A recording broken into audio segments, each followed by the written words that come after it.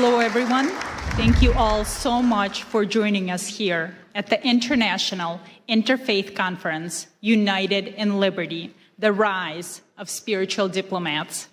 My name is Olga Schmidt, and I am so honored to welcome to the stage a world-class opera singer, Miss Maria Maksakova, to perform the U.S. National Anthem. Her performance will be followed by the Pledge of Allegiance, led by Chief Joseph Riverwind, the war chief of the Arawak Taino tribe of Puerto Rico and the U.S. Army veteran. And after, Bishop Leon Benjamin will give us the opening blessing. We'll follow it in that order. So please help me welcome Maria Maksakova.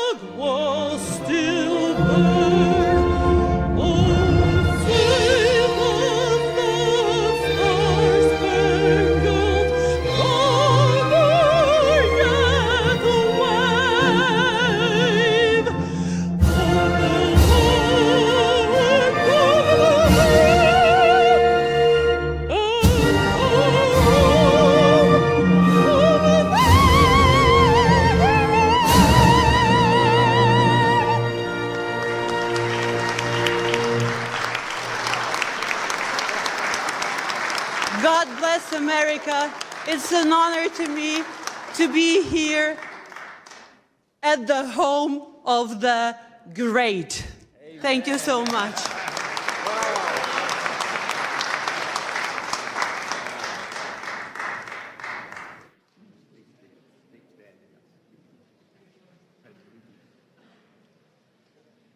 Chief Joseph Riverwind will join us next.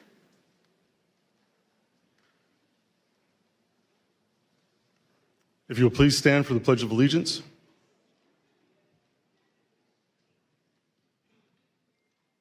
I pledge allegiance to the flag of the United States of America and to the republic for which it stands, one nation, under God, indivisible, with liberty and justice for all.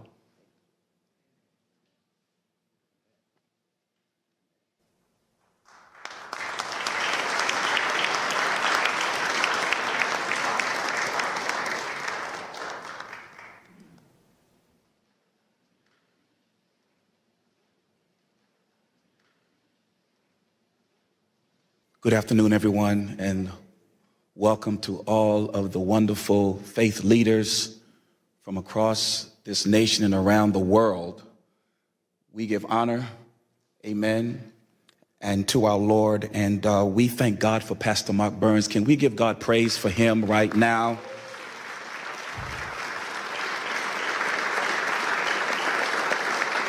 The rise of spiritual diplomats as we pray today. The road of faith is not a road that is sometimes easy to get on. It takes courage, it takes boldness, it takes wanting to lay aside your differences to come together for a common good. What the Lord is saying today is that there are now adults who have turned into children who will walk by faith. Adults sometimes want to have their way, but children say whatever the Father says. We want us to come together as children of God, to get on this journey together as Pastor Mark Burns has laid this out, that we need to solve the problems around this world. You are the solutionaries that have come together. Give yourself a hand for being the solutionaries. The psalm says, praise ye the Lord, in Psalms 133, as I pray this scripture.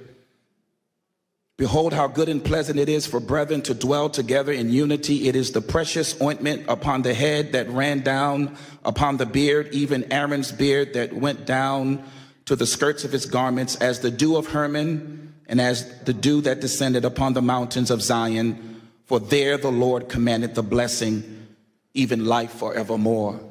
So, Father, we come to you now, Lord, as you said in your word. Let this anointing now flow upon this wonderful spiritual diplomat service, that let it flow, oh God, from the head. As Pastor Mark Burns has seen this in his heart, let it flow down, oh God, to every person that is in this room and those that may be watching afar off. Let it flow so that, oh God, everything that is disjointed may come together in the spirit of unity. Let it flow until, oh God, every, oh God, type of defrailment and defragment, anything that cannot be joined together, let it be, oh God, put away and lay it aside so that the true unity can manifest in this room today. Father, we thank you, Lord, for a growing surge, oh God, of faith that is now rising in the hearts of men and women that have come together to solve the problems, oh God, that make for peace around this world. This whole globe needs, oh God, peace. And so therefore, Father, we command the blessing to come now, that every heart, every mind, every soul, every person gathered together here today will now begin to get a divine download because of the anointing. It'll come, and your solutions, your way of doing things will unite with men and women across this globe, and we shall solve the problems of this earth, and this earth will be blessed because of your faith. We thank you now. We thank you, Heavenly Father, that you chose us for such a time as this. Bless Pastor Mark Burns. Keep his heart, oh God, secure and safe in you, and allow these roads that have never met before. Now we are joined together, and the earth will be better for it because of us. We thank you for it now. It's in the name of the God of Abraham, the God of Isaac, and the God of Jacob, in Yeshua HaMashiach, the name of the Lord Jesus Christ, our Lord and Savior. We thank you for it now. It is so, and it is done. Let everyone in this room that touches and agrees say amen.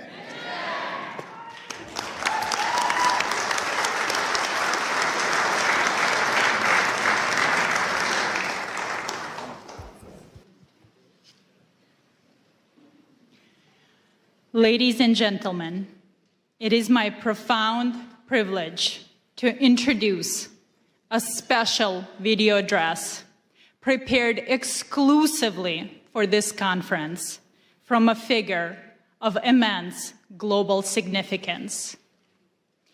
Please direct your full attention to the screen for a message from the President of the United States of America, Donald J. Trump.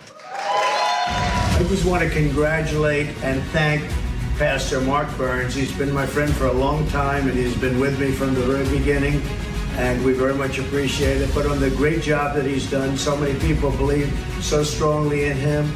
So God bless you, Pastor Burns, and keep going forward. We have a world that's very troubled, as you know. It's troubled, I think, perhaps like never before, but we'll solve the problem one way or the other. Thank you very much for the great job you've done, Mark, and keep it up.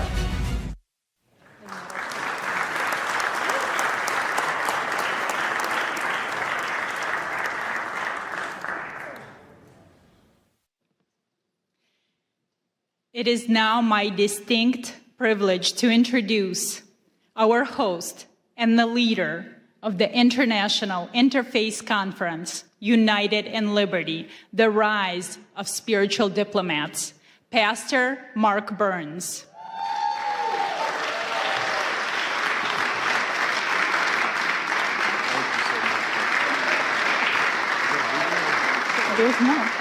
Pastor Burns serves as a spiritual advisor to President Donald Trump and is the chairman of the Spiritual Diplomats, standing at the vital intersection of faith, diplomacy, and public life.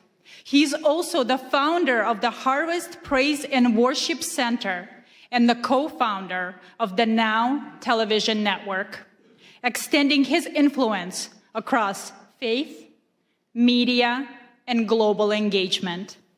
Pastor Burns boldly promotes unity and justice.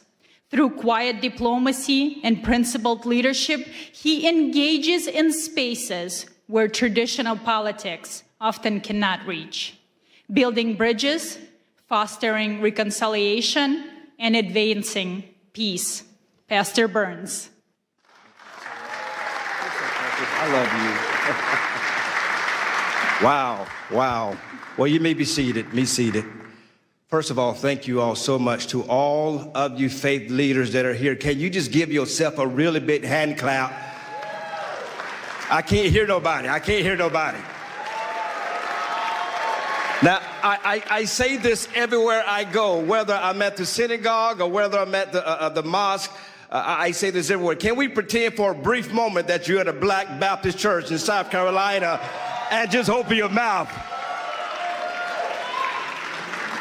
To all of you wonderful, wonderful leaders from around the world, it blesses me so much to see you that are here. To ALLATRA and to Creative Society and to all of the wonderful volunteers from around the world that has helped make this happen. I just believe that we are truly the answer to ending true wars in this world and bringing world peace.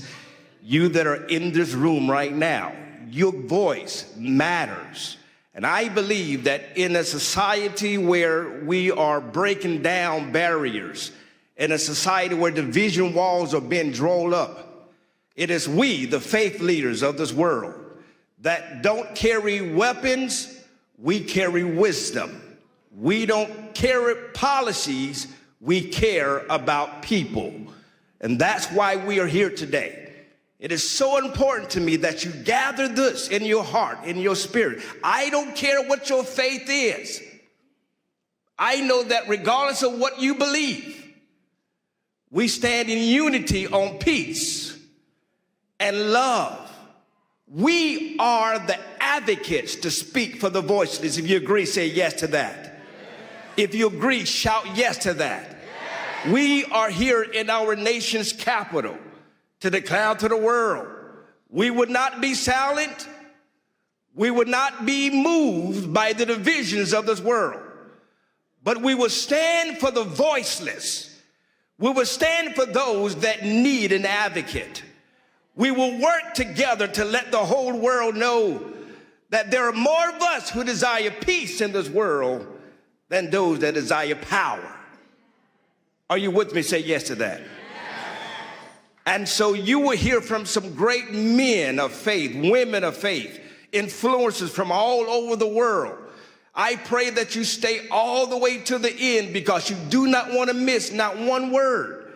But not only that, we will have a commissioning and pinning ceremony of new spiritual diplomats that will declare to the world, I will make a vow to stand for the voiceless and stand for those that need an advocate to speak for them. Are you a spiritual diplomat? That's the question you need to be asking yourself. Are you willing to go to the leaders of the world? Are you willing to bring a ceasefire in conflict zones around the world? Are you willing to go to the front lines? Are you willing to speak to those on the local level, the state level, the national level, or the international level? Are you willing to be an advocate for those that need your voice? regardless of your faith, you are a global leader. Your voice matters. We have dignitaries from all over the world that are here. And so it is time that faith and public life come together like never before. And we formulate an army of spiritual diplomats that would go behind the scenes, that will speak to the kings of the world, reminding them that why they have the power that's been given to them by the people. That power that's been bestowed upon them is not so that they may be empowered or rich, but they may use this power to speak to those that are less and to raise up those that need a helping hand. That's why you're here today. And together with all the faiths that are coming from around the world, this is what the world should look like. We are the true representation of human life and human dignity. This is a charge that you will receive today, to be a true spiritual diplomat.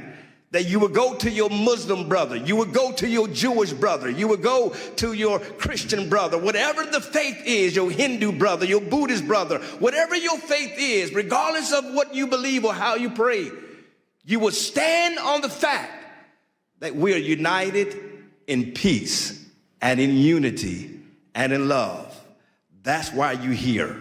And I pray that you received a mantle, a charge to go out back to your countries, to go out back to your states, to go out to your provinces, to speak to the kings of your world, to speak to the leaders of politics and political world, and to remind them that you will be the voice of moral compass in their life, and remind them when they veer off and they start serving self-interest, you will be a voice to bring them back to the center and remind them who they are and why God has selected them in leadership. Let's bring peace to the world. Let's end the conflicts of the world. There's so much more that we're going to be doing together. This is not just a meeting. I need you to understand me clearly. If you're here just to be one of the number, if you're here just to take pictures, we don't need you nor want you. But if you truly here to roll up your sleeves and become the pit bulls of the world and remind the leaders that you will not be silent, you will not be moved, but you will stand for those that are lost. You will lead the marches where there may need to be marches led. You will speak up for those that are being killed viciously. You would not be just keyboard warriors, but you would advocate for those that desperately need your leadership. If you agree with me, say yes to that. So that's why you're here. We're uniting the world together. And we started right here in our nation's capital. God bless you. Thank you all so much. There's much more to come. Please, please, stay to the end. You want to be commissioned. You want to be commissioned as a true spiritual diplomat, where you receive one of these spiritual diplomat pens that you wear with pride, that you're telling the world, I am a leader you could call on. I am a leader that will stand in the gap. I will always fight for those that need a voice and a helping hand. God bless you. Thank you all so much.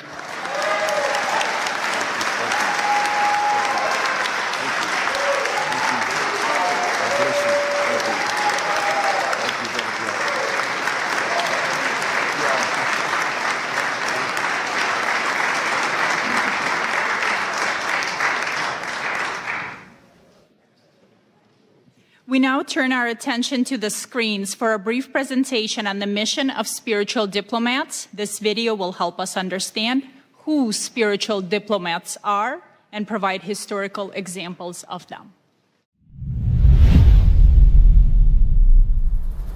When most people think of diplomacy, they picture negotiators in suits moving between governments to strike deals. Spiritual diplomats operate differently. A spiritual diplomat is a faith leader who steps into spaces where politics, treaties, and traditional negotiations have failed. They don't carry weapons or political power. Instead, they bring wisdom, moral authority, and a commitment to peace rooted in faith. At its core, the Spiritual Diplomats movement is about advancing peace, protecting religious freedom, and defending human dignity across nations and faith traditions. These leaders represent the conscience of humanity. They include pastors, priests, imams, rabbis, and other faith voices who work together beyond political lines to foster dialogue and reconciliation. Their work is driven by shared values like safety for children, dignity and freedom for all people, justice, and the right to worship without fear. The model of spiritual diplomacy draws inspiration from historical figures whose faith guided them into spaces of conflict and division. People like Reverend Billy Graham, who stood before world leaders with courage and conviction, Sheikh Abdullah bin Baya, who worked alongside Christian, Jewish, and political leaders to foster understanding and protect religious minorities, Archbishop Desmond Tutu, who fought apartheid with faith and moral clarity, Gandhi, whose nonviolent resistance reshaped a nation, Dr. Martin Luther King, who stated that he dreams of a day where you're not judged by your color, but by the content of your character, and other interfaith leaders, who showed that moral courage can change the course of history. But spiritual diplomats don't only focus on big symbolic acts. They engage in quiet diplomacy by meeting with leaders in sensitive contexts, create safe spaces for interfaith dialogue, stand with refugees and persecuted communities, and advocate for religious freedom in global forums. They also work in conflict mediation, helping calm tensions, rebuild trust, and open the door to reconciliation where political solutions have stalled. A spiritual diplomat is not defined by nationality, title, or political office. A spiritual diplomat is defined by moral authority, by the courage to stand in places of tension and say that peace, dignity, and freedom of belief still matter. This movement also brings people together across faith lines. Events like the International Interfaith Conference, titled United in Liberty, the Rise of the Spiritual Diplomats, convene religious leaders from around the world to talk about practical paths to peace, grounded in shared values and mutual respect. This movement is intentionally interfaith. It does not ask leaders to compromise their beliefs. It asks them to stand shoulder to shoulder around shared values: the protection of life, the safety of children, the freedom to worship without fear, justice rooted in compassion, peace built on truth. Ultimately, being a spiritual diplomat means working at the intersection of faith and public life to remind the world that real leadership serves humanity.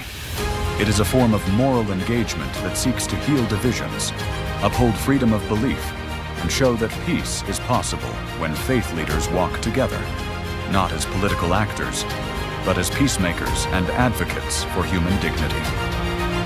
This is the calling of a spiritual diplomat: to walk into difficult spaces with wisdom, to listen before speaking, and to lead, not with authority alone, but with good moral conscience. Are you a spiritual diplomat?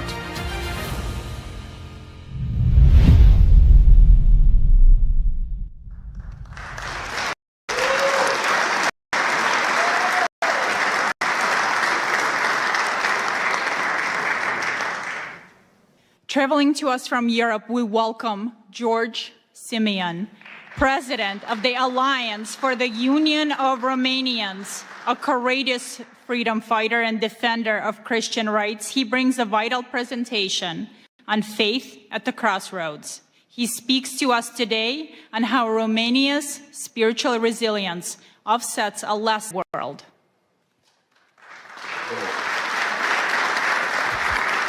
Thank you. It is with great pride that I am part of this movement. It is with great pride that I am the first speaker in this conference. And it is with great pride that I share the same values with Pastor Burns.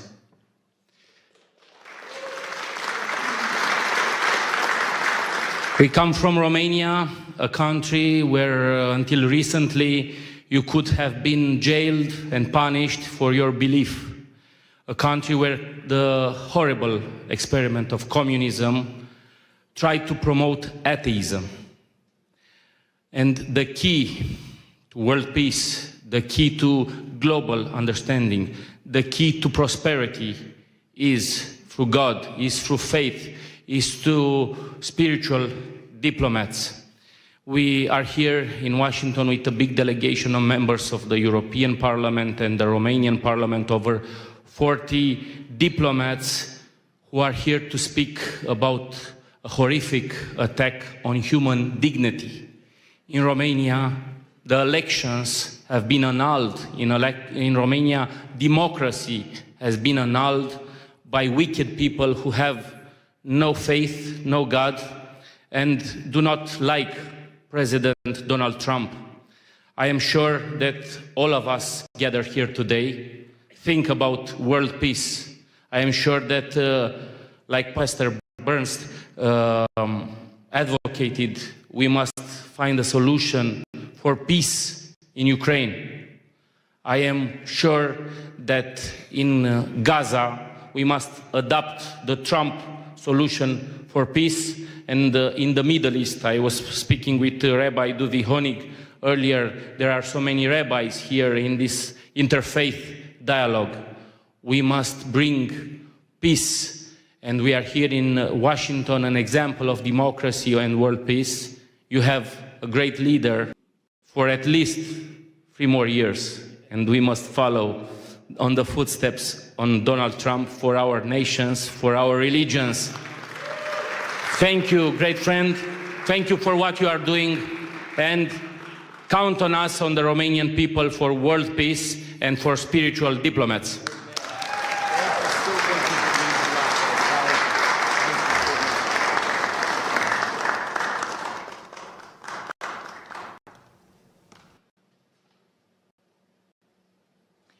Our next speaker is Brock Pierce, a renowned futurist, philanthropist, and the co-founder of the Tether and the EOS ecosystem. He is a visionary who understands that in times of crisis, action cannot wait for the government. He will speak on the critical role of private citizens and technology in humanitarian aid.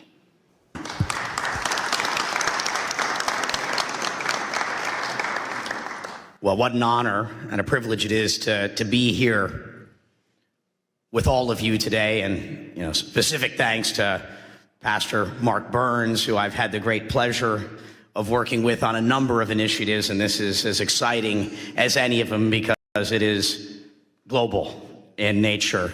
And on behalf of all the Ukrainians that are here, this is one of them, and we've got a few other surprises I think we'll see in the months to come. But what a pleasure. I think it's worth talking, for a moment about the world, as it is right now. The world is changing rapidly. Technology has been creating uncertainty about what is our role, who am I, why am I here? And so there's a lot of fear in the world. There's a lot of uncertainty in the world and a lot of doubt that's leading to polarization and division from our technologies and tools. And what is the answer to all of that, in these moments? Faith. Faith is the answer to FUD. When you're feeling lost and you don't know where to go, faith is the answer. And that's what's brought us all together here today, is that we all believe in something more than our current moment, our present reality. We understand that there is a plan, that our life has meaning, and that we have a purpose for being here. And we just have to step into that, right? We have to say yes. Yes to being the spiritual diplomats, those of us that are so blessed and appointed to be in a position to engage with the leaders of the world and speak up, to use those connections and our voices to make that impact, in the world.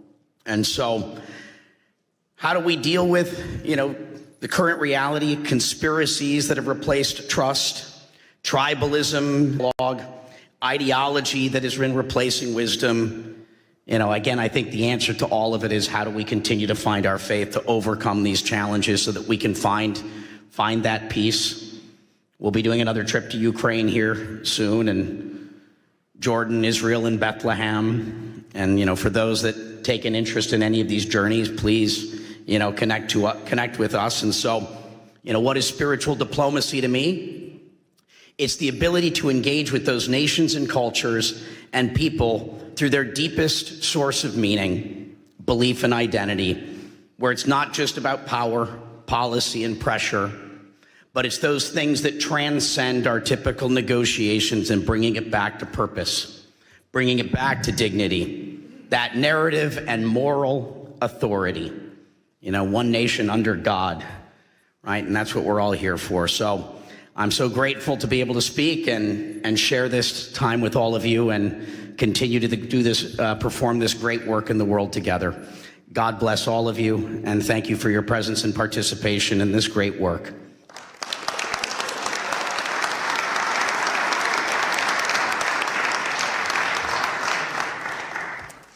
Now it is my distinct honor to introduce a video address by Rabbi Shlomo Moshe Amar, the former Sephardic Chief Rabbi of Israel and Jerusalem.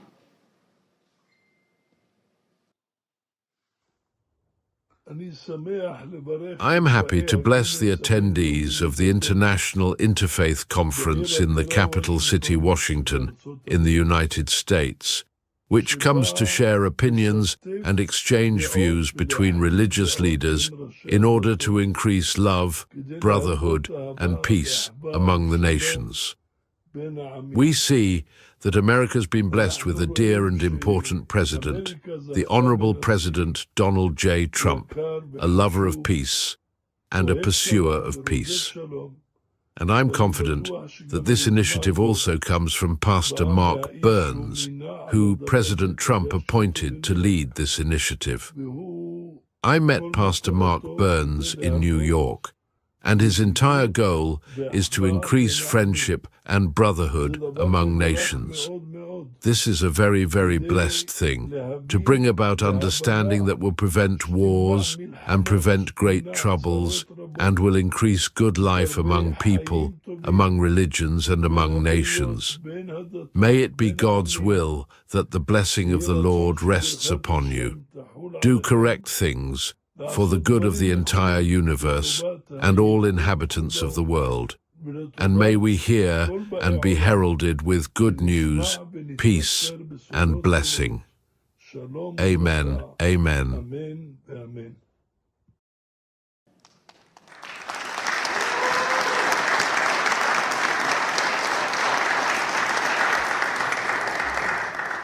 Now we are honored to hear from Rabbi Asher Lapading, a great Rhodes Scholar and the Director of Community Relations at the Jewish Federation of Greater Ann Arbor, Michigan. He has recently led multiple delegations to Syria.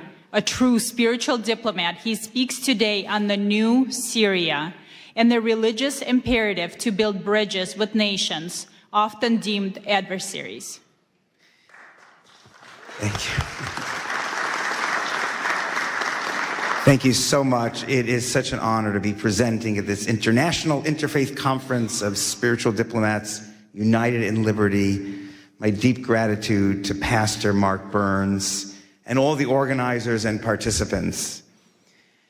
There's an old Jewish joke that mixes humor with some warning if we don't heed the word of God. A man's house is caught in a great flood. He sees a large piece of wood floating by, but instead of grabbing it, he says to himself, I'm going to wait for God, for the God that I pray to. Then miraculously, someone from a boat throws him a life jacket. The man says, no, I'm waiting for God to send me God's relief. Soon a helicopter swoops overhead and sends down a ladder, and the man refuses to get on because he says, I'm waiting for God to save me. Well, eventually the water swallows him up. He dies, goes to heaven, and at the pearly gate he demands of God, or St. Peter, if you're Christian, where were you, God? I prayed to you for salvation, you ignored me.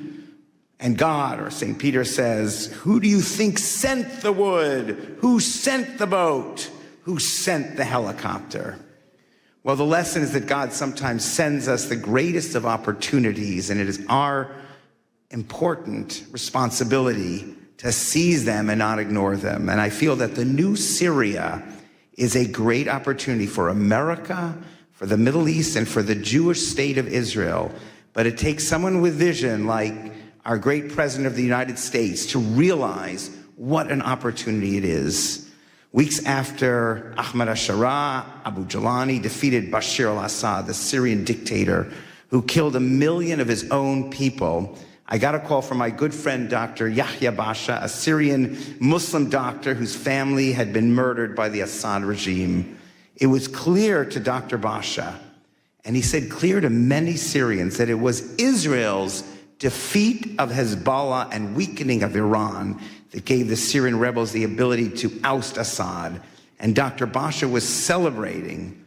Dr. Basha is a spiritual diplomat who, in addition to building MRI clinics all over Detroit, has dedicated himself to building bridges with the Jewish community over the decades and trying to lead the Muslim community in the direction of peace.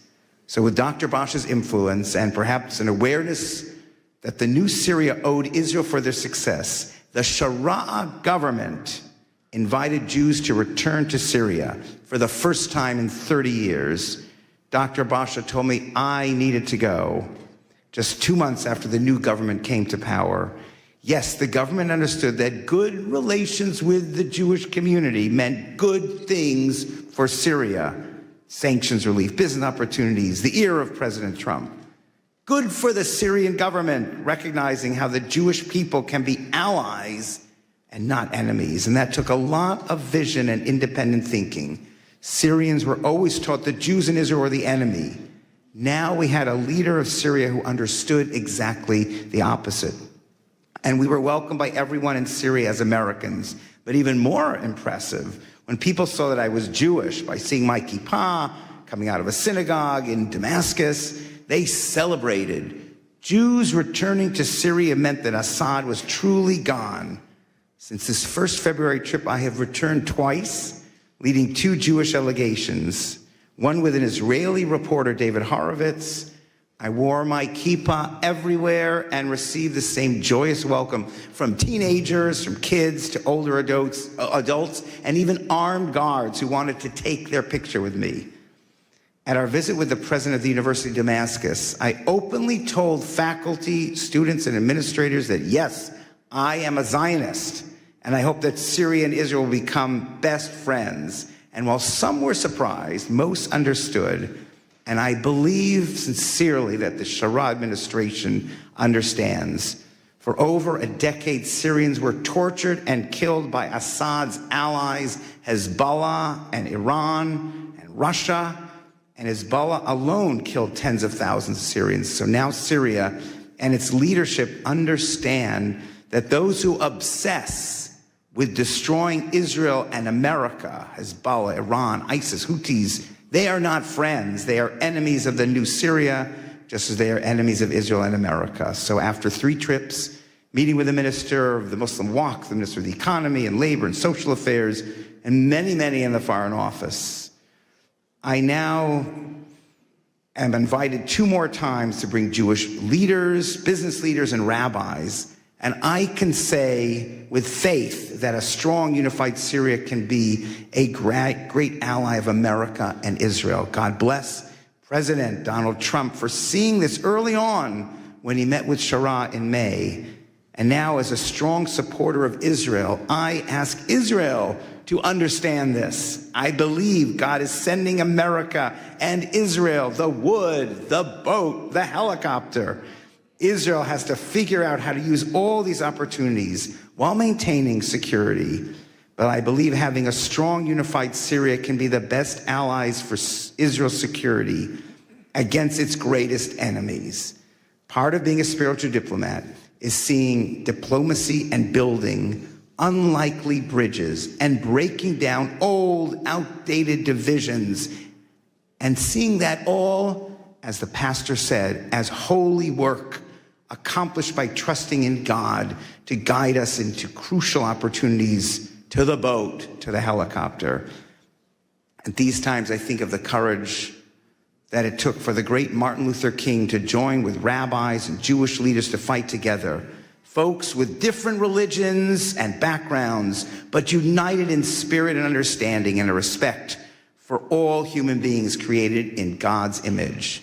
That is the courage needed to follow everything we see in the new Syria and Israel. And with America's blessing and hard work, Israel, Syria, America, and all those who love and want peace can be the greatest of friends and allies to prevail together against the forces against peace that surround both countries in the ultimate victory of light over darkness. Thank you.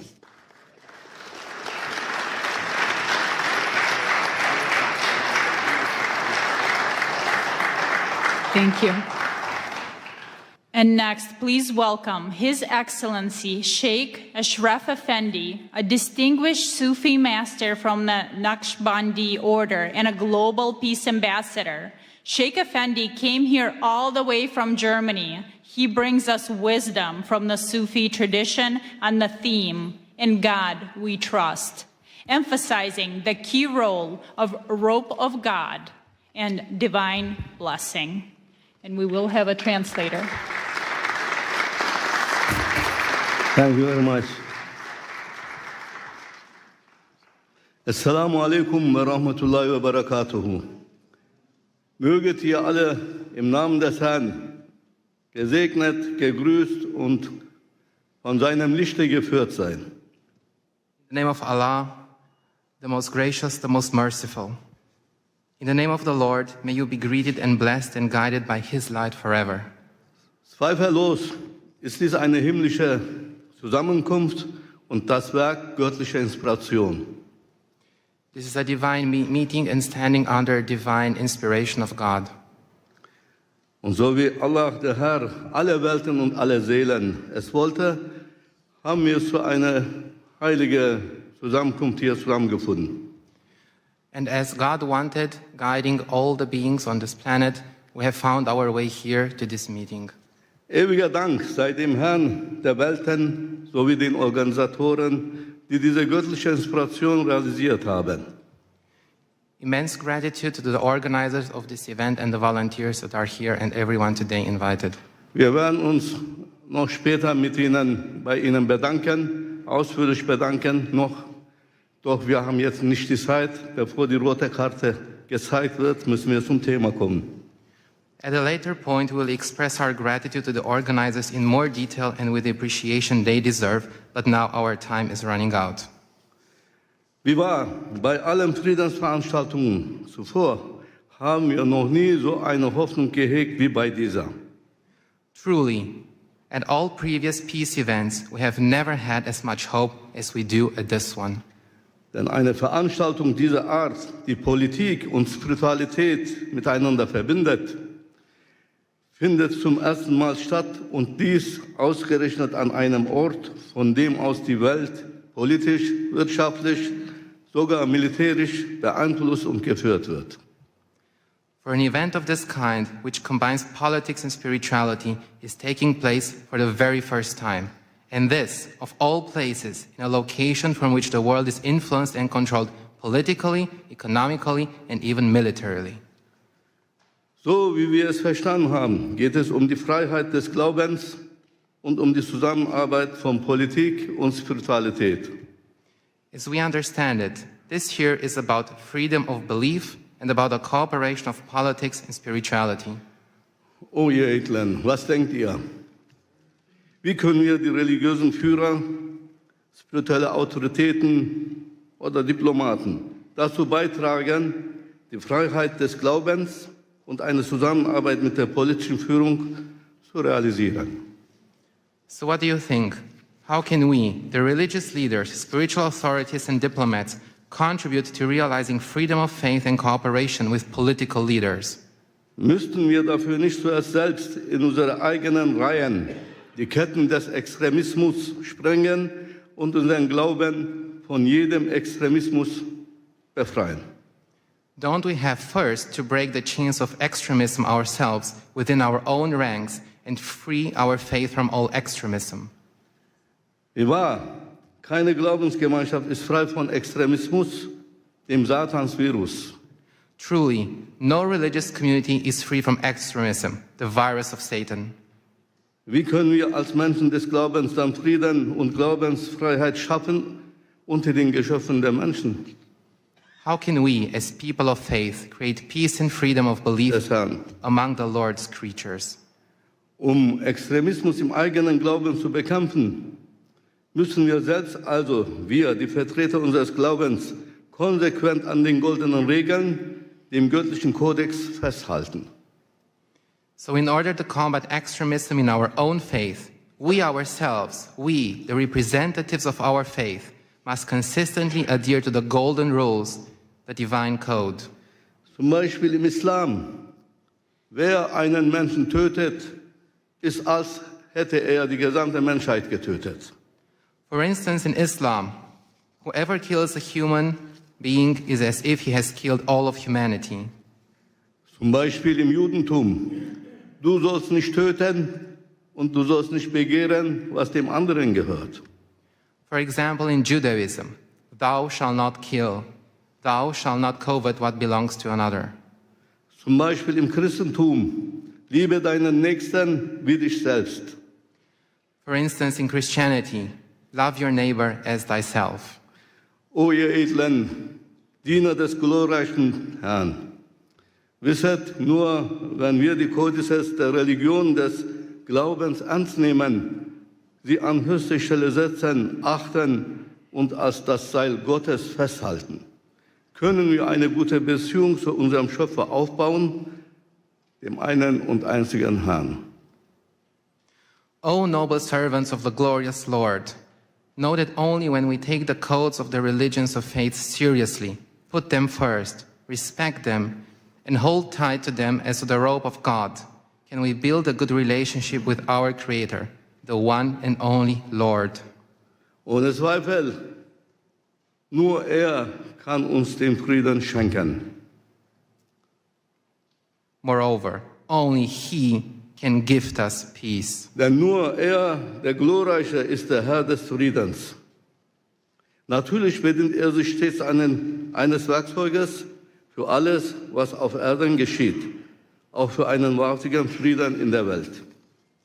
For only He, the glorious one, is the Lord of peace. Of course, He always uses a tool for everything that happens on earth, including for true peace in the world. Möge Präsident Trump derjenige sein, der dazu berufen ist, Frieden in die Welt zu setzen, da er auch die Macht besitzt, dies zu realisieren. May President Trump be the one called upon to bring peace to the world, as he also has the power to make this happen. Möge er dafür mit einem himmlischen Friedenspreis vom Herrn des Friedens selbst gekrönt werden. Eine Auszeichnung, die niemandem zuvor zuteil wurde. And may he be crowned with a heavenly peace prize from the Lord of peace himself, an honor that has never been bestowed upon anyone before. Mr. Trump don't need Nobel Prize. Doch zurück zum Thema. Für die Freiheit des Glaubens müssen die Religionsgemeinschaften zunächst in Aufrichtigkeit zusammenkommen und füreinander Sorge tragen. But back to our topic at hand. For the freedom of faith, religious communities must first come together in sincerity and care for each other. So dass wir innerhalb unserer jeweiligen Gemeinden Buddhisten, Juden, Christen, Muslime, Indogene und so weiter sind, uns jedoch in der Öffentlichkeit nicht entlang dieser Zugehörigkeiten voneinander abgrenzen. So that within our respective communities, where Buddhists, Jews, Christians, Muslims, indigenous peoples, etc., but in public, we do not separate ourselves from one another along these lines. Nein, für uns selbst sind wir die Buddhisten, die Indigenen, die Christen, die Juden, die Muslime. Doch in der Öffentlichkeit müssen wir uns zeigen, Hand in Hand als Allianz der Gläubigen. No. For ourselves, we are Buddhists, indigenous people, Christian, Jews, Muslims. But in public, we must show ourselves hand in hand as an alliance of believers. Titel und Namen der Religion in der Öffentlichkeit, wie Judentum, Christentum und Islam, werden uns nur voneinander trennen und entfremden und das darf auf keinen Fall mehr geschehen. Titles and names of religions in public, such as Judaism, Christianity, and Islam, will only separate and alienate us from one another. This must not be allowed to happen again. Lass uns daher laut und deutlich dieses Verständnis der ganzen Welt zu erkennen geben und stark betonen, wir sind die Rabbaniun, wir sind die Gottergebenen. Let us therefore make this understanding known loud and clear to the whole world and emphasize strongly, we are the Rabbaniyun, we are the God-devoted.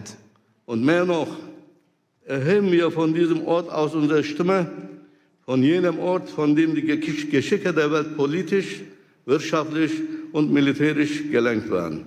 Wir richten unseren Ruf an die politischen Führungen und Regierenden, alle Länder und Völker dieser Erde und sagen, and more than that, let us raise our voices from this place, from the place where the fate of the world is controlled politically, economically, and militarily.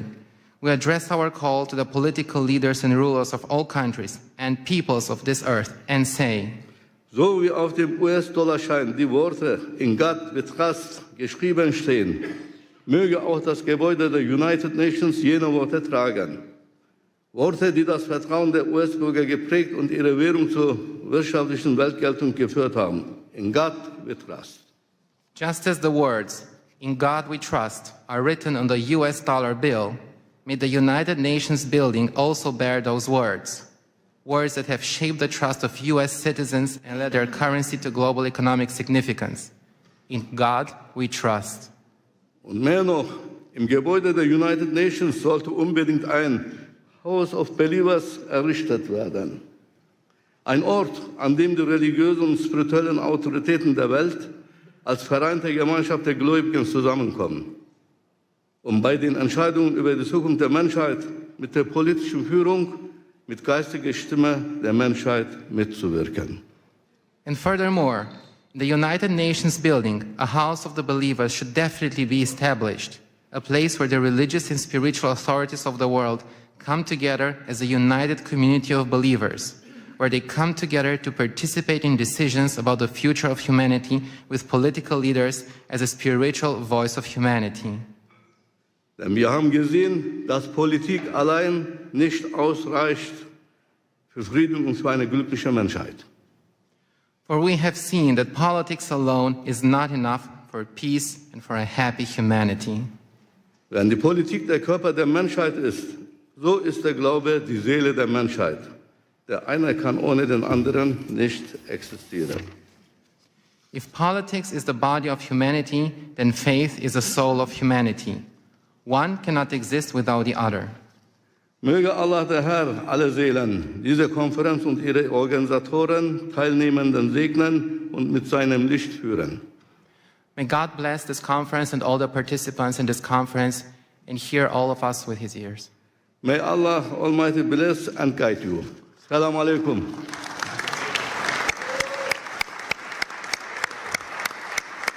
Thank you very much.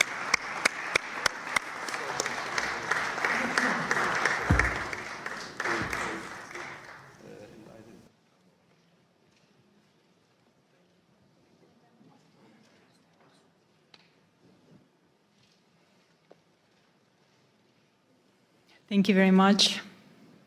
I'm pleased to introduce Rabbi Duvi Honig, founder and CEO of the Orthodox Jewish Chamber of Commerce. He has dedicated his life to uniting communities through economic cooperation. Today, he speaks on commerce as common ground, exploring how business can protect religious freedom and democratic integrity.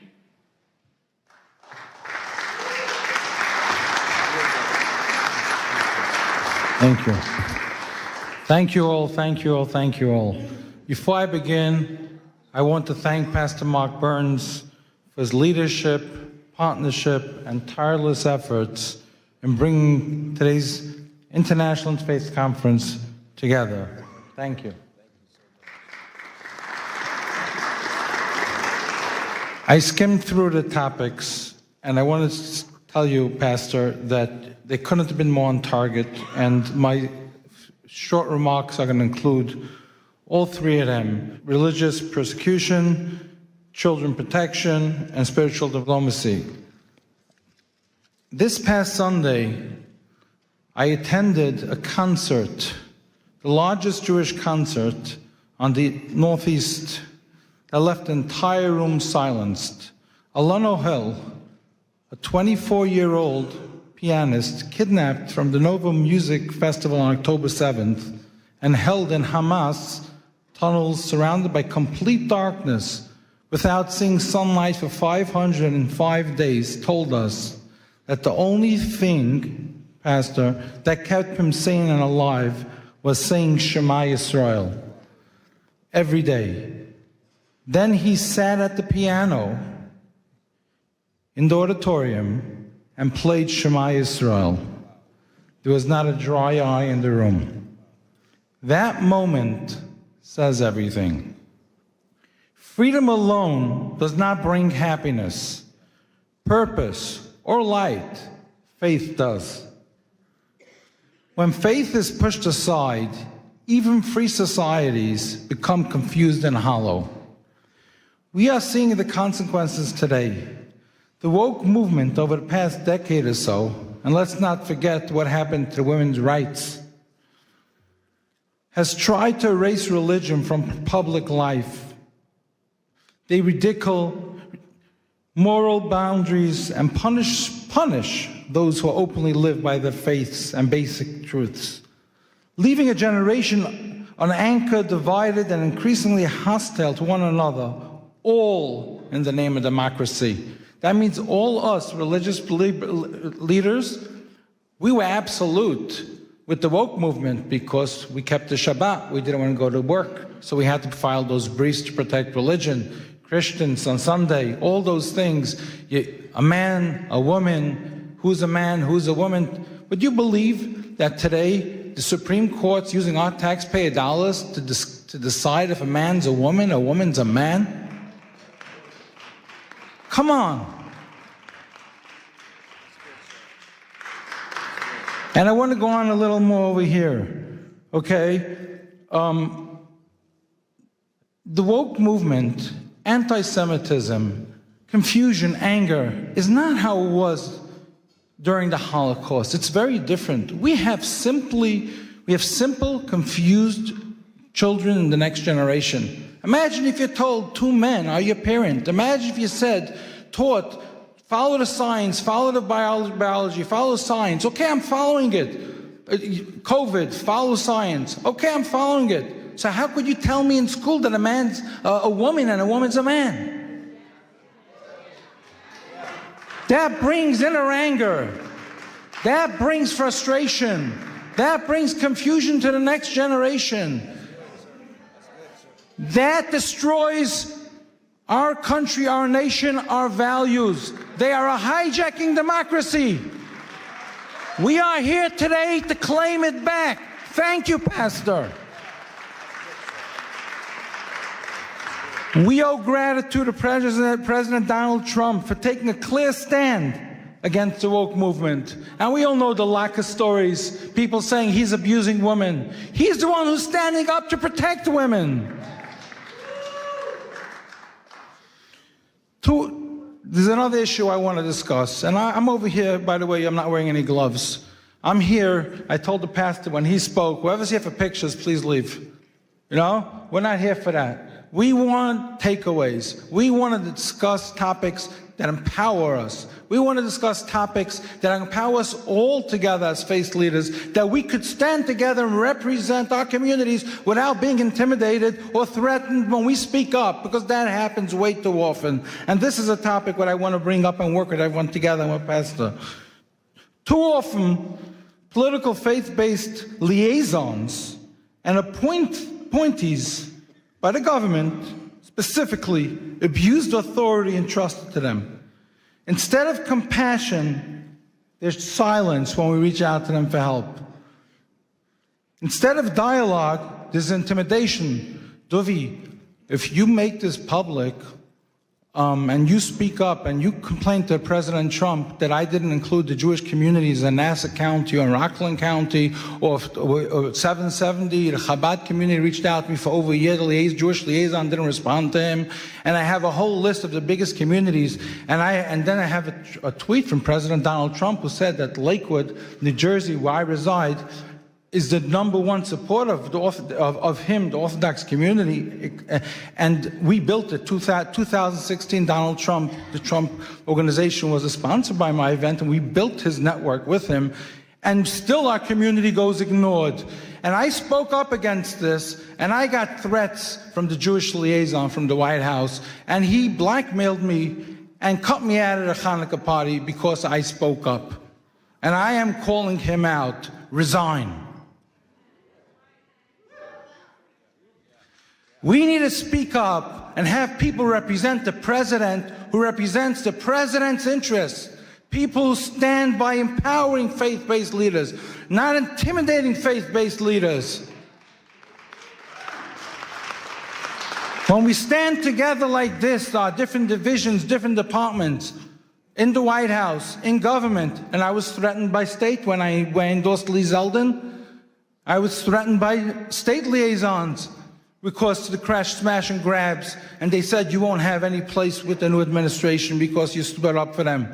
When I called out President Biden's team for hosting a hate-based summit, blaming it on the Jews, blaming it on Jersey City, blaming it on Rockland County attacks, blaming it on anti-Semitism, but not including one Orthodox Jew, I called them out for it, and the White House took a fight with me, and the Jewish liaison cut me out then as well because I spoke up for what's right.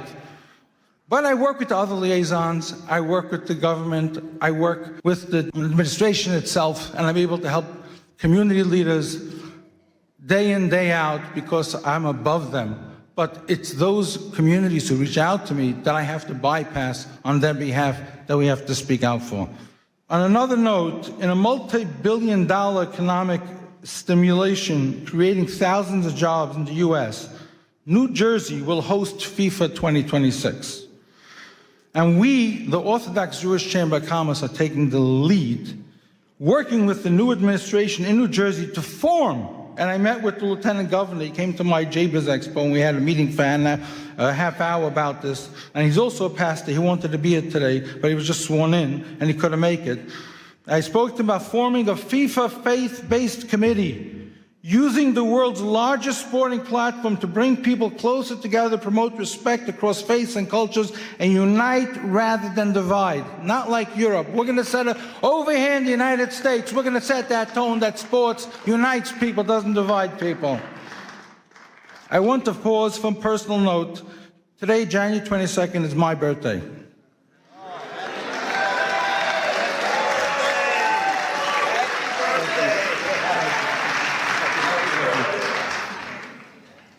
And it is also the 21st wedding anniversary of President Donald Trump and First Lady Melania.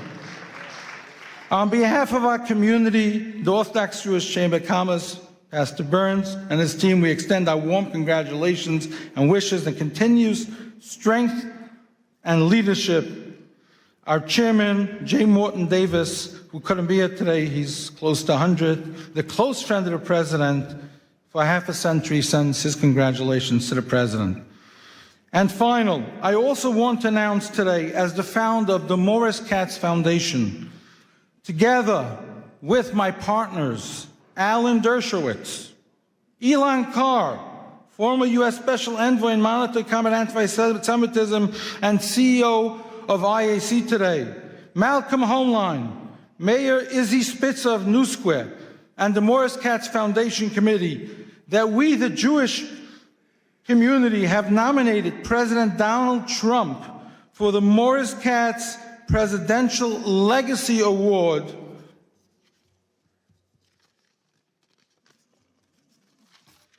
for President's Day 2026. Morris Katz was a Holocaust survivor, twice Guinness World Record holder, who spent 6 years painting every U.S. president in old master style with millions of postcards sold from him, never to take freedom or leadership for granted as a Holocaust survivor inspired by Kennedy's assassination to show appreciation to our president. In that same spirit, after efforts to diminish President's Day just 2 years ago, amid renewed threats to religious freedom, we proudly advance this nomination following prior honorees Ambassador Mike Huckabee and President Isaac Herzog from Israel, who took leadership stands putting American democracy first, carrying the artist's presidential collection message of appreciation to all. This is Newsmax President's Day article, and this goes to the children of the next generation to teach them what appreciation, what patriotism stands for. And I finish over here. It's called Educating the Next Generation. If we don't know what President's Day stands for, if we don't know what President Trump is doing today, and we just build with hate coming from the woke movement, good luck to the next generation. Thank you, Pastor Burns, for your leadership. Thank you to your team. Thank you to all. And I am going to hand you this to hand to the President, put on his table. Thank you.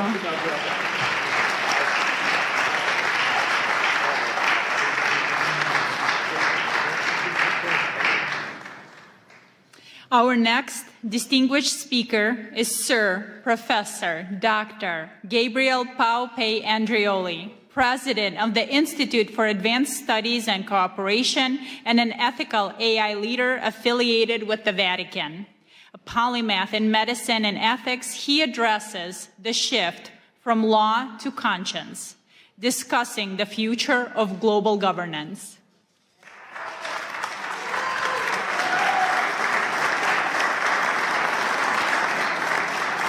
It's a true honor to be here, and I wanted to thank ALLATRA and Pastor Burns for inviting me. I had the good fortune of having them at the Vatican, at the Pontifical Academy of Science a few months ago, and it was a great honor, and I think united we stand, and also I brought a little present for you. So it's a rosary from the Holy Father. It's been blessed, and you know, so I wanted to take this little time to give it to you. Man, thank you. Wow. Holiness. So the Holy Father is always with us and in our heart. Wow. Thank you. So much. Thank you. What is that? So special. Wow. I'm going to try to read this, and because I think it's important. We're standing in a threshold of a new era, and I need your help. We all need to stay together. So esteemed spiritual leaders and diplomats, ladies and gentlemen, we're living in a time of extraordinary paradox. Never before has humanity possessed such technological power, scientific knowledge, and global connectivity. Yet never we face such a systemic fragility, polarization, and planetary risk. This paradox reveals something essential. The central challenge of our time is no longer technological, but political, constitutional, and ethical architecture. At WEF in Davos yesterday, leaders have spoken of the essential need for a new world order, and it was about time. We've been working on it for the last few years.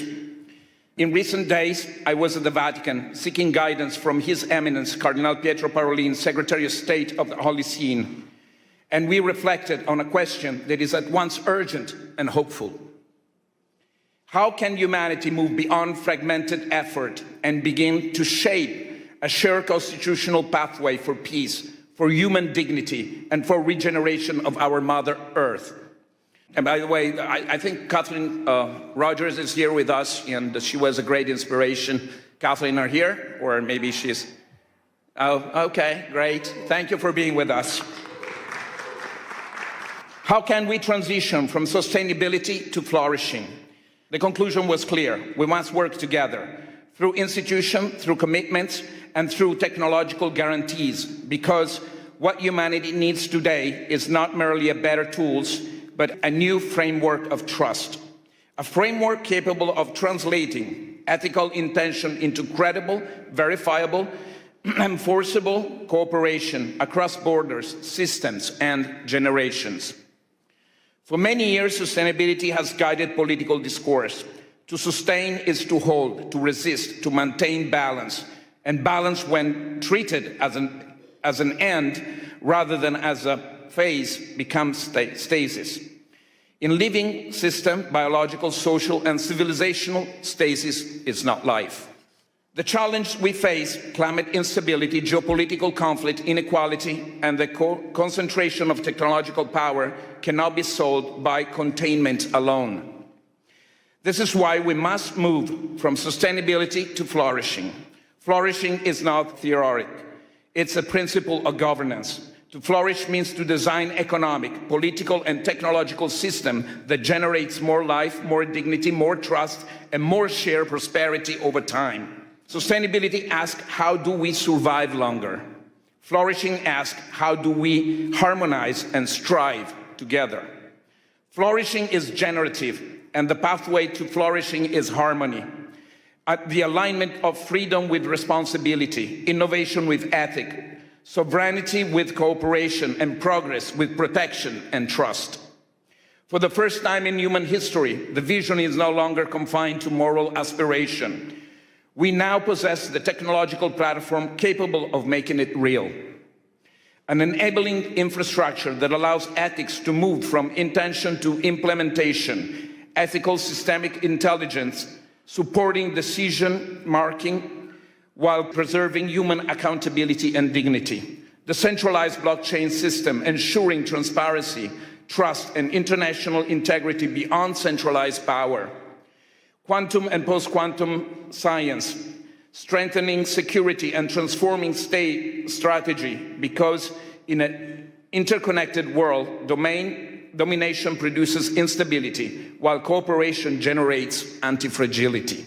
So, for the first time in human history, finally, the convergence of changes is the very logic of power. It allows us for the first time to envision a world federation of states grounded in guarantees, constitutional framework. Not a global government, not an empire, but a federation of guarantees, limits to power, protection of rights, constitutional safeguard for dignity, peace, harmony, and the regeneration of our leadership and relationship with the earth. Peace has to be a strategic infrastructure. For too long, peace has been treated as a moral aspiration or a diplomatic outcome, but peace has failed repeatedly because it lacked the institutional and economic infrastructure. Almost there, don't cry. War remained profitable because peace was structurally weak, too dependent on personalities, too vulnerable to manipulation, too exposed to capture of institutions. That equation can now change. In the regenerative paradigm, peace becomes economically advantageous, strategically stabilizing, technically innovative, and socially resilient. Cooperation scales better than conflict. Trust multiplies economic and social value faster than fear. Regenerative systems outperform extract ones. In this model, peace is not only ethical, it's strategically and economically superior. But this transformation requires a decisive evolution of governments. Ethics must move from aspiration to architecture. It must be embedded by design. Ethical IE is not decoration, it's a safeguard. Decentralization is not ideology, it's institutional anti-fragility. Guarantees constitutionalism is not theory, it's a protection against systemic abuse of power. Without ethics, technology accelerates inequality and instability. With ethics, technology becomes an engine for flourishing.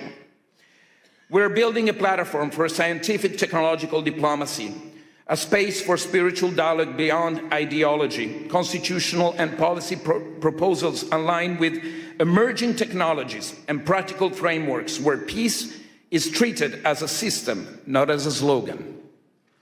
Not ideology, but governance. Not utopia, but institutional design. Not theory, but action. A constitution is not merely a text. A constitution is a shared commitment to the future.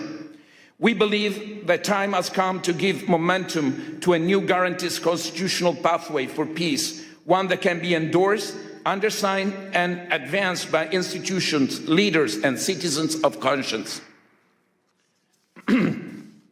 I therefore invite you all to engage, to follow this work, to contribute to it, to undersign it, and encourage others to do the same, because the future is no longer something we merely debate.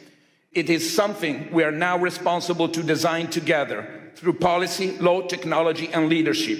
We started. Let us embrace as a spiritual leader. We can. Let us build what is structured, safeguard, and regenerative for all of us and our children and future. Thank you all.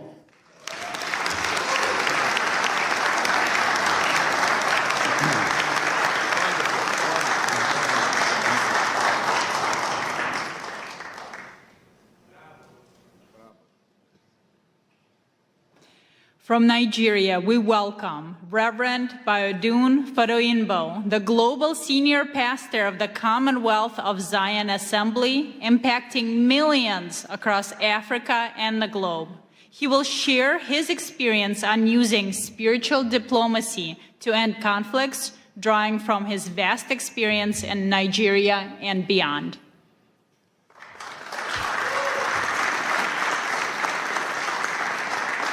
Good afternoon. Such a joy to be here all the way from Africa. And I really appreciate Pastor Mark Burns for this privilege to speak with you. I want to thank you for this privilege, and I want us to know that it's very important for us to be here. And we are here because, not just because we've been invited here, but because God has brought us together and given us the kind of influence and affluence that we have to influence our world and to help our community and to experience peace. I want you to know that the world is looking not for leaders, not for speakers, but those who will broker peace all over the world. In this age where a sentence from a faith leader can shape hearts, move markets, and also topple government. I'm not a diplomat by training, but I have witnessed negotiation where treaties have failed. But I've seen prayers accomplish what political pressure could not do. This is not a call to replace politics with religion. But religion does not compete, but it completes diplomacy. We speak not of ourselves, but we need to know that we are messengers of God. I have been a pastor for 27 years. I found out that faith leaders are the only people that speak for 1 hour plus, and nobody stands up to say, excuse me, I want to contribute. Even in the court of law, people can say, my Lord, I want to speak. But in religious gatherings, religious leaders just speak and influence people. Their words are looked upon as the words of God. With this authority and this place of authority that God has given to us, we need to learn how to influence people. Because sometimes the way we speak, let's be honest, we speak from the place of tradition, we have authority, we have legitimacy of community, we have moral gravitas that secular institutions often forget. I want you to know that God has called us a call to forgiveness. A teaching of forgiveness can end blood feud. A sermon of dignity can inspire human rights movement. We remember the words of Archbishop Desmond Tutu. Even though it was not violent, even through his messages, he dismantled apartheid through his messages.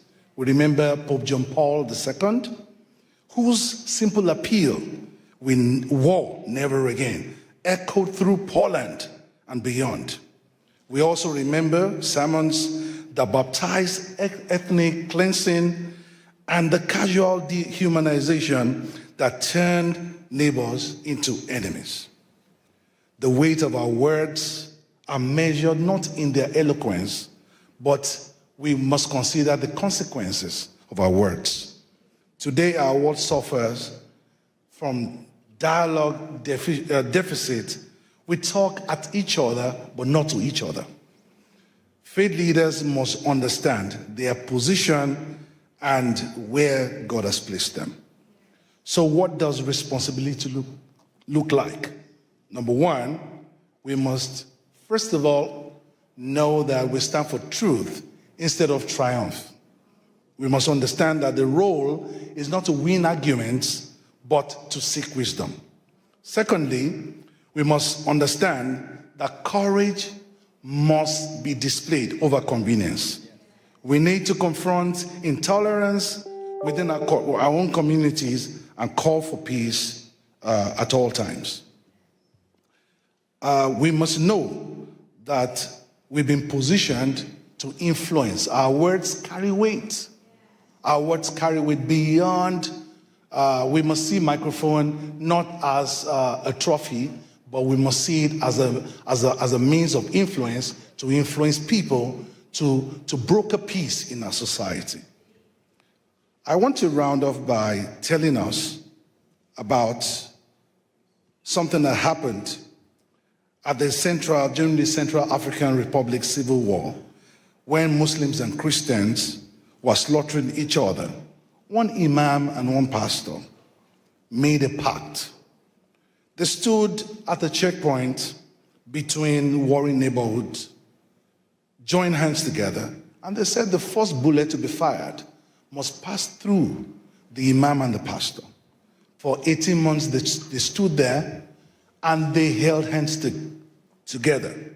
But for 18 months, no one fired a bullet. Eventually, others joined them. Their words carried weight, not because they had power, but because they had the courage to stake their lives on their conviction. Words carry weight. Your words carry weight too. The question is not whether you speak, it's not whether you will speak, but whether you will speak in the ways that will heal rather than divide. Will you reach the voiceless rather than just the powerful? Will you use your position to heal your community, heal your country, and avoid the differences in the religion and make sure that we heal our world? This is something we need to stand up to, and our lives will not remain the same. God bless our world.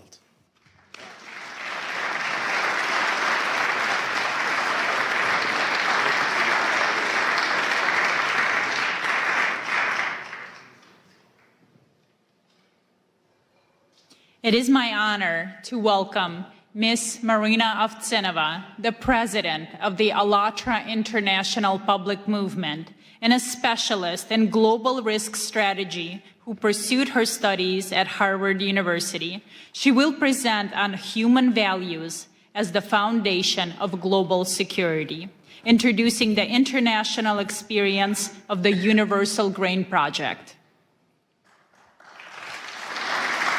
Thank you so much, Olga. Hello, dear friends.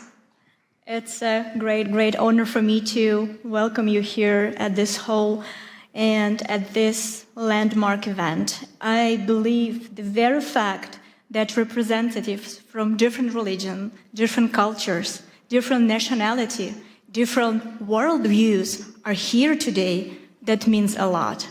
That means we're right now in the middle of creating a great change in this world.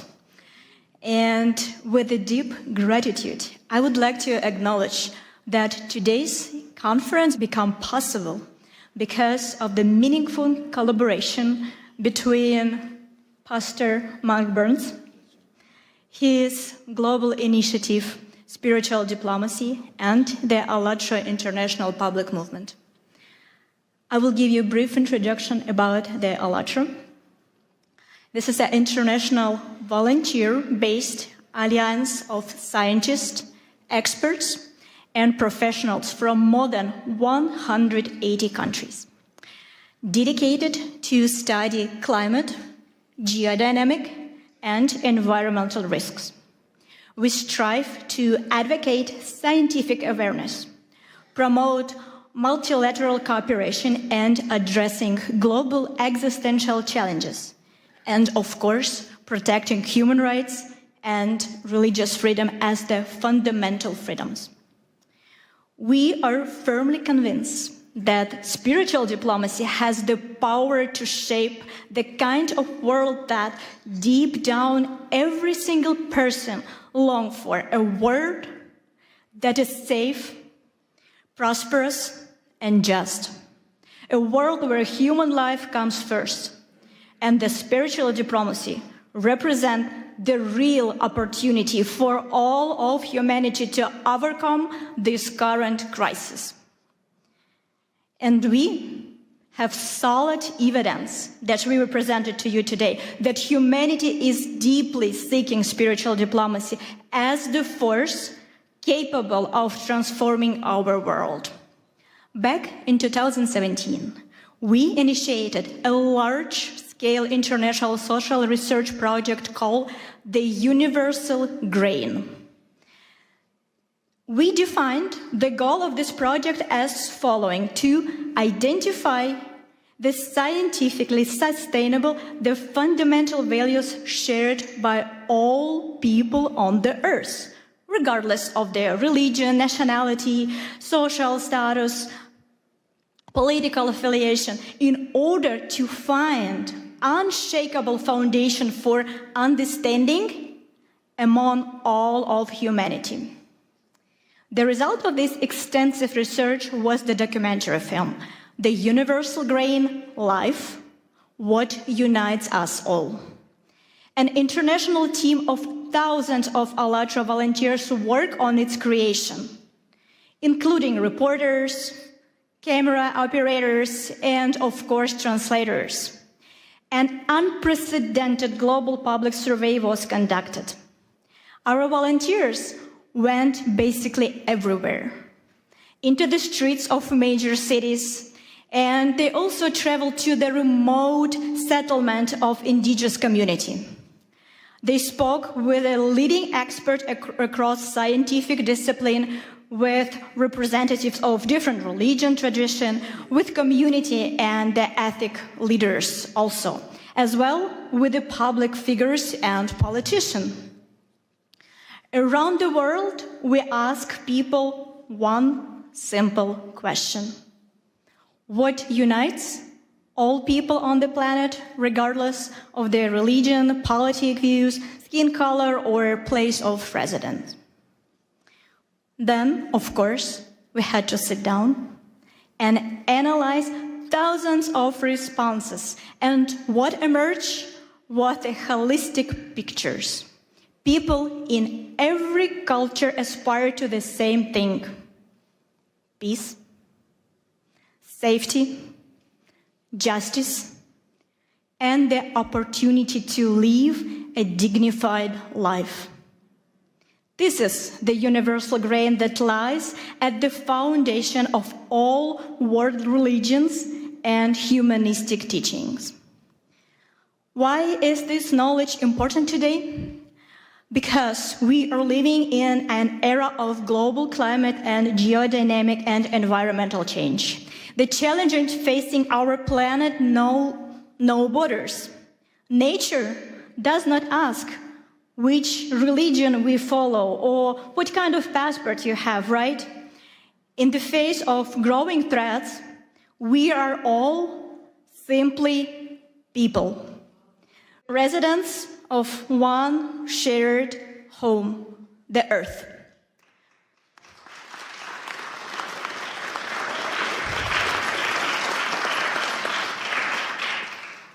And we know for sure that civilization can survive global changes only if we are able to rise above our disagreements, to welcome our differences as the source of richness, while standing firmly on the shared moral foundation. And now, I would like to invite you to watch a short video segment. It is only a small section from the vast collection of interviews gathered during this project. But you will see it provides how much we all have in common. Let's watch it.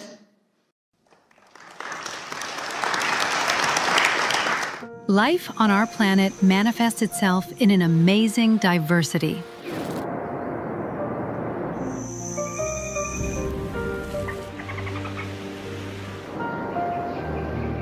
Likewise, human civilization demonstrates an equally impressive variety of cultures, traditions, and religious beliefs that have been forming over centuries. This kind of rich heritage reflects various approaches to understanding human values and people's life in society. Within the framework of the Universal Grain, the unique social research project of ALLATRA International Public Movement, the volunteers addressed people worldwide with question, what do all of us have in common? And their answers show what unites us all. Siamo partecipanti volontari di un movimento internazionale che si chiama ALLATRA. And we're conducting a research, the Universal Grain. And the purpose of this project, we want to find out what unites all people across the world internally. En todos los países del mundo nosotros hablamos con la gente. We ask certain questions of people on the streets and famous people, like everybody. Apa yang mempersatukan manusia di planet ini tanpa melihat agamanya? Unabhängig von der Religion, Politik. Co właśnie robi człowieka człowiekiem, co jednoczy właśnie wszystkich ludzi. As one unified world community. We are all human beings here. Aside everything, aside the colors, we are all human beings. So it inspires us here. I think people feel love and care for other people in the same way, despite whether from their religion, their beliefs, anything like that. So I definitely think we all have that in common. Definitely. I think that love unites all of us.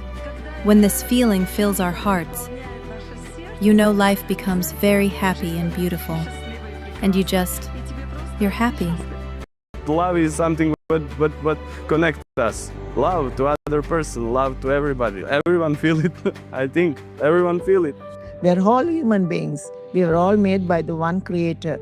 So we have to live in harmony with each other. We can change the world by giving love to others, so that as each one of us receives love, then we have more love to give the next person. You reposit self, so you can give that love. Humaneness is the most important thing, because people shouldn't do evil. A human being should do good. It is love for life in all its manifestations. God has endowed us with many qualities. We need to be able to fill them with our hearts. Humaneness, mercy, being caring towards everything that surrounds you. We should all be like this. The greatest commandment is love. Love your God with all your heart and all your mind. And then he said the second, love your neighbor as you love yourself. I live my life not based off of theology, off of the greatest example of Jesus Christ. And that's love. So when you do that, it doesn't matter. I will still feed you. It doesn't matter who you call God. I will still love you. For aid if you have been persecuted for your religious freedoms. Does that make sense? My rallying cry to the world. I just want to see people have a right to do what they have a God-given right to do, and that is to worship God in freedom. The first thing is to forgive, to love, to create, to be a honeybee. Yeah, a bee builds everything, right? We should create, and then we'll be fine. What unites us all on the whole planet Earth, regardless of where we live, who we are by nationality, and what our religion is? heart, smiles, joy. We should open up. Life is very short. We should live. You have to wake up, open your eyes with a smile and live. That's it. You don't know when the heart will stop beating. So you need to be happy. Humans have to love each other because they are human and they came from one place. We need our good thoughts and every situation, peace and love, it's everything. I may be Malawian, someone would be Zambian, someone would be from Germany, but we are all human beings. We are all united in the spiritual aspect because we are all human beings created by one creator. You have a spirit, I have a spirit. It doesn't matter, the outside skin is different, but we all have one spirit. People, they are all the same, despite the fact that they are from different cultures and have different backgrounds. And the most important thing that unites us is love. The ability to love and the need to be loved. The need to communicate with other people. If humanity is first, then we will know how to develop one another and how to care another. What each of us does, and more importantly, how we go about doing that, can and will, in fact, determine the future of mankind. Working together, we can forge a more promising future. A diplomat, but above all, I'm a human being, and as a human being, what I want peace and reconciliation. We are all human beings, so we have different culture, we have different religion, but we believe in life, we believe in love.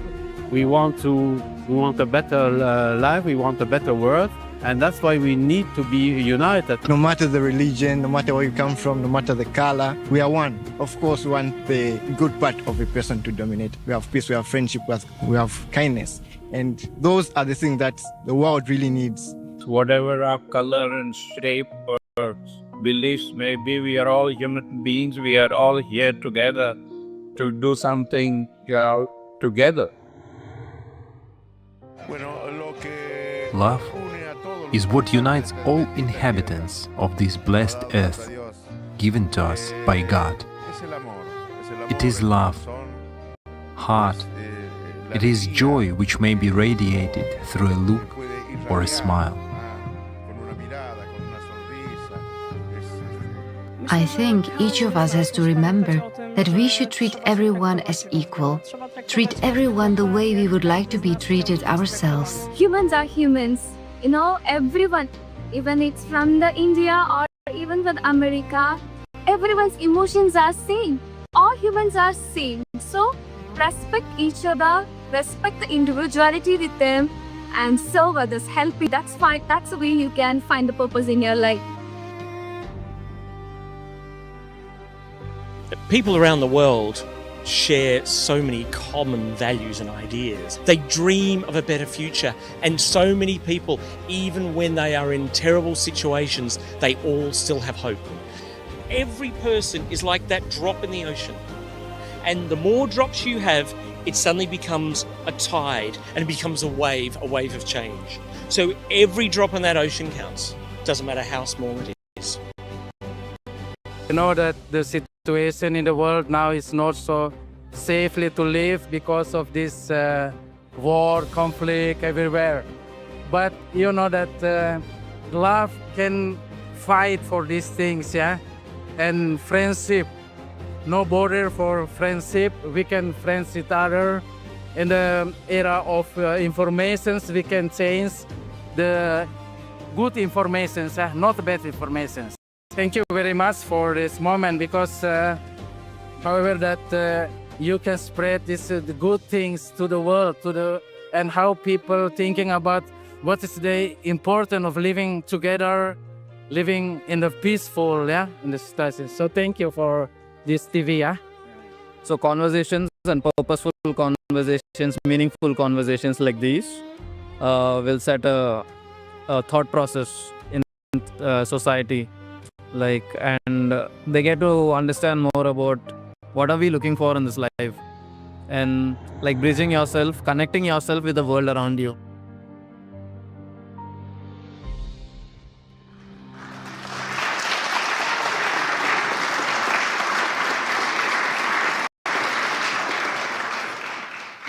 remember, this is just a short excerpt from the huge work that our volunteer did for the benefits of the entire humanity. And what you have seen is the powerful evidence that the spiritual diplomacy is not an abstract idea, but a vital necessity, carrying humanity's shared demand for a world where goodness and humanity prevail. And we have another example that the power of spiritual diplomacy, it is the living story of one person. You know, unfortunately, we live in such a world where we need to pay a very high price for the desire to say a truth. We often are persecuted for that. And that's what happened to ALLATRA International Public Movement in Russia. The reason why Russian authority persecuted us because of our uncompromised scientific position and our open position for support of Ukraine. And the Russian authority, they did not forgive us that, of course, right? For telling the truth. And we become the target of their propaganda and their persecution machine.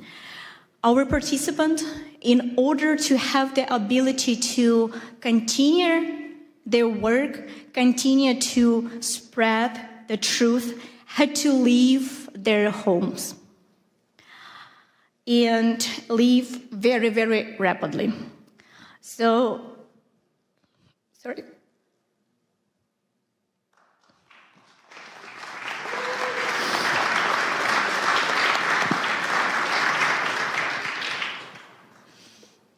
Among them who left the country was one remarkable young woman.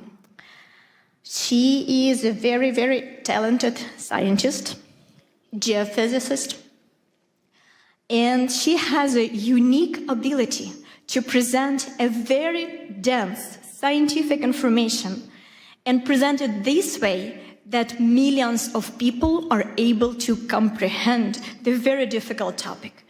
And she was loved, appreciated, and really followed by millions of people because of her honesty, her desire to stay and say truth without making the compromise and little adjust the truth that it will be digestible. She was able to present everything as it is, and she became the main target of Russian authority. So, and her way was very, very difficult. Immediately after the threat, she had to leave the country with one suitcase of her, pack her entire life there and leave the country. And we were not able to communicate with her for several years. So, and she was not able to present publicly her scientific research, of course, because of the understanding that she needs to protect herself and, of course, protect her family. But today, she is here.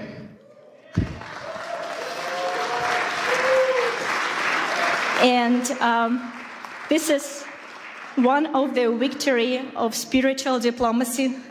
And she is here because she wants to express her gratitude to Pastor Burns because of his support, his guidance. She is here to present him personally with the book that she wrote about Pastor Mark Burns. Ladies and gentlemen, please welcome Елизавета Хромова.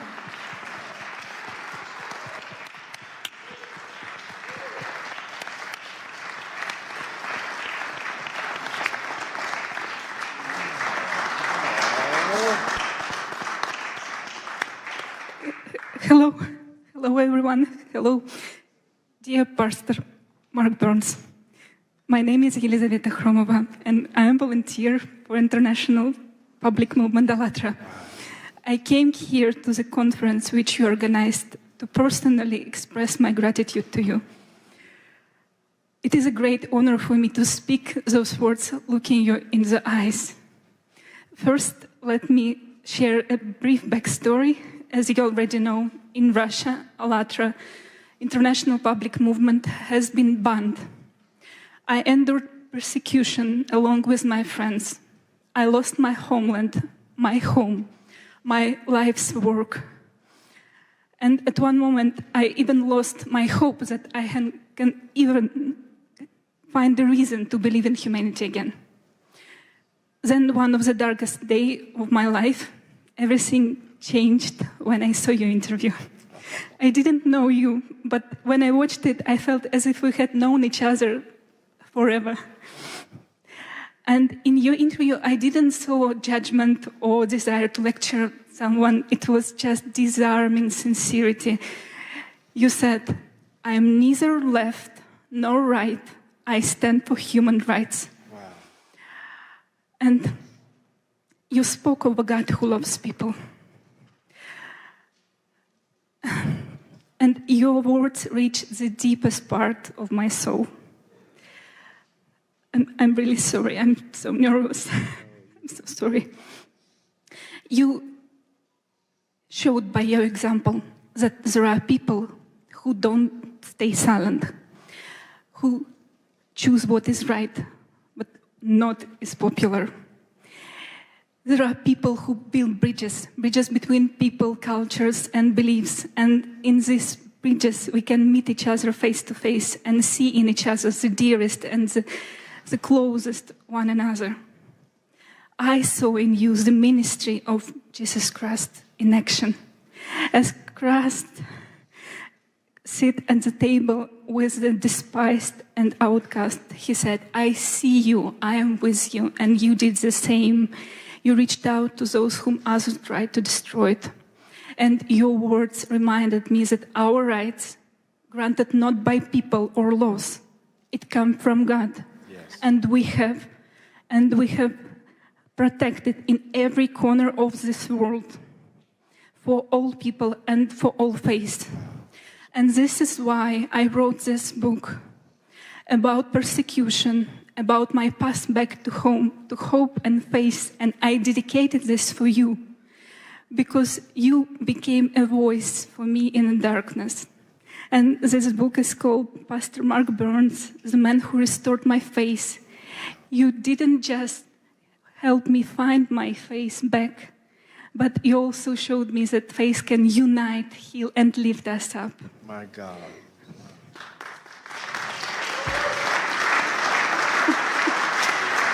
Thank you. Thank you, dear Pastor Mark Burns. Thank you for who you are. Thank you for your courage, for your bravery, for your love, for your service to people. Thank you for your sincerity and truly for your inspiration, which your faith in action gives all of us. This book is for you and for all of us who believe that one honest voice can change everything. Thank you so much.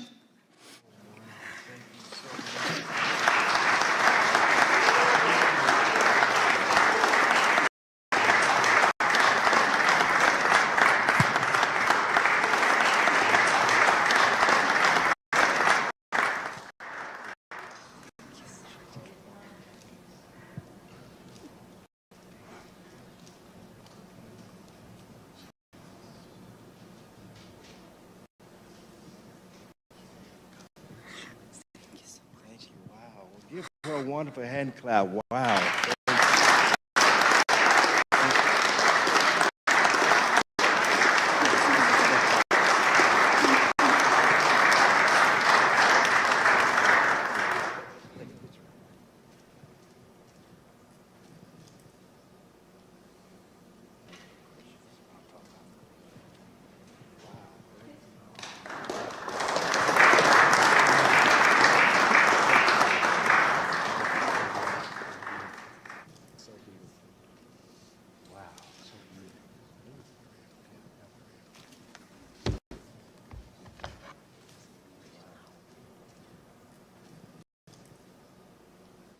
Thank you, Elizaveta, for sharing your sincere testimony. We're so happy you're here with us today. It's definitely an honor and a surprise.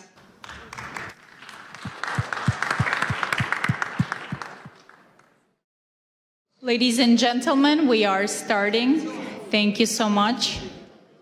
And we are honored to welcome Congressman Mark Harris, representing China's 8th District, to the podium to open the second session dedicated to the critical theme of religious persecution and human rights. Harris is a former senior pastor and a dedicated public servant. He will speak to us on the absolute necessity of the rights of all people to practice their faith without fear. Congressman.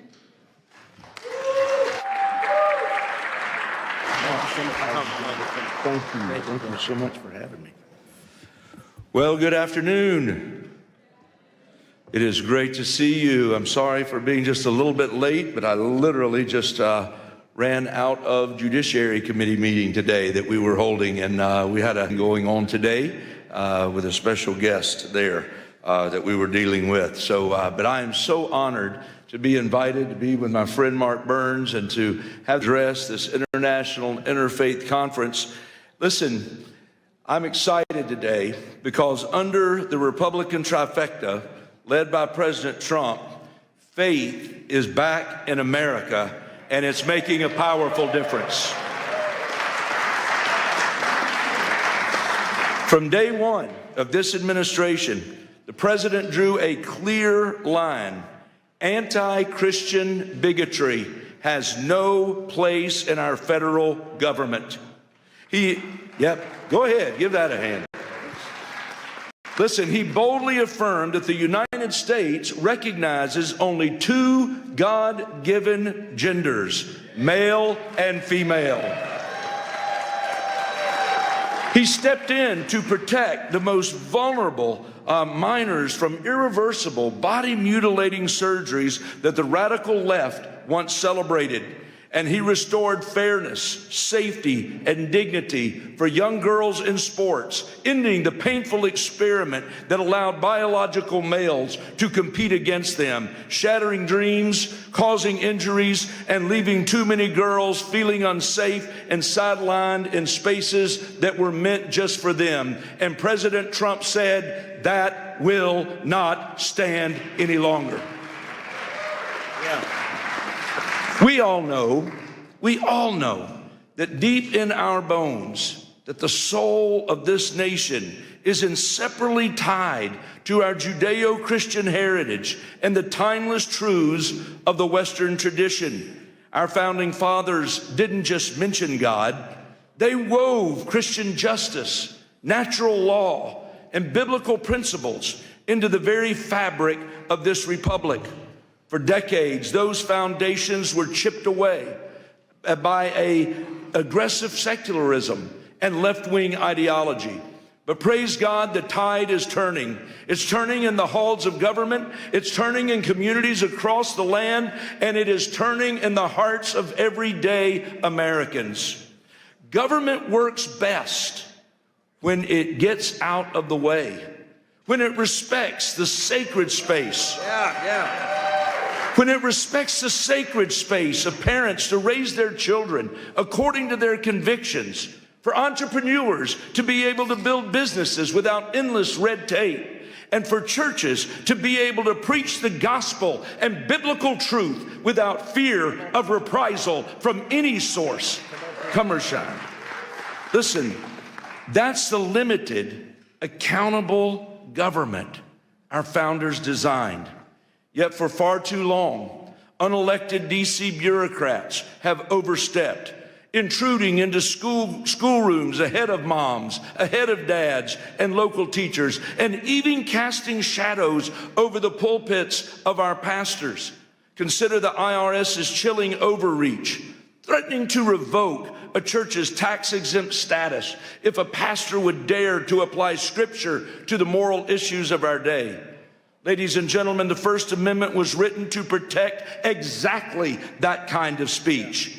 That's why I am so thankful to have been able to introduce in this 119th Congress the Free Speech Fairness Act, which is legislation to shield pastors and churches and nonprofits so they can speak freely according to conscience without the constant threat of IRS intimidation. It's frankly absurd that we even need this bill in the first place. Imagine having to explain to George Washington that the government he helped forge would one day try to muzzle Christian voices in their own sanctuaries. But I'm standing before you today because I believe you're a group that understands that there's still urgent work that must be done. This very week, as thousands march the streets of Washington for the National March for Life, celebrating the Dobbs victory while pressing forward to protect millions of unborn lives still at risk, I believe we've all got to stand shoulder to shoulder and arm in arm, and we've got to recommit ourselves to that fight. And we've got to do it together. Listen, the Supreme Court got it right in the Dobbs decision, returning the issue to the people and their elected representatives. Tragically, as I stand here before you today, the total number of abortions has actually risen since that time, fueled by the explosion of chemical abortions delivered by mail through telehealth and shield law loopholes. That's precisely why I've introduced legislation to shut down abortion by mail, effectively criminalizing the practice and closing the deadly back door. Ladies and gentlemen, legislation is essential, but even that is not enough on its own. As conservatives, as people of faith, it's our calling to keep sounding the alarm. It's our calling to keep holding our leaders accountable. And it's our calling to persevere until we end this grave evil once and for all in this nation. House Republicans step into this new year, I believe, with great optimism and real resolve. We're committed to restoring peace and safety in our communities. We're committed to securing a hopeful future for our children. And we're committed to lifting America back to respected leadership on the global stage. So as I come to you this afternoon, I just want to humbly ask something of you. Please lift us up in prayer. Lift us up in prayer that we in Congress will not grow weary, that we will not stumble. But as Hebrews 12 exhorts us, that we will run the race with endurance, the race that is set before us, looking to Jesus, the author and perfecter of our faith. Thank you, and may God bless you, and may God bless the United States of America today. You're sent here to fight, so let's fight, fight, fight until we get it done. God bless you. Thank you. That was powerful, brother. Appreciate it, man. Amen. Pleasure to be with you. Ladies and gentlemen, please welcome Mr. Matt Schlapp, Chairman of the American Conservative Union and a pivotal figure in American political strategy. As a leader who has guided the conservative movement globally, he addresses the critical intersection of faith, freedom, and political action.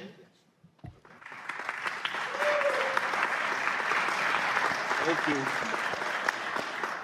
Hello, everyone.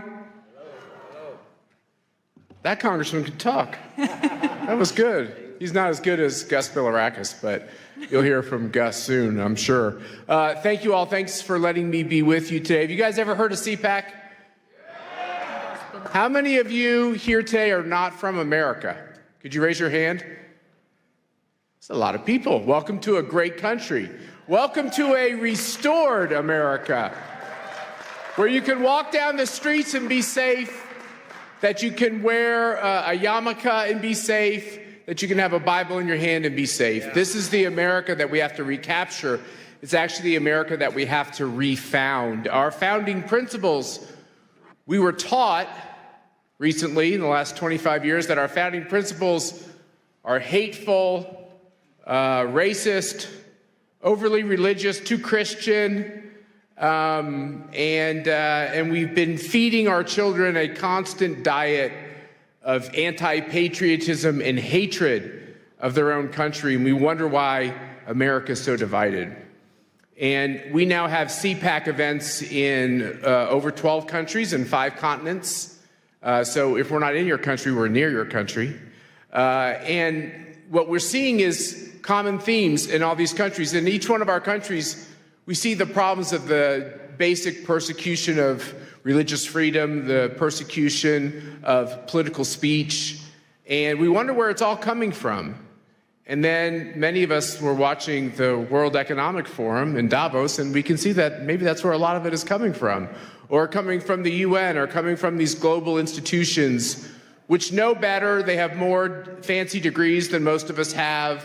They're trying to tell you that your values are old-fashioned and counterproductive.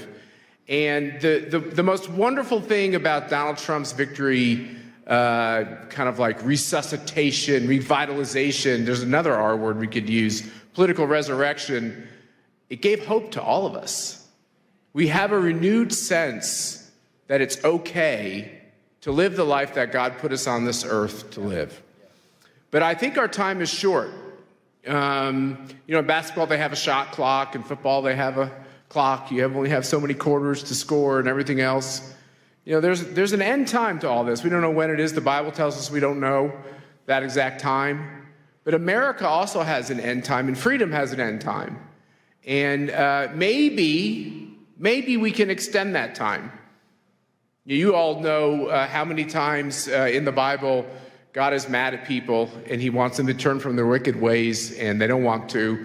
And then he finds a good man, and that good man negotiates on behalf of the people who are kind of mediocre to bad and tries to earn them more time. And, I fear that we're in this kind of a situation where we're trying to get more time. And so what I say to all good people, and boy, it sure gives me great joy to be with all of you because you look like just a room full of good people, is think about the time and the days you have left and how you can impact the situation that we're in your country, in America, around the globe. Like I said, I run this group called CPAC, and we have an event, Pastor, with a lot of talkers. There's a lot of talkers. The conservative movement is so good at talking. Guess what? It's time for the conservative movement to do some doing. Yeah. And Donald Trump has showed us that, by the way, he's a good talker too, so there's nothing wrong with being a good talker. Being a good talker is great. It's just not sufficient. It's not enough. So our theme at this CPAC is going to be actions, not just words. And there's only so much time, as I said, to make a difference. So my wife, Mercedes, and I, we think a lot about this. As I comb gray hair, less and less gray hair, by the way, and as I watch my kids who used to be little, now they're like all getting old and even doing things like getting married and such, I realize that time goes fast. And all of us have to rededicate ourselves to our purpose, to our reason. Why are we here? Why have we been put on this earth at this time in history? It can't be an accident. There are no accidents with the creatures that God puts on this earth. It's for a purpose. And I think all of us are trying to work together to figure out what that purpose is for ourselves or to execute on that purpose. And we know that we're stronger when we do it together. And so what you have from all of us at CPAC, and I have 2 of my colleagues here who are with me today. Stand up, guys. Where are you? There we go, Spencer, Ernesto. They're doing great work. I feel like a grandpa at the office because everyone's so young. But they're the non-woke kind of young people we have in the CPAC office, which is great. But we decided to dedicate ourselves to a couple important lines of action. The first thing is we believe passionately in your freedoms. You have the right to practice your religion, not practice a religion, practice the religion you want. You have that right. There's something so special and sacred. I think that's the most foundational right that God gave us. And we see both this freedom of religion and freedom of political expression, both of them, under attack. We just did a review of all the countries on the globe on political speech. There are some countries where you can be put to death for simply saying something against the leader of the country. Think about that. You can be put to death for that. Look at what's happening in Western Europe, where you can be put in prison if you put up a Facebook posting that's overly pro-Jesus. Think about that. This is what's going on in quote-unquote the civilized world. We look at religious freedom and the persecution of Christians and the rise of anti-Semitism in Western democracies. I'm using air quotes for a lot of these things. It's disgusting that millions and millions and millions of Christians are being persecuted, many losing their lives, being slaughtered in countries. And you wonder, like, how could we have this kind of evil and chaos? And why are so many Christians believe that, like, that's a kind of like a made-up hoax? It's not really happening. Well, it is really happening. The videos and the photos are real. You talk to the pastors that come from these countries, it's real. There's the persecution and the martyrdom through the blood, but then there's the martyrdom through the persecution in the sense that if you're too bold in your faith, you can't get the job, or you can't get into the school, or that's what we're seeing growing and growing and growing, and sadly in my own country here in America and in other Western democracies. And I want you to know that I believe you do have a friend in President Trump and the Trump administration on these issues. I believe you have a friend in Mike Johnson, who's the Speaker of the House, who's a very good man on all these issues. We have a lot of great people who are trying to make a difference. But as far as CPAC is concerned, we're going to be in these countries. We're going to be confronting these regimes. We started up a new center to end communism. How about we just end communism? Aren't you tired of fighting communism? Let's end communism. What China is doing to destabilize the globe, there's kind of a cozy conformity with China because they're rich and they're powerful, and a lot of countries need support. It's a dangerous game they're playing, because really at the end of the day, what a communist totalitarian regime wants to do is they want to take away all of your freedoms, your promise and your hope, and really turn you into a slave of the state. And it happens every time, everywhere, always. My wife's father tried to stop the Castro regime in Cuba, which looks like the end of that regime could be coming pretty soon. That'd be good for the world. And you have people like Jimmy Lai, who was arrested in Hong Kong, who simply wanted freedom for the people of Hong Kong. What you're seeing around the globe is really disgusting. And what we're going to do is take our voice, our team, our message, confront all these regimes. It's amazing. I don't think those of us who believe in freedom have all the money. I don't think we have all the power, but man, sometimes we look like we do. And I think we got to be like bears. Bears in the forest, sometimes they growl, or like the little dog that barks really loud because they're really little and they got to bark loud so you think they're bigger. We have to recapture this idea that if God puts you on this earth for a purpose, and the purpose is now, why would he put you on earth for this purpose to just be humiliated and lose?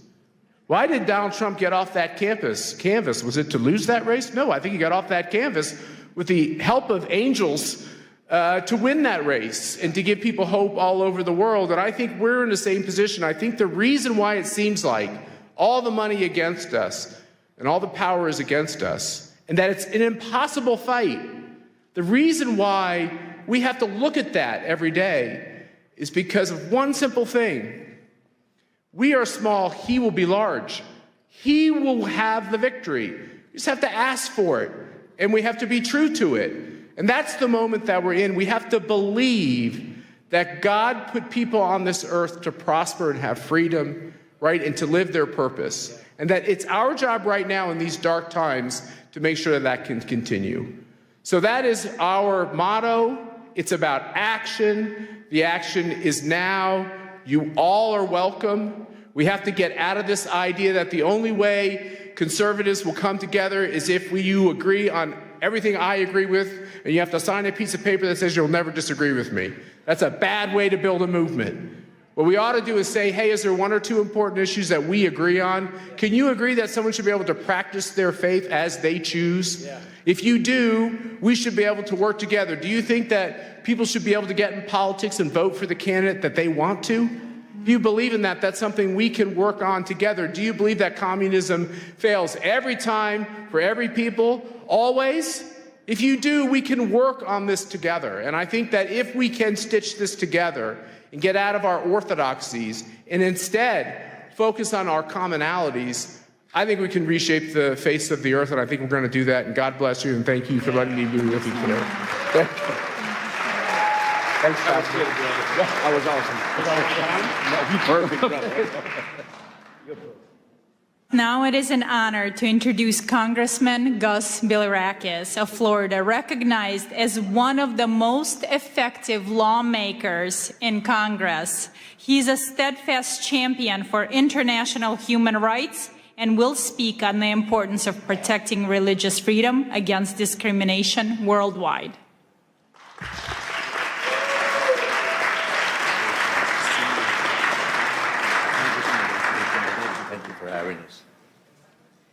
Thank you so very much. And I want to thank my good friend Matt. He's so right about these issues. We have a lot of things in common. We have to work together for the good of society, humanity. And you talked about, Matt, you talked about your wife, Mercedes' father, that was probably a political prisoner in Cuba. But this shouldn't happen in our hemisphere. And President Trump is doing something about it. We have hope now. And, Cuba is 90 miles from just south of Miami. And that's in our hemisphere. Venezuela, same thing. We need to take care of our people and make sure that they have freedoms and opportunities to succeed. So we appreciate President Trump as well. We gather here today, folks, on Capitol Hill for a truly remarkable occasion. The International Interfaith Conference, the Rise of Spiritual Diplomats. Thank you so much for attending. Please, again, before I begin, I want to extend my deepest gratitude to Pastor Burns. Pastor Burns, thank you for your vision and for your tireless leadership in organizing this great summit.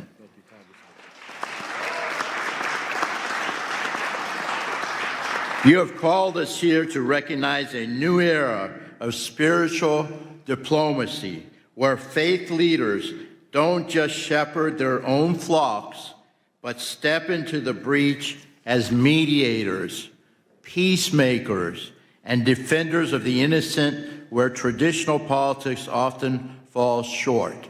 And I will tell you, people like Matt and the Speaker of the House, who's not here right now, but Mike Johnson, he cares so much. He really does. And he's genuine, he's sincere, he's a godly man. And we are making a difference, folks. We are making a difference. We're making a lot of progress. So I chair the Congressional Caucus on International Religious Freedom. I see the first freedom not as mere legal concept, but as the heartbeat of human dignity. Yet as we meet on today, January 22nd, that heartbeat is under threat, folks. So again, I've got to tell it like it is. The data from this year's 2026 report is staggering. We are witnessing government restrictions on religion at their highest global levels in decades, unfortunately. We are so very fortunate here in the United States of America. And I know there's some bumps in the road, but we have religious freedom. And we should never, ever take that for granted. But in Nigeria, folks, the crisis has reached a breaking point. Statistics from the start of this year show that over 3,400 Christians were killed for their faith in the last reporting period alone. In this day and age, it's happening around the world, folks. I have fought to ensure Nigeria remains a country of particular concern, because we cannot stay silent while thousands are slaughtered. Do you agree? Yeah. In China, the CCP continues to target Falun Gong practitioners and Uyghur Muslims with high-tech surveillance and arbitrary detention. This is happening, folks. It's happening every day. China currently leads the world in the arrest and sentencing of believers. I mean, they're not spreading it. They're just practicing their faith, their religion. And in some cases, it's meditation, what have you. But they should be free to do so. In Pakistan, the shadow of blasphemy laws still hang over Muslim minorities. The Ahmadiyas and Christians turning private faith into public death sentence. Unbelievable. Global anti-Semitism. We must confront the reality that Jews are facing a resurgence of hate that we once promised would never, ever happen again. But it's happening now, folks, before our very eyes. We must stop it. The challenges we face are not only legal, in which regimes weaponize the laws to crush dissent, but also social, as tolerance breeds in the vacuum of silence. We must not stay silent. We must act, folks. And that's what we're doing in this Congress. This is where the spiritual diplomat comes in. You are the ones who can reach the places a secular envoy cannot. You speak a language of universal values, justice, peace, and the sacredness of life that resonates deeper than any treaty. You're the ones. We can do this together. I'm Greek-American, and we say, Oli Mazi, all together. We can do this together if we stick together.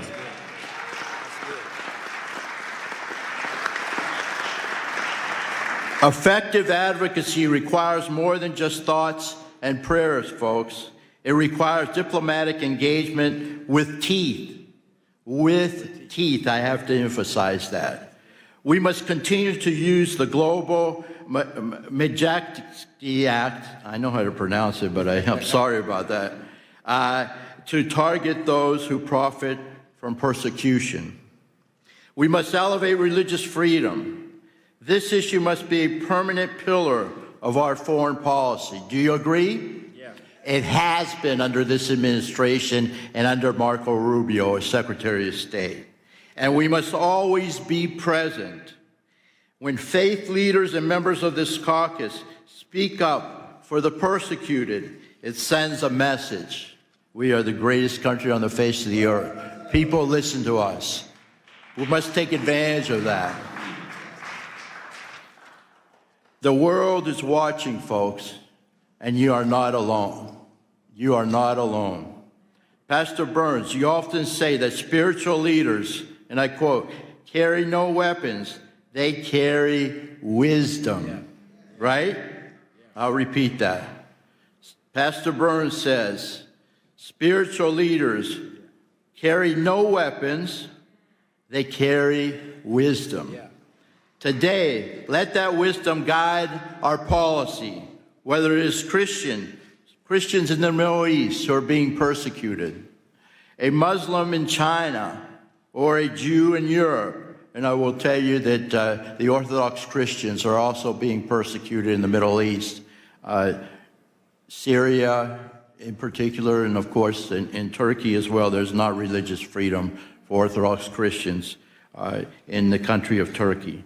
We must speak up, folks. We must not be afraid.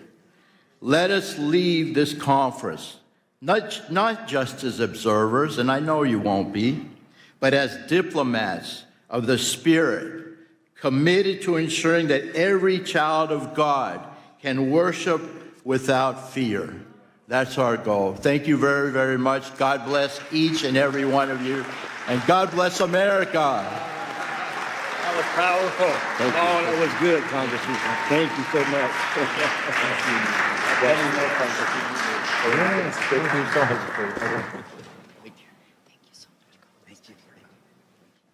Well, you know, I think I'm about to speak again. But before Matt Schnapp leaves, this man, again, you all know who he is. He does so much for America. He does so much for the conservative movement in America. He literally, him and his wonderful wife, Mercedes, bring millions of conservatives all over the world to bring a message of unity and peace. And it's a great honor for me as he had to slip out. But as you know, we're going to be pinning everyone who takes the commitment of becoming a true spiritual diplomat. And here, I am going to pin my brother Matt right here in front of everybody with this wonderful spiritual diplomat pin. He's taking it very seriously. Now, I told him I'm hoping I will be called up to the varsity league and be invited to CPAC and speak for the next time. But hopefully I'll get called up to the big league next. But I want everybody to witness here today as I pin on my dear brother, Mr. Matt Schnapp, for all the wonderful work that he does as a spiritual diplomat around the world. And I want us to realize, yes, that it's because of leaders like Matt we have a safer world and a safer place for our children to grow up. Thank you so much, my brother. Thank you. Thank you. I have to just say, you heard it here. He called me on the carpet. He's coming. You're speaking at CPAC, whether you like it or not. There we go. Thank you, brother. God bless you. Thank you very much. It was great to hear from the congressman. And now it is my honor again to welcome Pastor Mark Burns back to the podium as he addresses the key topic entitled From Pulpits to Peace Tables, Why Faith Leaders Must Engage the World. Wonderful. Well, first of all, I'm going to tell you, you should give yourself a big hand clap of all the wonderful people that are here today. Come on now, you can do better than that. Come on now, come on. We're here at the nation's capital to take back this nation, take back the world, and we're here to protect faith of all people around the world. Do you believe that? Say yes to that. Hurrah. Listen, the Bible says that violence taken by force. We're here to make a loud declaration to the world.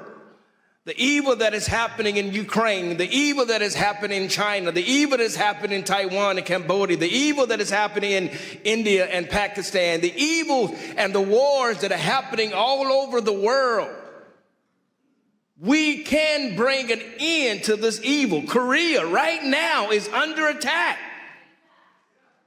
Right now. People are dying of all faiths. In Nigeria, Christians and Muslims alike are being killed by terrorists. We're the voice that can help bring that. I want to tell you, my brother, I pray that you hear my heart. I pray that you hear my heart. Don't take this pen. We'll do it at the end.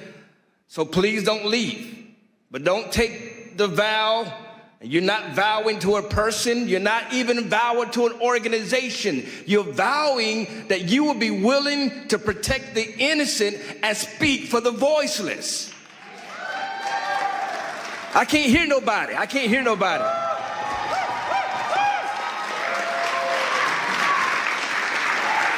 That's why you're here.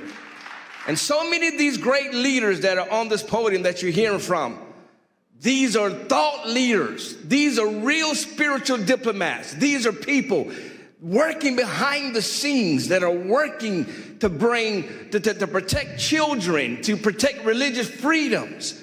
We're going to talk about it a little bit later about the young girl that was raped in Tanzania. We have His Excellency that is here right now, all the way from Tanzania to talk about it, to discuss about it. It's not always about the things you see on CNN. I'm not here to play games with you. I was recently at an embassy, and I'm not going to mention the name of the embassy, but I was sitting down with the ambassador, and we were sitting down, and everybody was eating, and everybody was loving on each other and patting each other on the back, and I put my hand down, and I said, don't you understand why we're here? I said, I'm here because people are dying right now in your country. We don't have time to be sitting here drinking champagne. People are dying. We're coupling and assembling ourselves to bring peace, to be willing to speak to the kings of the world, to speak to the leaders of the world, Brother Jack, to speak to those that are voiceless. I'm going to keep repeating it. I want you to get up and leave and exit yourself out of this room if you just want to get a lapel pin, just to say, I was there. I don't need you, nor do I want you. I am not here to play games. There are too many people that meet in this building, and all they do is talk, talk, talk, and nothing ever happens. I need people who are going to go to the front lines with me. I can't hear nobody. I can't hear nobody. I am in a room full of leaders, am I not? I am in a room full of real warriors. I can't hear nobody. I dare you to open your mouth up and say, I'm one of the people. I'm ready to go to war. Somebody say yes to that.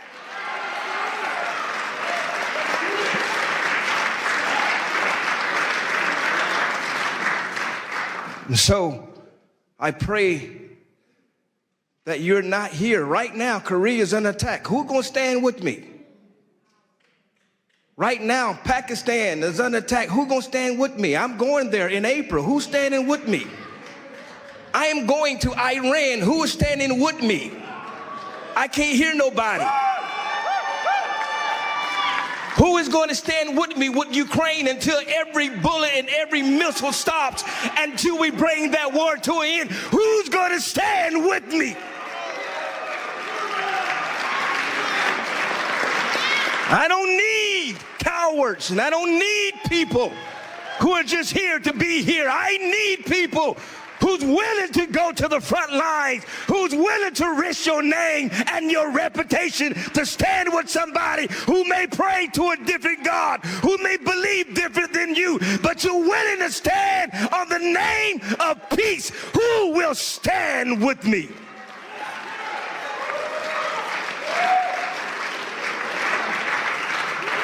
Who will stand with me? Who will stand? Who will stand? Who will stand? You're going to be charged today. You're going to be charged today. I'm telling you, my Jewish brothers, my Muslim brothers, my Hindu brothers, my all of the faiths, the Buddhists that are here, all of you, the Christian brothers and sisters, all of you that are here, you are going to be charged. Please take it serious, because somebody's life depends on it. Are you hearing me? Tragic that even happened in your own family, happened in your own life. I've studied your story and how you left, how she sung the national anthem, but she was in Russia, and how her husband came under political persecution, and they left Russia, moved to Kyiv with their son, who's sitting right there, just to have her husband assassinated in Kyiv. This is the kind of battles that people are facing right now around the world, and yet she flew all the way from Kyiv just to come to sing the American national anthem. That's putting our differences aside and standing as one people, as one voice.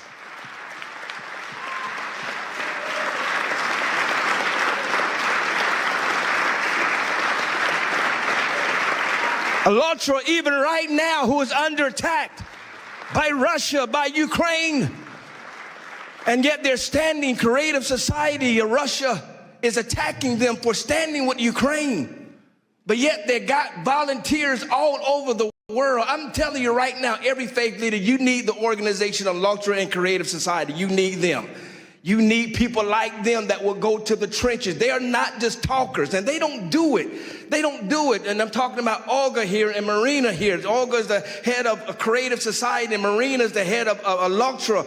And they have volunteers all over the world. When I'm at the Vatican, they got volunteers that are there. When I'm in Korea, they got volunteers that are there. When I am in Africa, they got volunteers that are there. These people don't just talk the game, they do it. And they don't need no presidential invitation. Quit waiting for the White House to invite you. You don't need an invitation. I can't hear nobody. You don't need an invitation, Valerie. You show up and fight.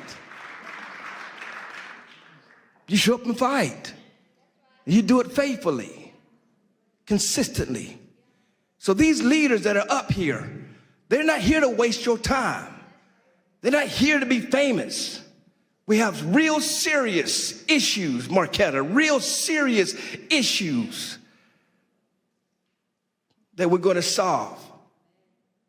And what I'm going to be asking of you is helping us to continue to create this network. We're going to be introducing to you an email and a number that you who are out there around the world to communicate. And it's not just international or national issues. So you hear what I'm telling you. I got an invitation. We're going to Chicago right now. There's mold that is happening in Chicago right now. And we're not going to allow partisan lines, Republicans or Democrats, to block simply by helping people. Are you hearing me? No real Republican was supporting Ukraine until I got there. And I came up with the mindset that I'm going to stand with is right, not what is popular. Are y'all hearing what I'm telling you? I don't care what your faith is. I don't care what you believe. Rabbi Duby, I'm going to stand for what is right and not what is popular. Are you hearing me? And so we got battles all over the world, desperately needing people to come and remind them that help is on the way, that you're not by yourself. I'm not here to give you some political rah-rah speech. I thank the president for sending me the video. Thank you, Mr. President. He's in Davos and he stopped and he sent me a video to tell everybody he's supporting what we're doing. But that's not what I'm living for. We've got to get to the point where that spiritual diplomacy lasts beyond whoever's president. Because there are rape victims that need us. There are drug addicts that need us. There are religious people that are dying for practicing their faith that need us. Who's willing to go speak to the kings of the world? Who's willing to risk their reputations? Are you hearing what I'm telling you? And so I pray that you receive what I'm telling you. I want this movement to continue to grow and grow bigger. We're planning to do this again in 6 months at Mar-a-Lago at the president's house. And we're going to bring it even bigger and even greater. Then we're going to G20. We're going to do a wonderful event at G20. Amen. We're going to take over Miami. And then we're going to go to Qatar. And then we're going to the Vatican. We're taking this all over the world to bring peace. I believe we're going to have a spiritual diplomacy right there in Tehran and right there in Iran and show the world that we won't allow evil to win. Y'all not talking back to me. We won't allow evil to win. We will stand for what is right and not what is popular. Somebody say yes to that. We're going to go to North Korea. We're going to knock down the wall. We're going to get to Kim Jong-un. We're going to tell the world that we are here to faith, that we will not have enemies in the name of faith. Are y'all hear what I'm telling you? If you're playing politics, leave me alone. Don't get a picture with me. Think I'm playing with you. I'm not. I'm not. I don't got nothing to lose. You don't understand how I got here. I didn't get here by sucking up to nobody. The president calls me his pit bull for a reason, so I'm not here to impress you. Are y'all hearing what I'm telling you? But I'm going to be here after President Trump. And I'm going to be here to be in the next president face, and the next president face, and the next president face, to tell the world that we will unite the communities around the world. We will stop being divided by who you pray to, and we will stand on the principle of peace and love for the whole world to come together. Whether you're black, whether you're white, whether you're young, whether you're old, whether you're Jew, whether you're Christian, whether you're Muslim, Buddhist, it doesn't matter. If you're a human being, we shall stand until we reach the promised land. God bless you all.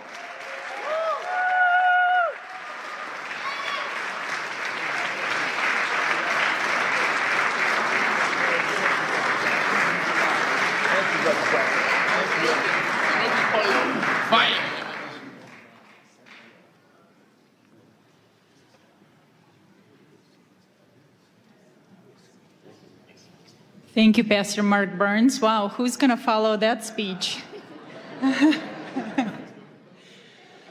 We are honored to hear from Rabbi Eli Abadi, medical doctor, a senior spiritual leader and member of the Council of Sephardic Sages. He speaks on building bridges of faith and peace in a post-Accords world, examining how the Abraham Accords have opened new paths for coexistence in the Gulf.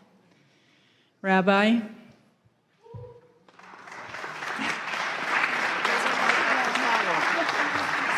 Pastor, that's a very hard act to follow. I was the lucky one. First of all, Pastor Burns, I want to thank you very much for the privilege and the honor that you bestowed on me in coming and addressing this illustrious audience. And secondly, for pinning me today and inducting me in the cadre of spiritual diplomats. I shall carry this with great honor and duty. Together, inshallah, God willing, we will fashion a better future for the next generation of humanities. Thank you. And now I start my official speech.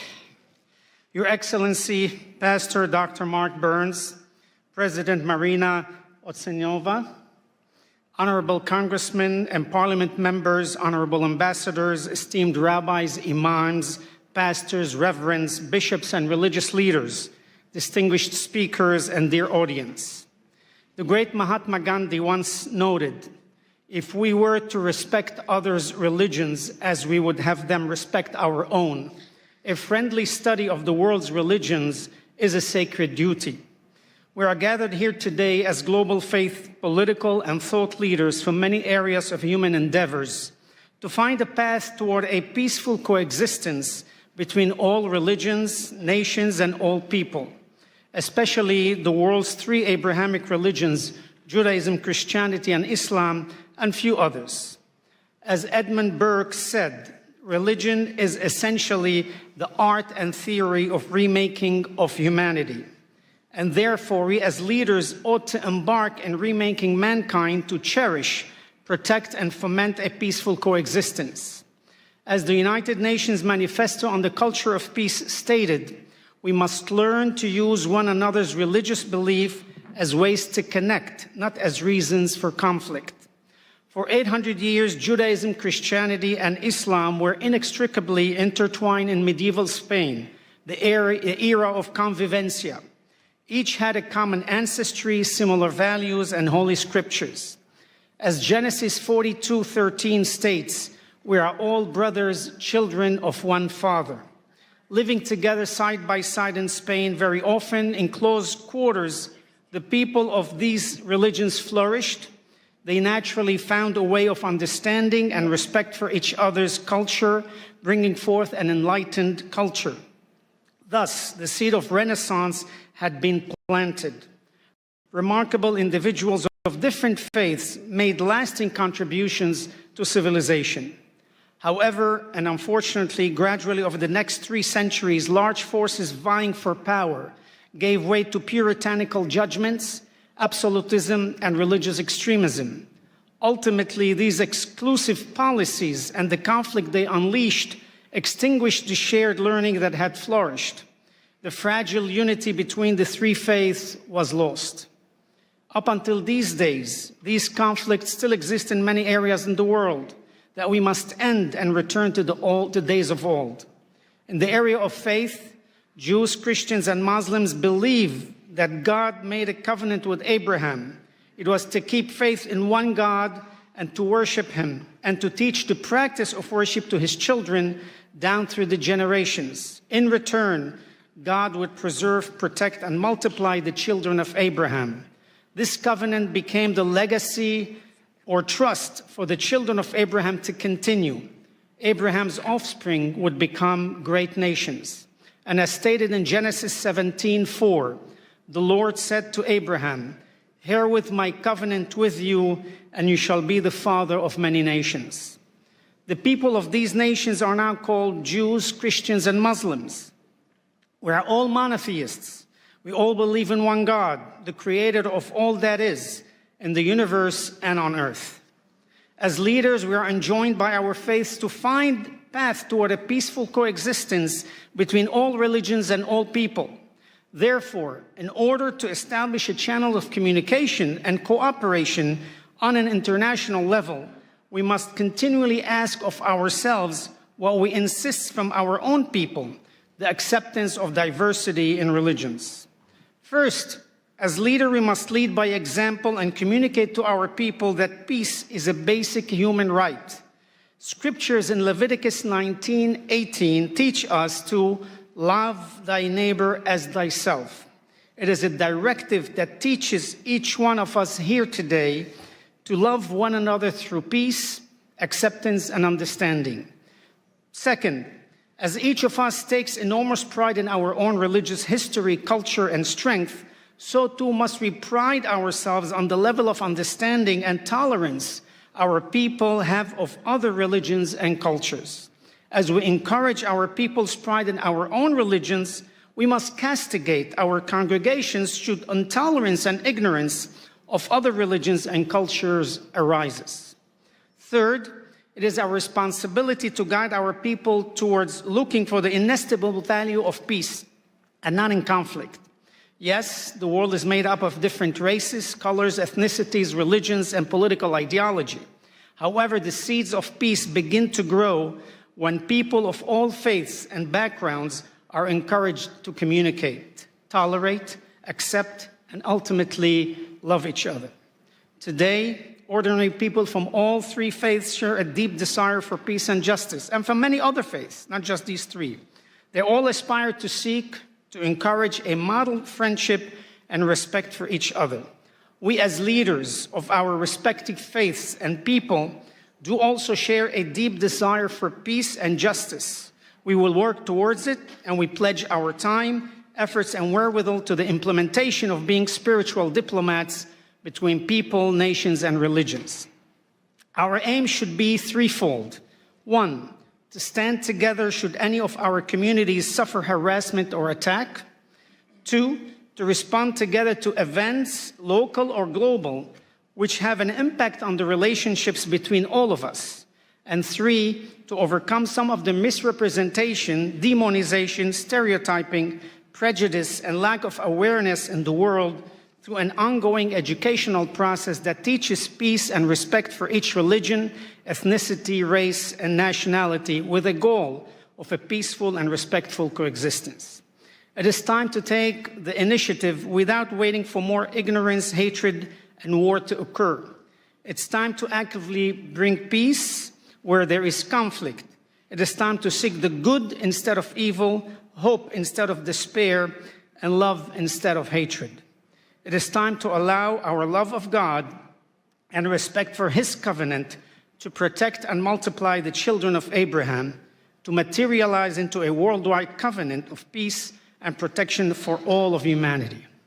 Given the many examples in history, as well as some conflicts which are so recent that they continue to take place as we speak, they demonstrate the need for leaders to speak out and preach against religious intolerance, ethnic persecution, and race superiority. The core of these conflicts stem from the idea that one's religion, ethnicity, and race is the superior one, giving a person or group of people the religious duty to impose their religion on others under penalty of death, or to persecute other ethnicities and nationalities. Terminology such as infidels or heretics ought to be eliminated from our vocabulary.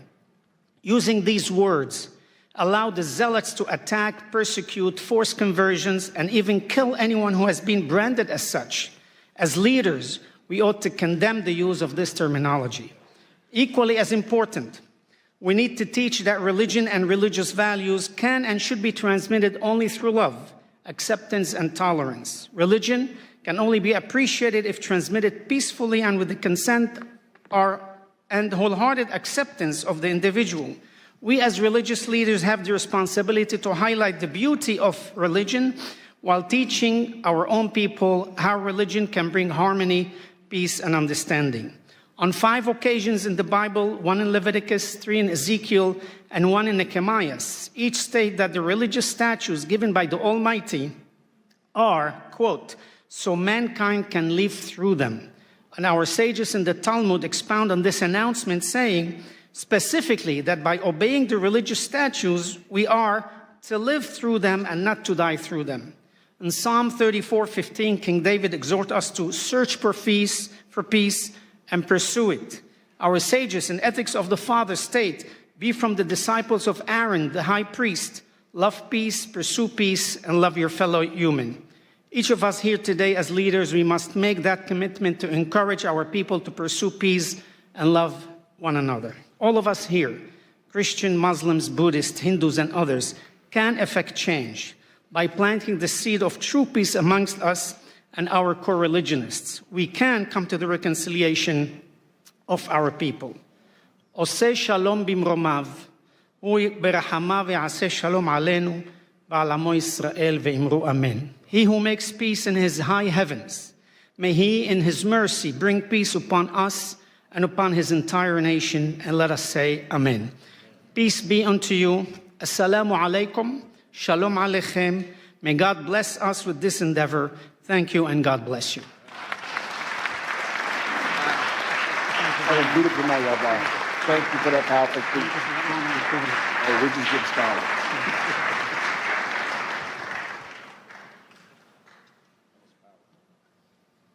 Very much. Returning to the podium is Ms. Marina Ovtsinova, President of ALLATRA International Public Movement, bringing her expertise in counterterrorism and global security. She addresses a grave threat to democracy, from stigmatization to repression, focusing on the danger of anti-cultism. Thank you so much. It's a really big pleasure to have the opportunity to address you once again. Thank you so much for that, Pastor Burns. And the energy in this room feels really huge, right? It feels like a really strong.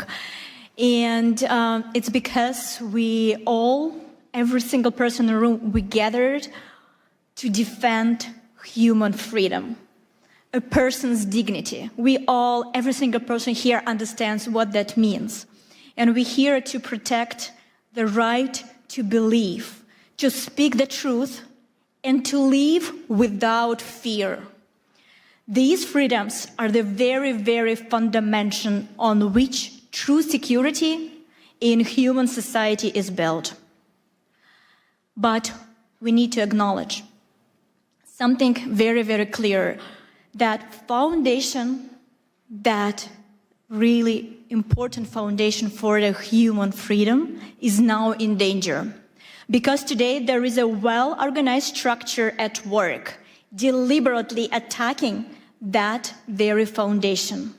And many of the deep, tragic stories that you will hear today from our speakers from this stage are direct result of the action of this transnational structure and its destructive manipulative techniques. So let me educate you a little bit. So what is that, and why does it pose a threat to every person and to society as a whole? The transnational anti-cult network is the highly coordinated international system made up of individual organization, activist, pseudo expert, and biased journalist. Their goal is to systematic dehumanization and destruction of targeted group of people and the incitement of hatred and hostility within the society. What this network does is often described more simply as anti-cultism. But in reality, anti-cultism is the technology of dehumanization and repression. Let me be clear right away. The anti-cult network can target absolutely any group, not just religious one. They can target social organization, hobby club, or even political party. And no matter who they choose, anti-cult agents follow the same well-practiced playbook.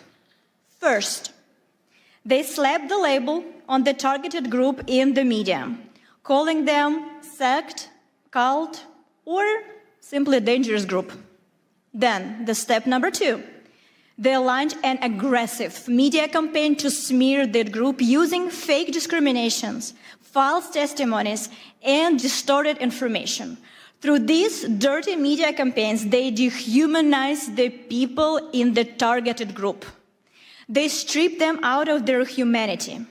And as a result, those exposed to this manipulation stop seeing the targeted group as equal, as neighbors, as co-workers, as parents, as children, or fellow citizens. Instead, they begin to treat them as outsider or enemy.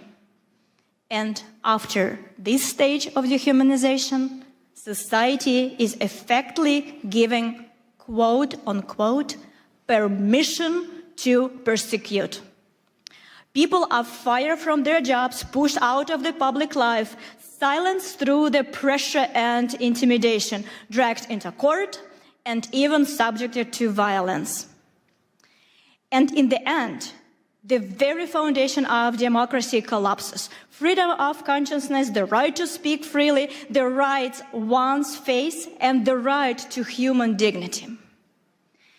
If these step-by-step patterns feels historically familiar, you're not mistaken.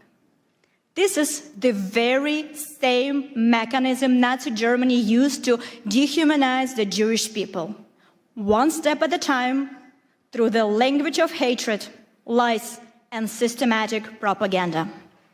That process led to the tragedy of the Holocaust. And while the Holocaust itself is condemned by the international community today, the method that made it possible never truly disappeared. The tragedy of our time is that the world unequivocally condemned the outcome, genocide, but did not eliminate the tool itself.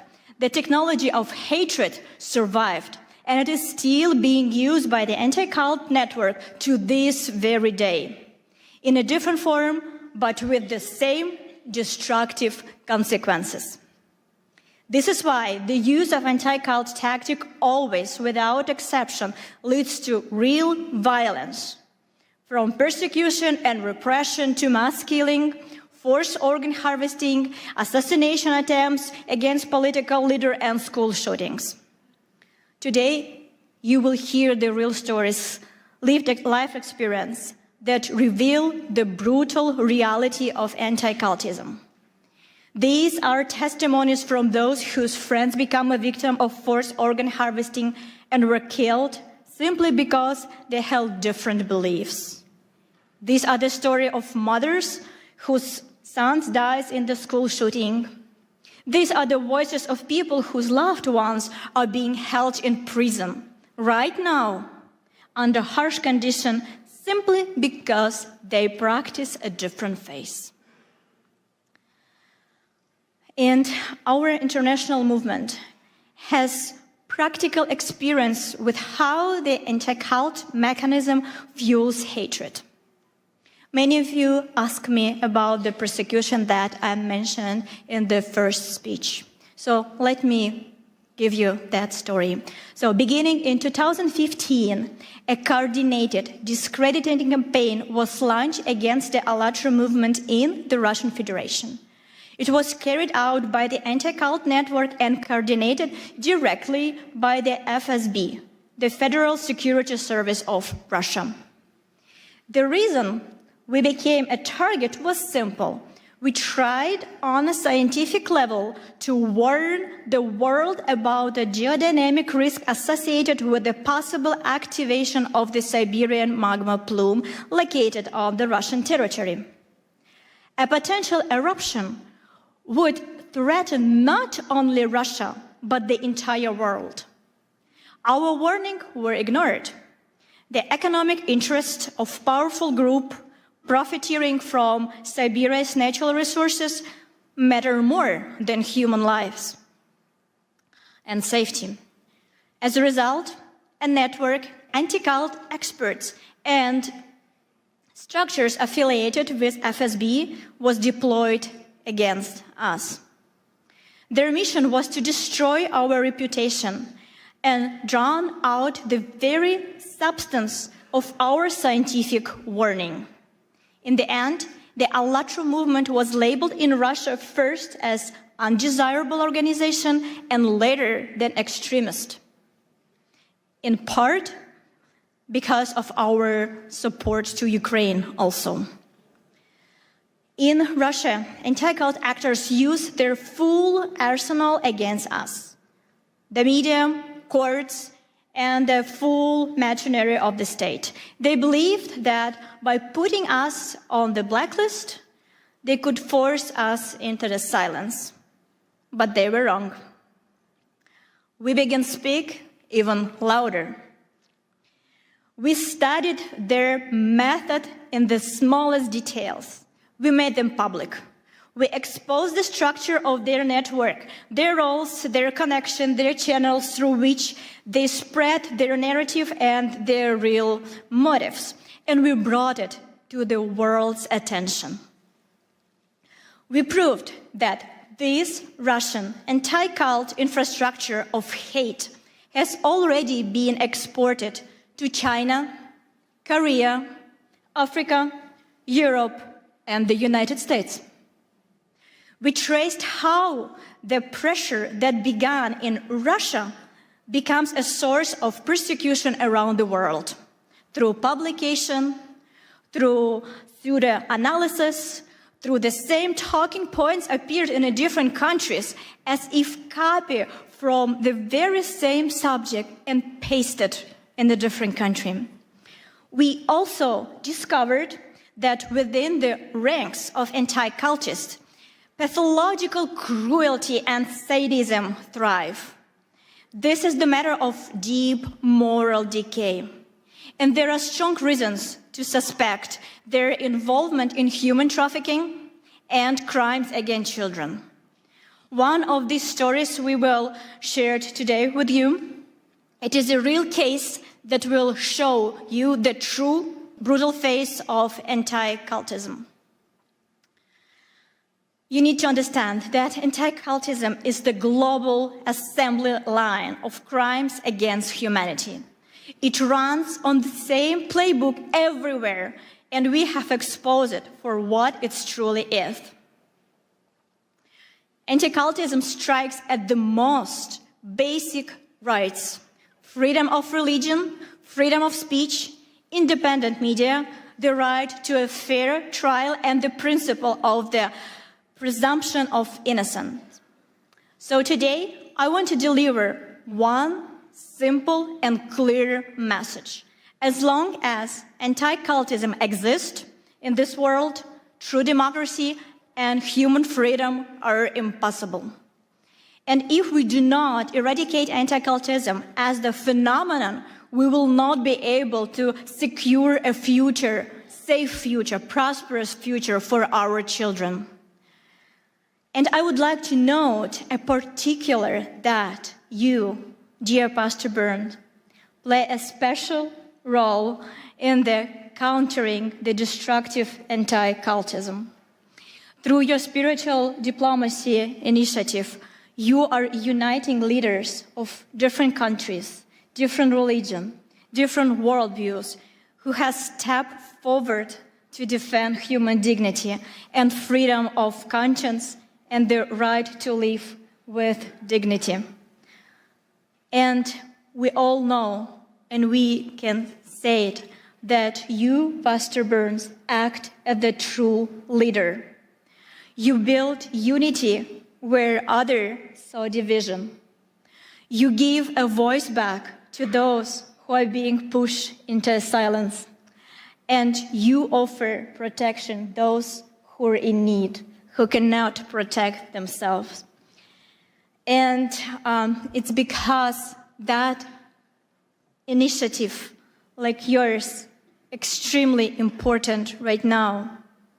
And we understand that thanks to you and this initiative, humanity will inevitably prevail. And for all our participants of ALLATRA International Public Movement, it is a great honor to stand shoulder to shoulder to you.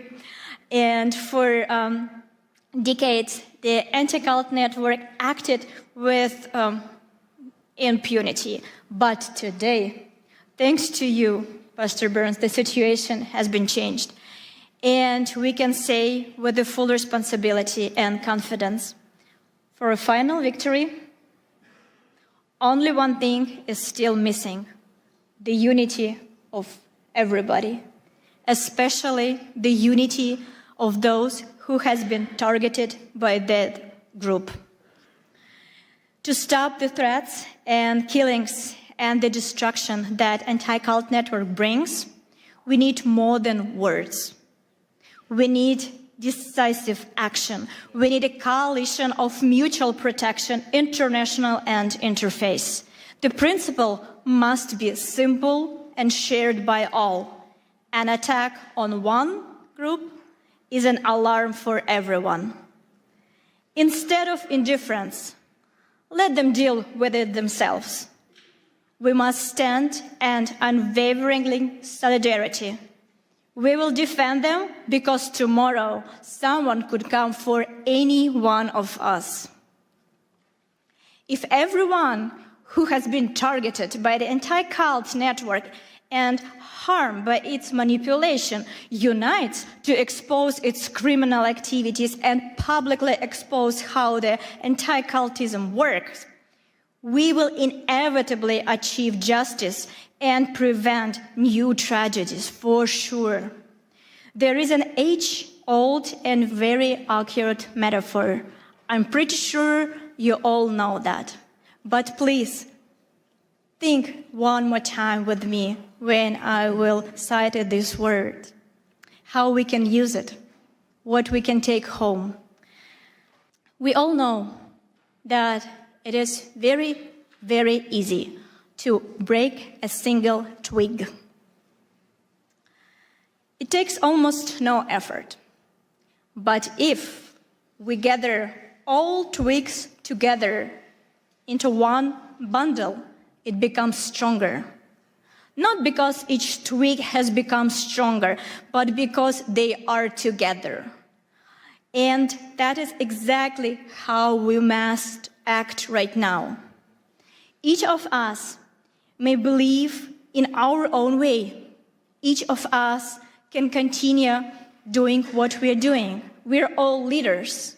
We all have our missions.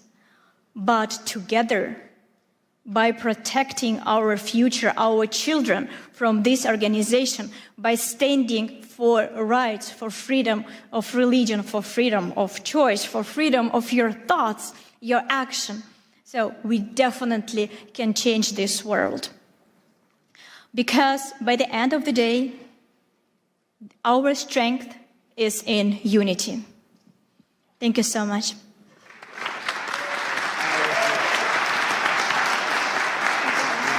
Wonderful. That's so powerful.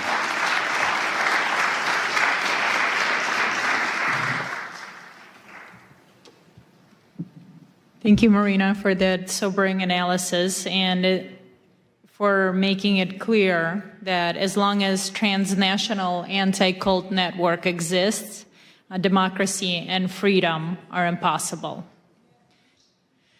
And right now, please welcome Dr. Michael Jenkins, President of the Universal Peace Federation and the President of the Washington Times Holdings, with decades of experience organizing peace initiatives in the Middle East and Northeast Asia. He speaks to us today on the urgent issue of global religious persecution.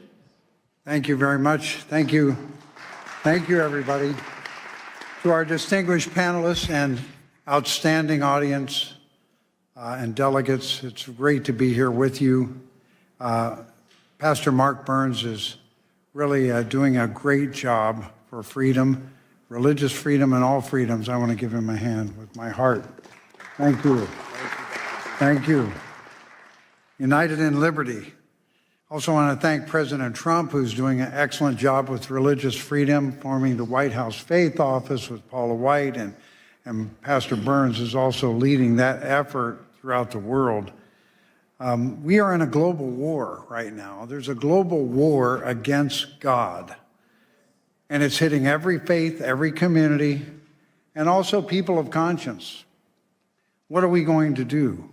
Nigeria, Christians are dying there, being persecuted for their faith. Muslims also. The Uyghur Muslims in China are being held in, a massive place with over 1 million people. And many are dying under persecution. India, also many nations of the world. And I really want to say, how will we stop this? How are we going to turn this around? We have to bring the faith communities together. That is the #1 thing that will help the most. And then the political leaders will be enlightened and they will follow the lead of the faith leaders if we love one another. I really believe that right now we see that there is an urgent situation, and that is with our Jewish family.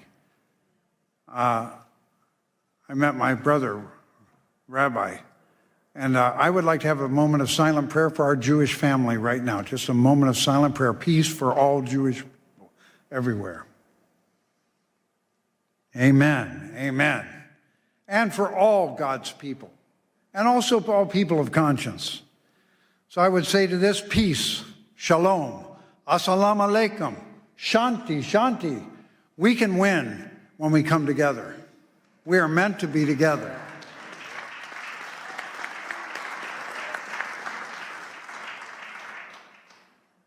I was fortunate to be called for the Middle East Peace Initiative for many years, and I went over there dozens of times to Gaza, to Jordan, also to Lebanon, all the countries around that area. And I found interfaith dialogue can do more to heal divisions than anything else. Other things are important too. Economic development, all kinds of friendship, education, economic investment. But interfaith dialogue can bring hearts together. Suddenly, your Muslim brother or your Jewish sister or whoever it is, your Christian friend, are no longer strangers that we have images about. They become family. They become family. So even as miserable as it has been for the people of Gaza and Israel, interfaith dialogue has to rise, Pastor Burns, right away.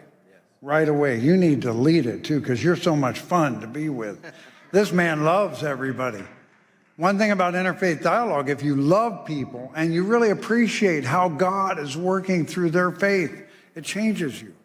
That's why America has such a central role to play, because there is an understanding that all faiths are welcome here, even though we mess up a lot of times. All people are welcome in America, all faiths.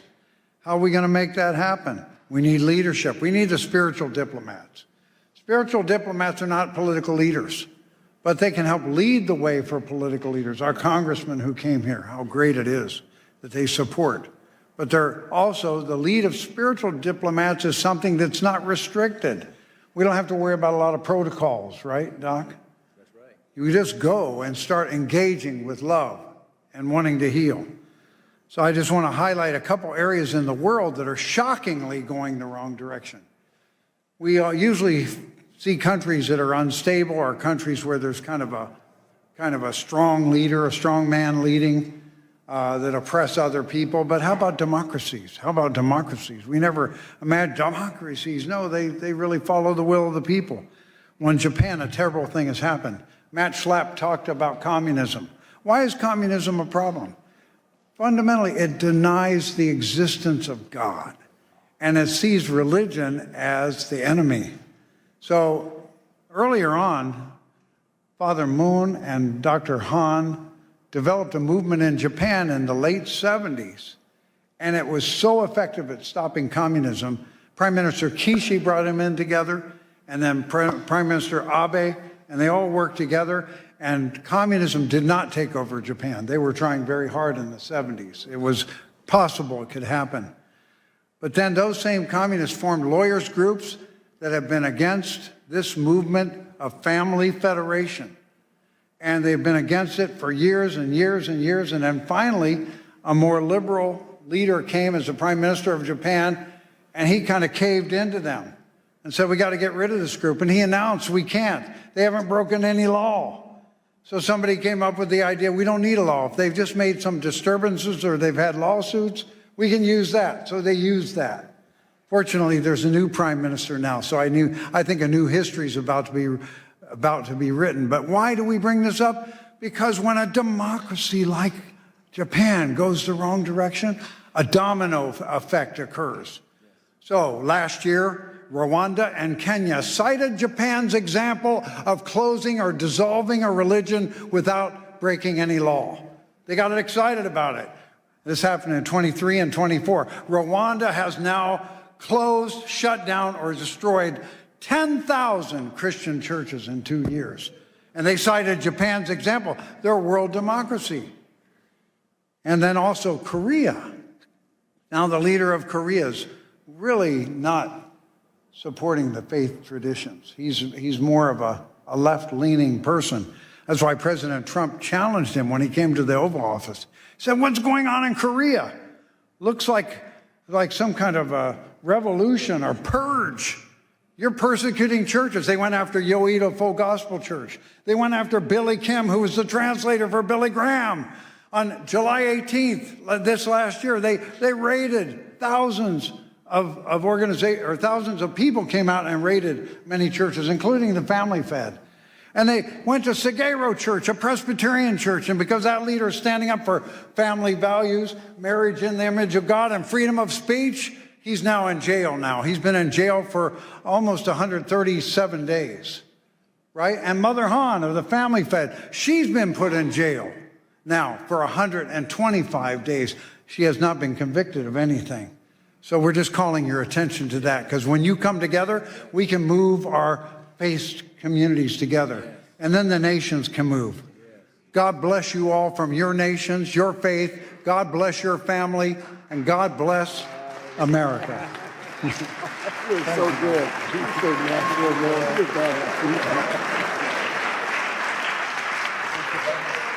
Thank you. Thank you, Dr. Jenkins, for your leadership. Now it is my pleasure to introduce Reverend Damian Dunkley, President of the Family Federation for World Peace and Unification, USA. He brings a critical report on religious persecution in Korea. Thank you. Thank you, thank you, thank you. Good to be with you up here, Mark.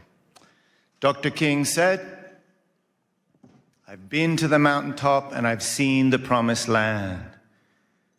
So leaders can see the way, leaders can lead the way, but we can't leave them alone. We need to stand together. We cannot watch from the sidelines. So, Pastor Mark Burns, thank you. Thank you for convening this room. Thank you for bringing us together. Your courage and clarity, the president's pit bull, yeah, that's just maybe one thing you are. The image, as you spoke, came to mind of those, those huge logs they used to use in the medieval times to break down palace doors. That kind of power, your word brings that kind of power. So, I mean, get out of the way. Better to stand with this man than stand against this man, I say. Thank you, Pastor Burns, for bringing us together. Bless you. So, as well as all of you incredible leaders, it's a real honor to stand with you today. I'd like to share just a short personal story. I've lived all over the world. It's crazy how many places, all over Europe, Southeast Asia, Northeast Asia, and I've visited all kinds of places, Oceania, Central Asia, Central and South America, Middle East. But America is the only country that I've ever truly cried for. I want to explain. I was 10 years old. This isn't that dramatic a story, but I was 10 years old. I was in London, beautiful city, and two young men ran up on me to attack me and take my bag. And I wrestled round and around. I wrestled with them, and I stood my ground. But on the way home, I cried. I wasn't crying because I was all bruised up or because they took my bag, because they did not. I was crying for something deeper. And I couldn't quite put my finger on it, but I knew it was something to do with America, my first home. It was something that you couldn't see. It wasn't McDonald's or whatever, you know, they got all of that in London too. It was something intangible, something invisible that back then I didn't know what it was, but I know what it is today. Even at 10, I could sense that freedom in America and freedom, even in Europe, is not the same thing. We use the same word in England and America to say freedom.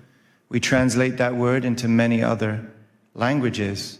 And we think that when we, Mark, as an American, use that word and it enters the ear of a foreign speaker, that they understand what we mean. But I promise you, it is not the same. It is not the same. Now, we can lose it here. Thank God we haven't yet. But there's something I just wanted to testify to you about this concept of freedom. And it has something to do with what our founders built here, right? Our Constitution says that our rights are inalienable. This is endowed by our Creator. This is so unique. So our freedom is rooted in this because government does not grant it. Government is realizing it, honoring it, accepting it, and protecting it. Protecting something not that the government gave, protecting something that God has already given. Freedom is our birthright from God. And freedom of religion is the freedom to worship God. There's a lot of folks that may think that's just important for religious people. But I've been experiencing through many of these stories that you're hearing about, when you go to these places firsthand, you realize whether it's a democracy or not doesn't mean necessarily anything anymore. Because there's no democracy without freedom, and there's no freedom without God.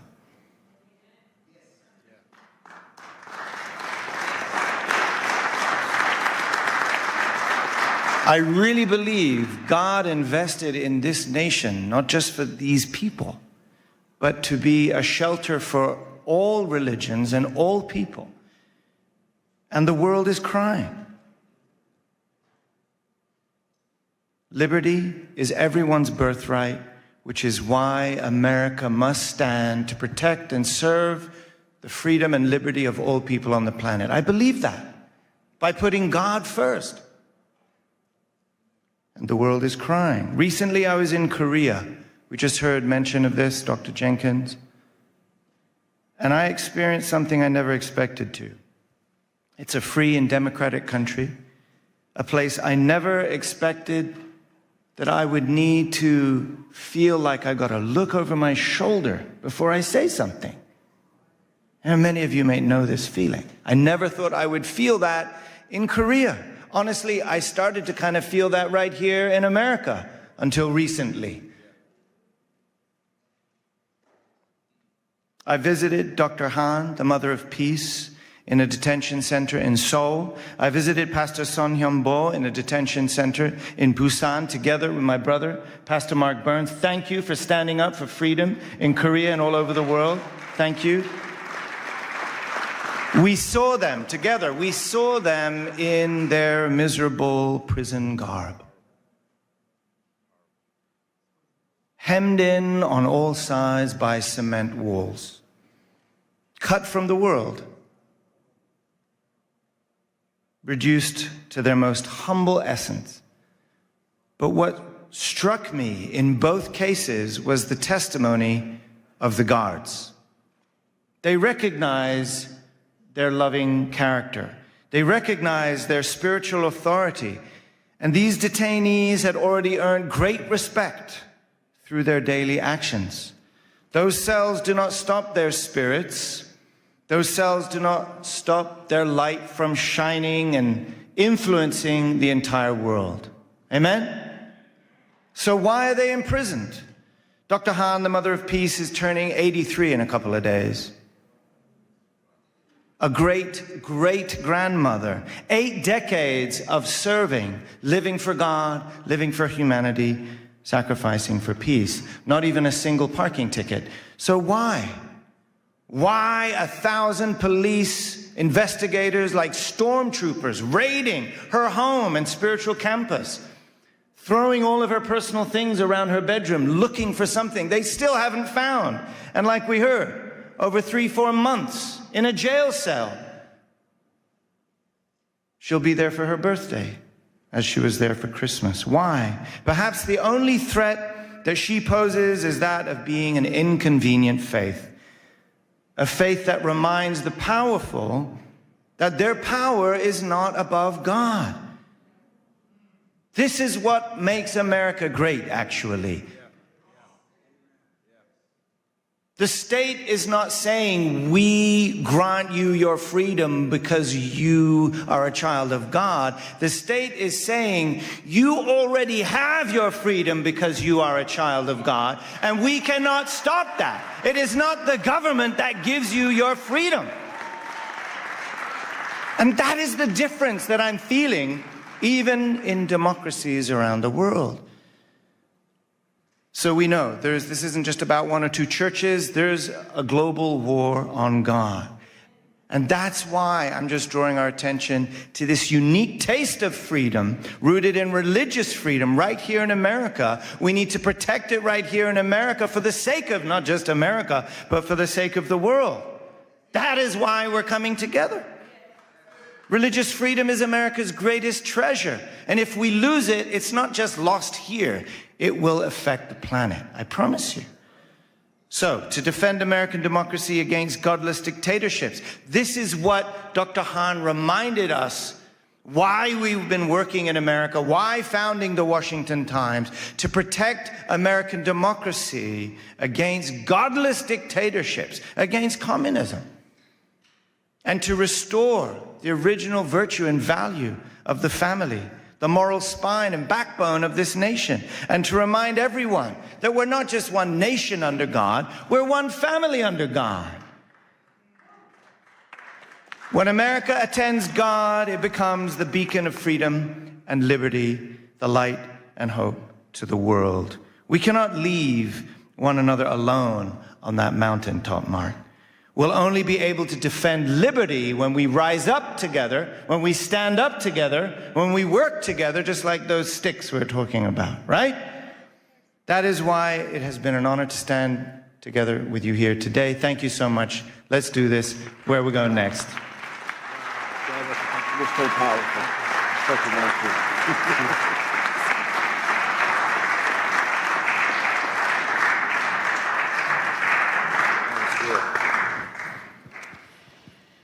Our next speaker is a courageous voice for truth. Ms. Janice Trey, board chair of the Epoch Times and NTD TV, a survivor of forced labor herself. She understands the machinery of the repression firsthand. She addresses a vital connection in her speech. Information freedom is crucial for religious freedom, highlighting the systematic persecution of Falun Gong practitioners. Ms. Janice Trey.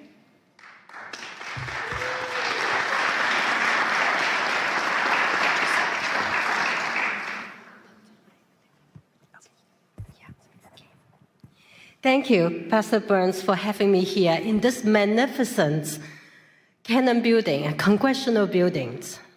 I would never have imagined I would have this date, because I could have killed during the forced labor camps as a child laborer, first grade, second grade, third grade, carry fertilizers to the top of the hill heavier than myself, pick up crops from the cornfield every day after school during harvest seasons. And I could have been killed during the Tiananmen Square massacre, June 4th, 1989. The fact that I am alive in front of every one of you, in front of all the Spiritual diplomats, we all should give a voice to the voiceless.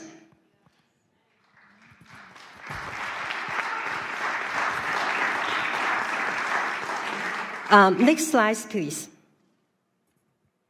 Today, we honor the Creator.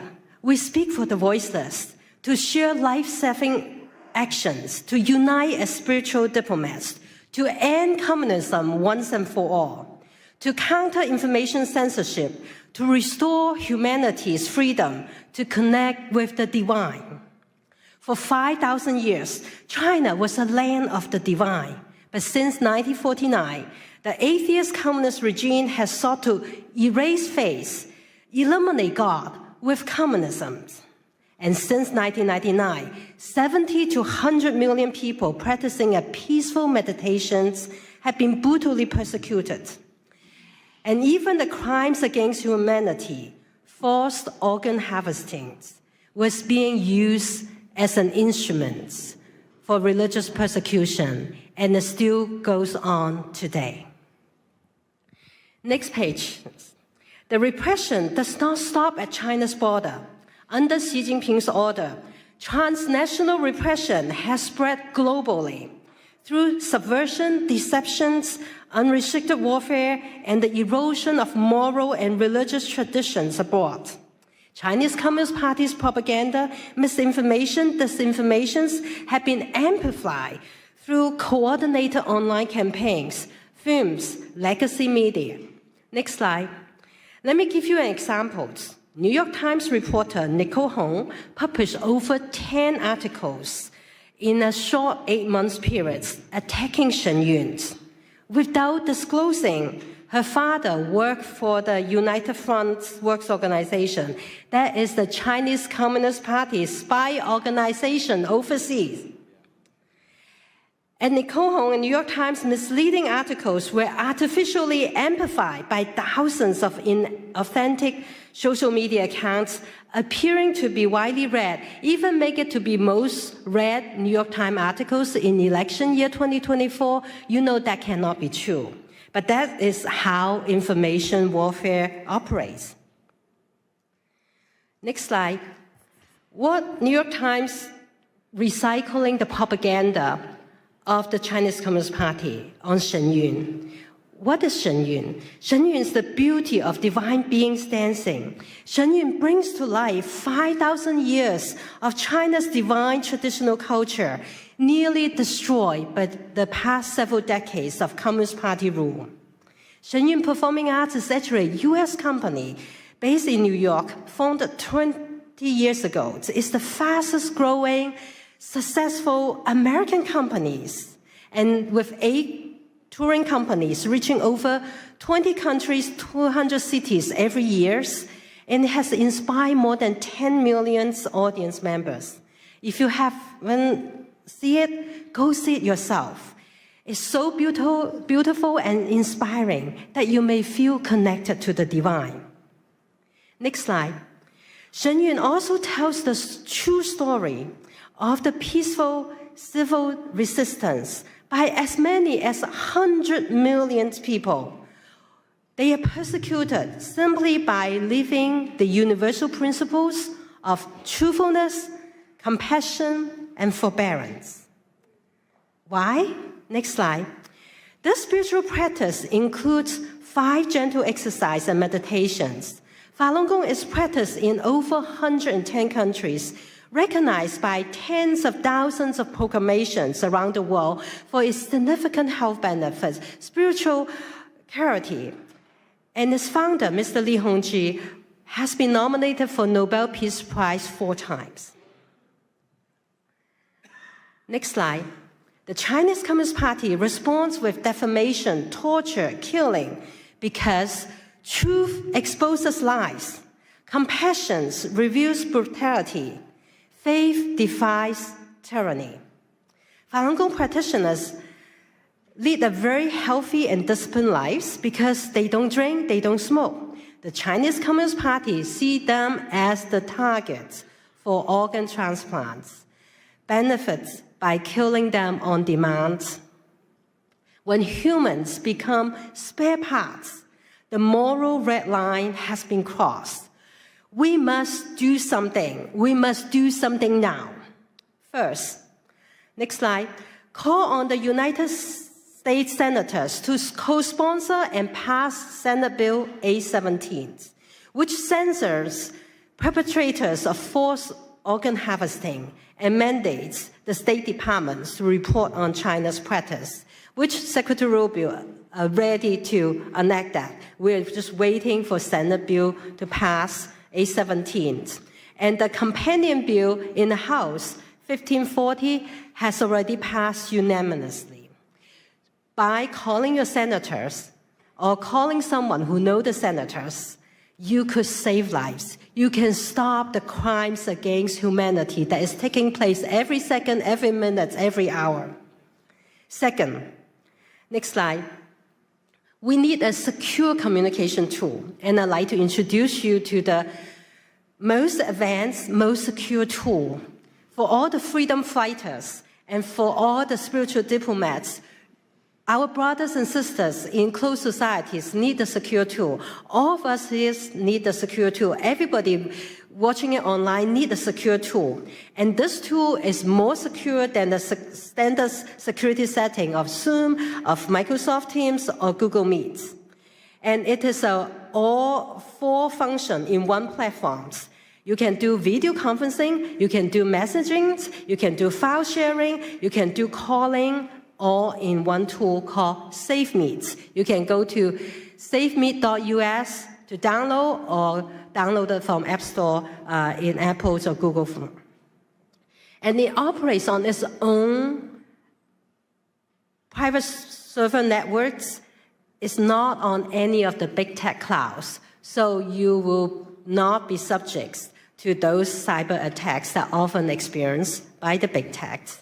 And SafeMeet uses the encryption technology that's trusted by NATO, NASA, German Department of Defense, French Interior Departments, and the United Kingdom's National Health Services. It's all free.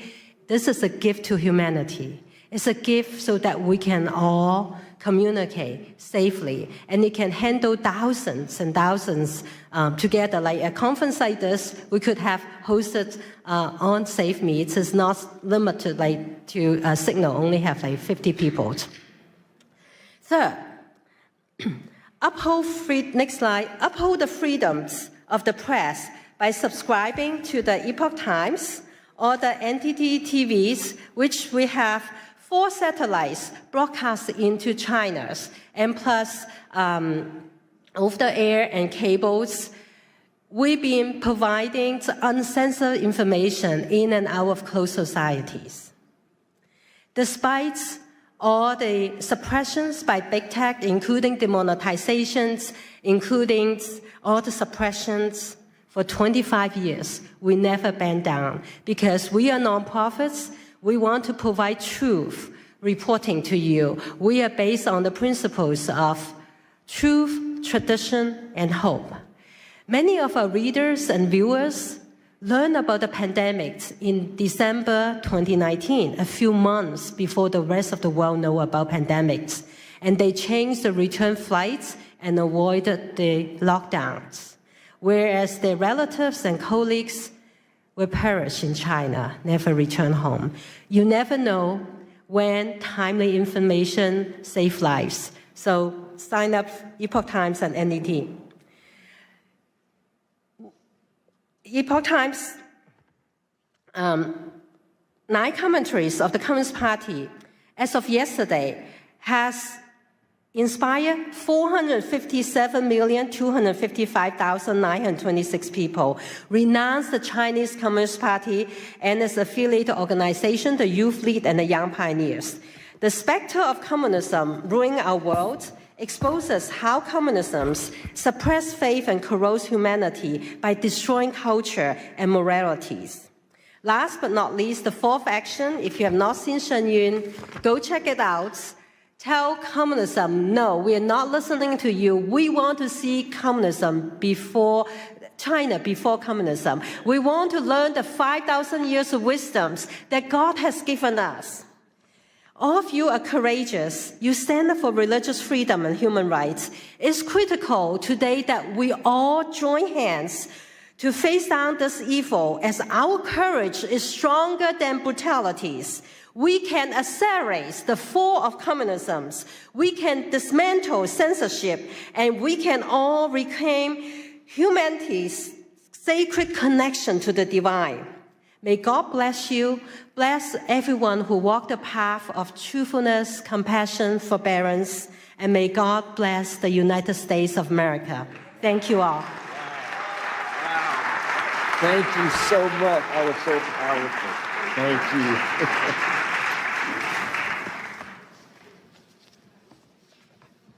Thank you. Next, I'm honored to introduce Ms. Rushan Abbas, founder and executive director of the Campaign for Uyghurs. With her own sister unjustly imprisoned by the CCP, her advocacy is personal and unrelenting. She presents unbroken Uyghur voices calling for a united interfaith response to the atrocities facing the Uyghur people.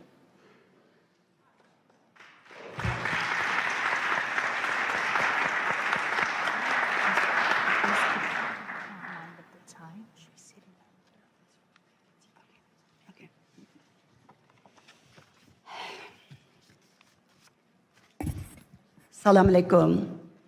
Good afternoon, everyone. It's a privilege to join you all here to this wonderful conference, an extraordinary initiative led by brave Pastor Burns to advance peace, dignity, and the freedom of belief. I speak as first-hand witness to China's religious persecution. My people, Uyghurs, in East Turkestan, also known as Xinjiang Uyghur Autonomous Region, under China's occupation. They're enduring an ongoing genocide right now because of their identity and religion. The Chinese regime brands Uyghur Muslims as extremists, criminalize normal practice, and disguise mass detention of millions of people as re-education centers. And where the Uyghurs' faith is erased and replaced with enforced loyalty to the communist Chinese government. For them, the faith is a threat to absolute control. Surveillance technologies track people who pray, attend religious gatherings, and Uyghur mothers are sent to the jail because they are teaching their children the culture and the religion. Some of them are sentenced for more than 10 years. Over 1 million Uyghur children are taken from their families, sent to state-run orphanages, where being raised with Chinese communist ideologies, forsaking their religion and religious and their cultural identities. Uyghur women are subject to forced sterilization, forced abortions. Because of that, the Uyghur birth rate dropped down to 0% to some of the Uyghurs' mostly populated areas. And the Chinese embassy is not hiding that. They're publicly, Chinese embassy here in the United States, publicly celebrated those genocidal efforts by saying Uyghur women are no longer baby-making machines.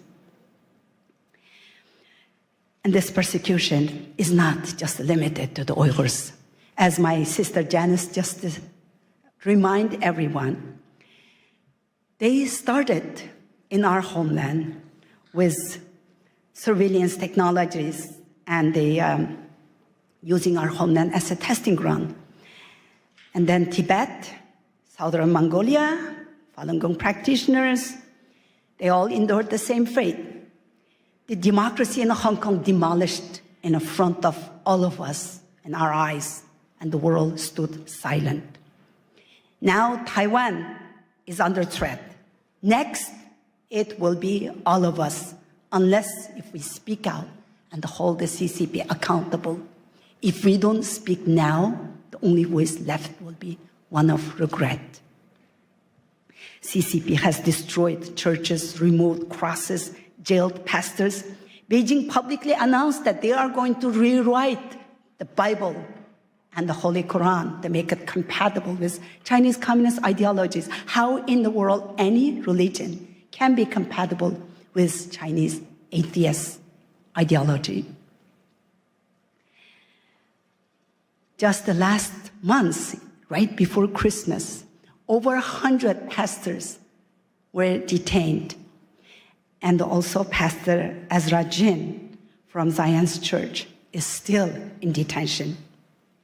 The same machinery of repression is long used against those who speak the truth, expose China's crimes, including China's transnational repression Janice just explained. And I am one of them. In September 2018, I participated in a public panel at Hudson Institute talking about the mass detention of the Uyghur people and outlining fate of my in-laws, 24 members of my husband's family, my parents-in-laws, all of his siblings, their spouses, 14 of his nieces and nephews disappeared. And when I talked about that, as an American citizen, practicing my freedom of speech in the land of the free, in Washington, they took my sister, a retired medical doctor, non-political person, just an ordinary mother and grandmother living peaceful life. They took her just 5 days after my speech to punish me. She's still in jail. 7.5 years, she's still in jail. So the Chinese government wanted to silence me and intimidate me. And what I did was I was working as the International Business Development Director, and I took lunch break when I did that speech. But then I quit my job. I became a full-time activist now. And last 7.5 years, I'm traveling around the world exposing China's crimes. Thank you.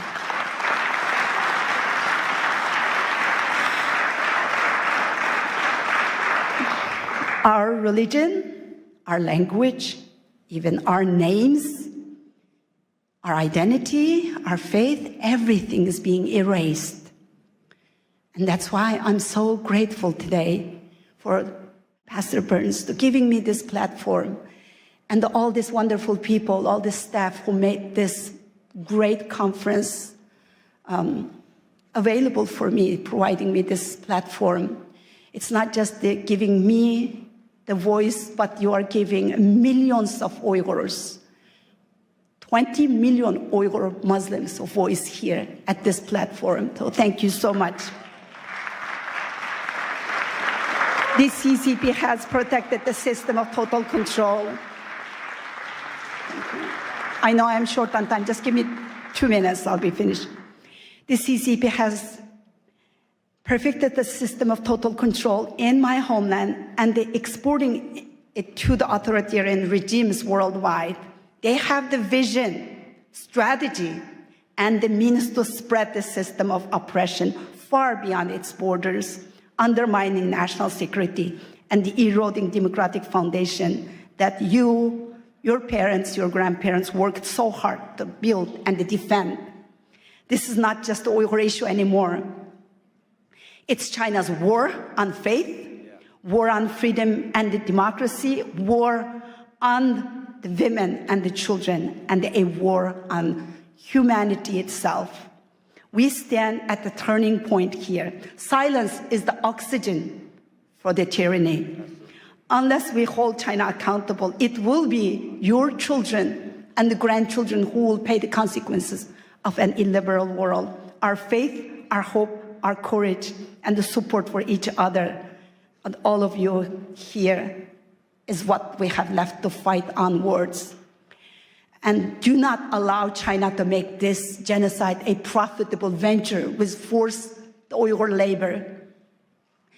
Your cotton, your tomatoes, the parts of your car that you drive, and everything you use is made by Uyghur slaves.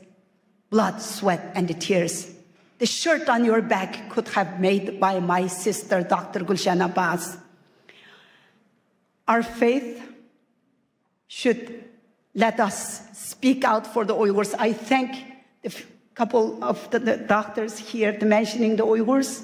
I really appreciate the people who are bringing the Uyghur issue up, and I am so grateful for Pastor Burns. Freedom survives only when we stand together against those who would destroy it. We are all responsible for what happens next. Thank you. Thank you. I want to give this book to Pastor Burns. We stand with you and your sister. Thank you so much. Sorry. Thank you. Next, I would like to introduce a delegation from Ukraine, Vitaly Arlov, co-founder of Ukrainian Week in Washington, D.C., and Alexander Ilash, Ukrainian Week in Washington, D.C. Committee, founder and chairman of Share Your Bread with the Hungry One charity in Ukraine. Good afternoon, everyone. It's a pleasure to be with you, and we just arrived yesterday to be here at this very important event, and we heard a lot about Ukraine today.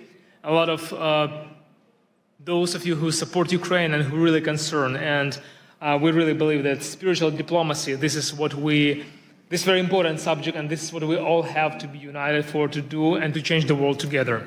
Thanks to Pastor Mark, who has been with us in Ukraine not once, and who really stays strong for Ukraine and for peace and for just peace in Ukraine. Thank you, Pastor Mark, for what you're doing for our country. Yeah, Pastor Mark, thank you very much for your support Ukraine, visiting Ukraine. Thank you for your passion. Сьогодні ми хочемо пару слів сказати саме за духовні причини тої страшної війни.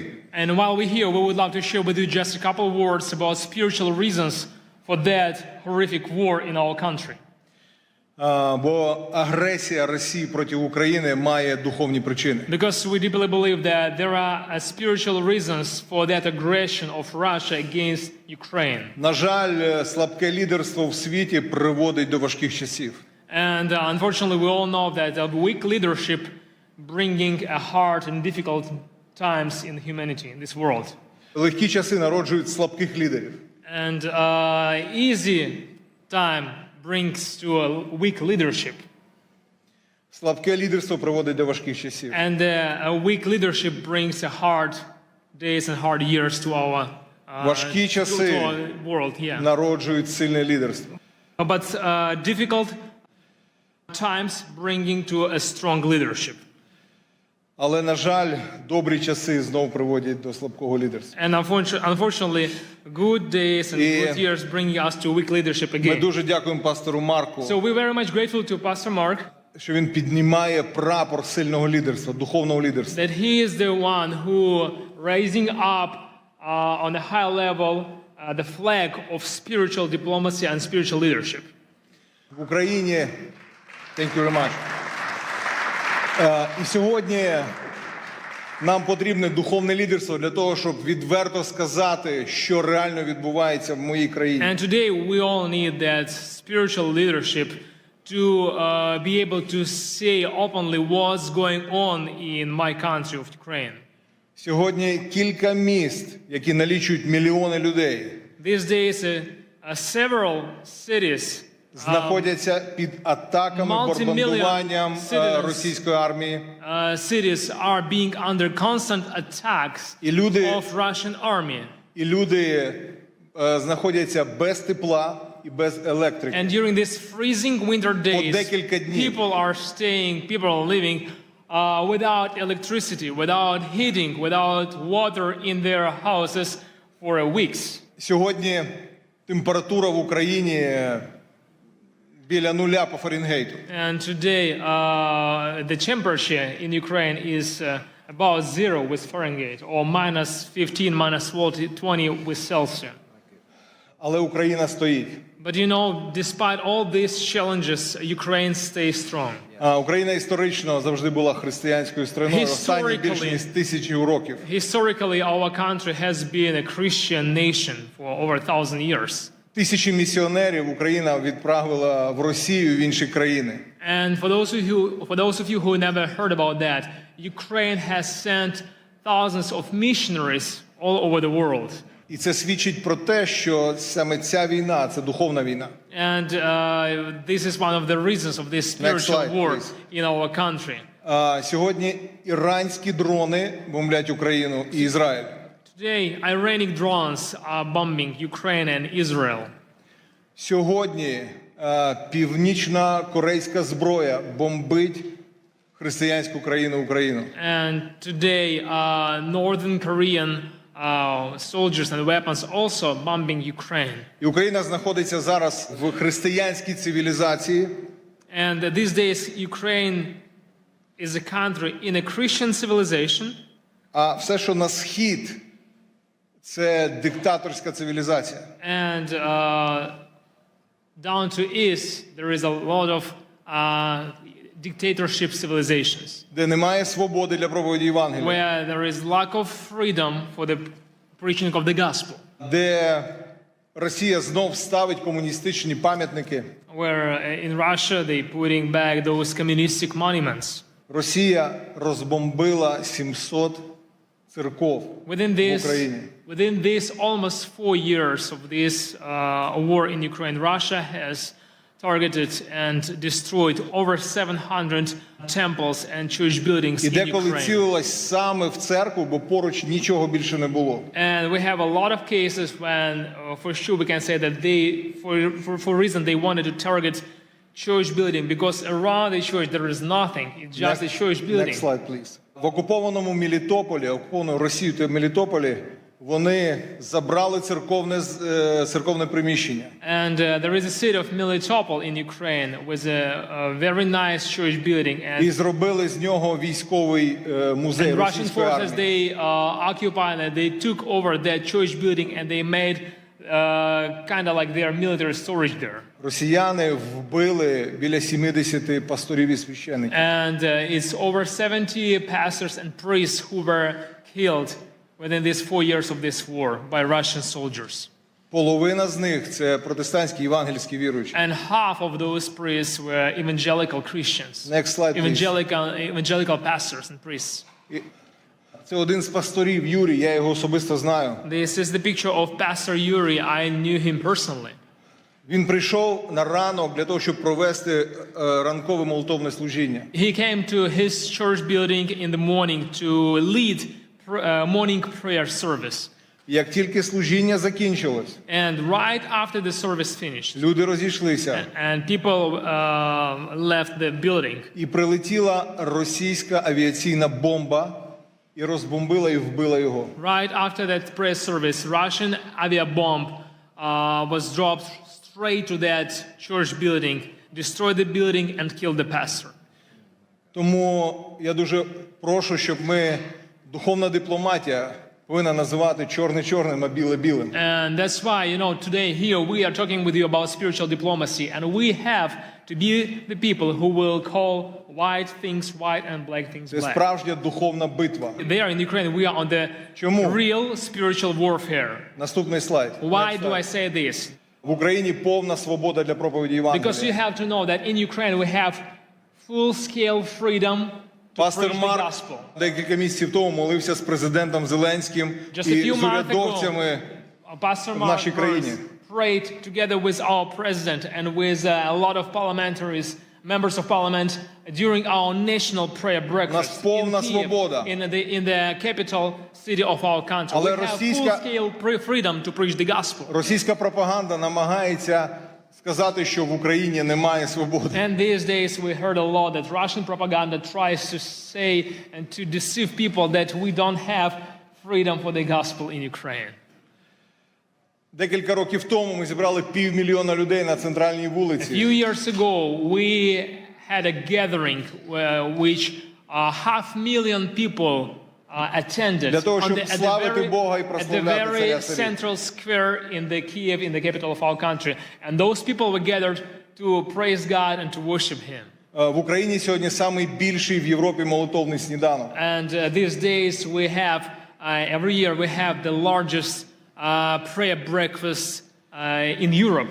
В 90 офісах державних проходять молитовні сніданки і читання Біблії. And during the year we have prayer breakfasts in over 90 locations all across Ukraine. Диявол хоче все це зупинити. You know, and the enemy, he tries to stop all of this. І дуже часто він розв'язує війни, коли відбуваються якісь стратегічні речі на цій землі. And very often we can see in the history that when some strategic things are developing for the sake of the gospel, then the war came to that place as a weapon of the enemy. Коли народився Мойсей, вбивали хлопчиків. When the Moses was born, the Pharaoh tried to kill all the boys. Коли Ісус народився, вбивали хлопчиків. They try, you know, Herod tried to kill all those boys. Коли 500 років тому в Європу пішла реформація, була війна 30 років. And 500 years ago, when Reformation came to Europe, there was a war for over 30 years. Коли 100 років назад було декілька пробуджень, Азуза Стріт, Уельс. And 100 years ago, when there was a few revivals, Azusa Street and Welsh revival, прийшла Перша світова війна і Друга світова війна. We got First World War and then Second World War. Тому, друзі, ми просимо вас підняти голос молитви we want to ask you to keep us in your prayers. І підняти голос духовної дипломатії. To raise up your voice of prayer and to raise up your voice of spiritual diplomacy. Для того, щоб зупинити цю комуністичну російську навалу. For the one reason to stop this communistic Russian aggression. І ми хотіли би кожному з вас подарувати мою книгу. And we brought this book. This is my book that we brought to give to each of you. На ваших рядах вони є. You probably have seen it on your chair. Ця книга про саме духовні причини війни. This is a gift for you from Ukraine, and this is a book about spiritual reasons for the war in Ukraine. І купа свідоцтв, що сьогодні Бог надзвичайно робить в Україні. And there inside you will see a bunch of testimonies what God has done through these 4 years of the war in Ukraine, what kind of miracles we have seen. В цій невеличкій брошурі 3 трагічних історії. And also it has a small brochure with the 3 stories of 3 families. У трьох чоловіків. 3 men. Від російських бомбардувань. 3 men who lost their families because of Загинула Russian дружина bombings. І майже всі Some of діти. them lost their wives, some of them lost their wives and kids. І якщо ви хочете більше про це все знати, If you want to get to know more about this, ми запрошуємо вас на Ukrainian Week, який буде через inviting тиждень you тут в to DC. visit, to attend Ukrainian Week here in Washington, D.C. just 1 week from now. It will be here from February 2nd till February 7th. Пастор Марк буде кей-спікером And Pastor на Mark is нашому going to be українському our тижні. keynote speaker at our Ukrainian Week in Washington, D.C. So you all invited. Yes. And Edward Graham, many congressmen and senators. We're going to have Edward Graham, we're going to have a good number of congressmen and senators who are going to be with us. So you all invited, please register and get to be with us and support Ukraine. Thank you very much. Духовна дипломатія Spiritual піднімається. diplomacy raising up here now in the United States and it's going to spread all around the world. Thank you, Mark. Thank you, God bless you, brother. Героям слава. Thank you very much to Vitaly Orlov and Alexander Milash. Thank you so much. Now we shift our focus to the protection of the most vulnerable among us, our children. Please welcome His Excellency Ambassador Lazaro Nilandu, a distinguished Tanzanian diplomat and former cabinet minister, who will discuss the critical work of protecting children in Tanzania and securing their future. Thank you so much. Thank you. Thank you. Thank you. Good afternoon, everyone. Pastor Mark Barnes, God bless. It was a pleasure having a chance to speak with you over the phone the other time, and I can see you now. I wish to recognize congressional leaders, some of whom had spoken before, spiritual leaders who are here. Ladies and gentlemen, it is indeed my great honor and singular privilege to speak before you on the subject of shared responsibility which we have before God and humanity, which requires all of us, one, to take care, to protect, and above all, to give the most love to the most vulnerable. And these are children who, some of them may be in harm's way anywhere in the world. As a diplomat myself and as advisor to my president, Dr. Samia Suluhu Hassan, it is befitting that I bring to you greetings from Madam President and share with you her deep belief that the safety of children anywhere is our God-given responsibility and a noble duty upon which our humanity and our human conscience and belief are measured.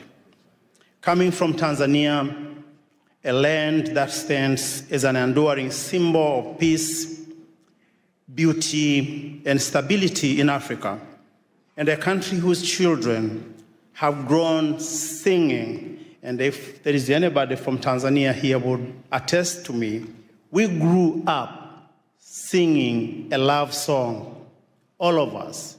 It said, Tanzania, nakupenda kwa moyo wote. Ninapokwenda safarini, kutazama maajabu. And it was speaking rather about people and children who had no home, who had no place to go. Tanzania would be a country that welcomes them all, give them home, give them refuge. And these melodies and lyrics have defined who we are as a nation, spoke then and now that suffering children are safe in God's hands, and we the people remain his instrument of sharing his grace, his care, his protection, and enduring love for all of the children of our world.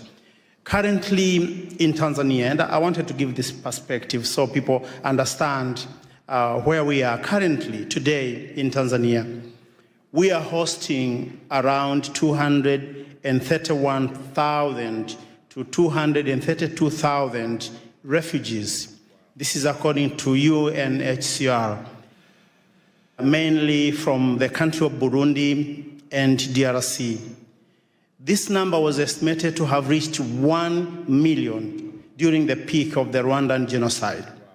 Thousands of children, mostly those escaping brutal reality of harm, wars, and fear, have crossed into our country, into our borders, to find a home, to find love, and to find families. Tanzania has continued its open arm policy in shielding children and persecuted persons from neighboring countries and allow them to share in our endowed heritage, the hospitality of our warm-hearted people. And if you ever come to Tanzania, you find love in the street. You find joy in the street. There is something in the air when you walk the nights in the cities like Dar es Salaam and other places. The vast opportunity brought by our beautiful country, we have opened the door and arms for those that are in harm's way. Ladies and gentlemen, sometimes, and of course it does happen, bad actors have taken advantage of this generosity and access given to people from all around the world who wish to extend a helping hand in support of children in need across our land and, of course, across our continent. We had a story recently that Pastor Mark and I shared.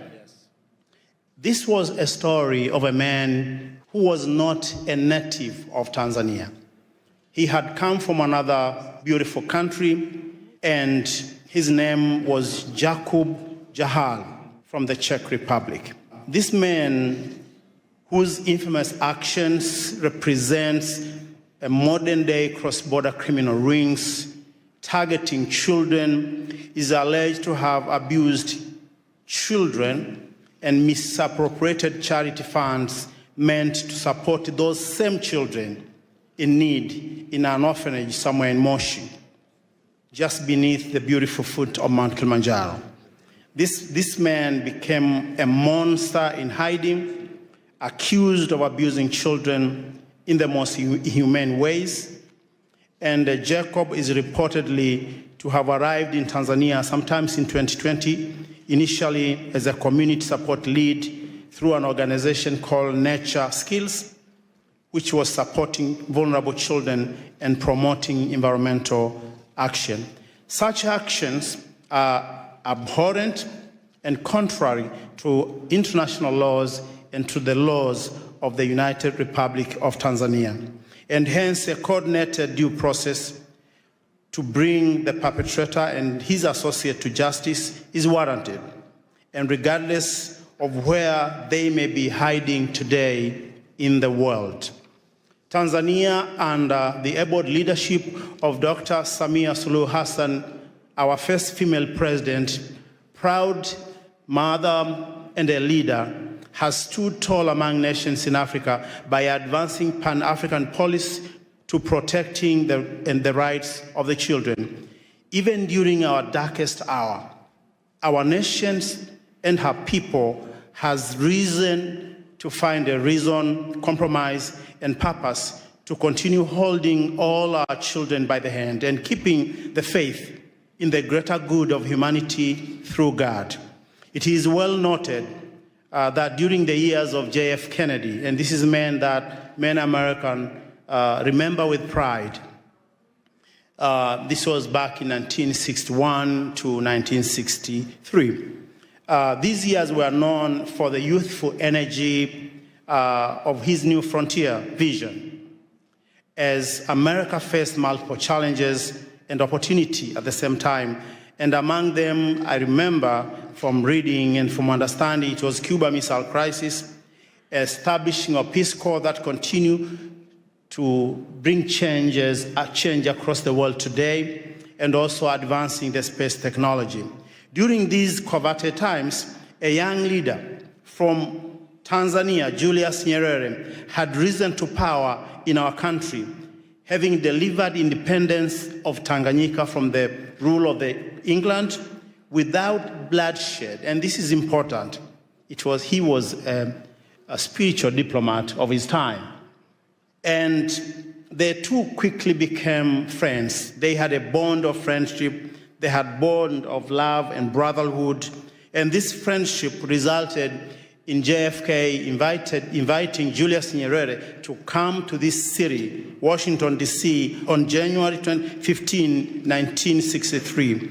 Among other things that they discussed was making the children of Africa and the children of Tanzania an endowment that we will all be proud. They discussed, among other things, the children's safety that would be the epicenter and foundation of Tanzania and U.S. relationships that have endured today. The welfare of Tanzanian school children, as I said, was among things they discussed then in 1963. Ladies and gentlemen, at such times as these, interfaith dialogue must continue to build trust. Where politics alone cannot, humanity is brought together in shared values and perspectives. The unity among faith communities is essential in addressing today's global challenges, the safety of children included. It is our sacred duty and shared responsibility to go beyond the call of duty, anything that we are, that we believe, that we want to do, to making sure the freedom of religion, the beliefs, and the faith is protected for all, because this is foundation upon which we can have societies that are strong.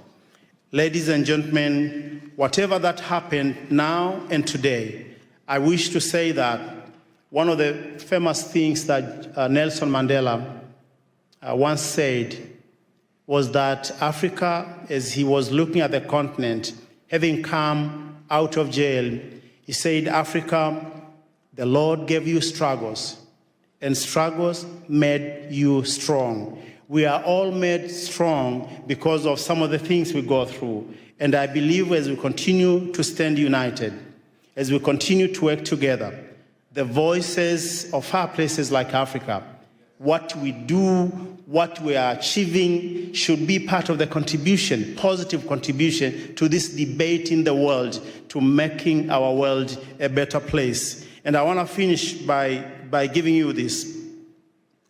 Someone somewhere in Africa continue to believe we do have that African dream to be a better people, to be loving, to open our hands to the rest of the world. We are over 54 different countries speaking hundreds upon hundreds of languages, but yet when you visit the continent, even places where you may not have heard, there is love in the air. If you come to Tanzania, if you come to places like Arusha, Mount Kilimanjaro, and you go to just ordinary folks in the villages, you find love in the air. We would like to have this love continue to unite our world as we continue to be free people, working for the whole world and uniting all our perspectives for the greater good. Thank you, and thank you for listening. Thank you.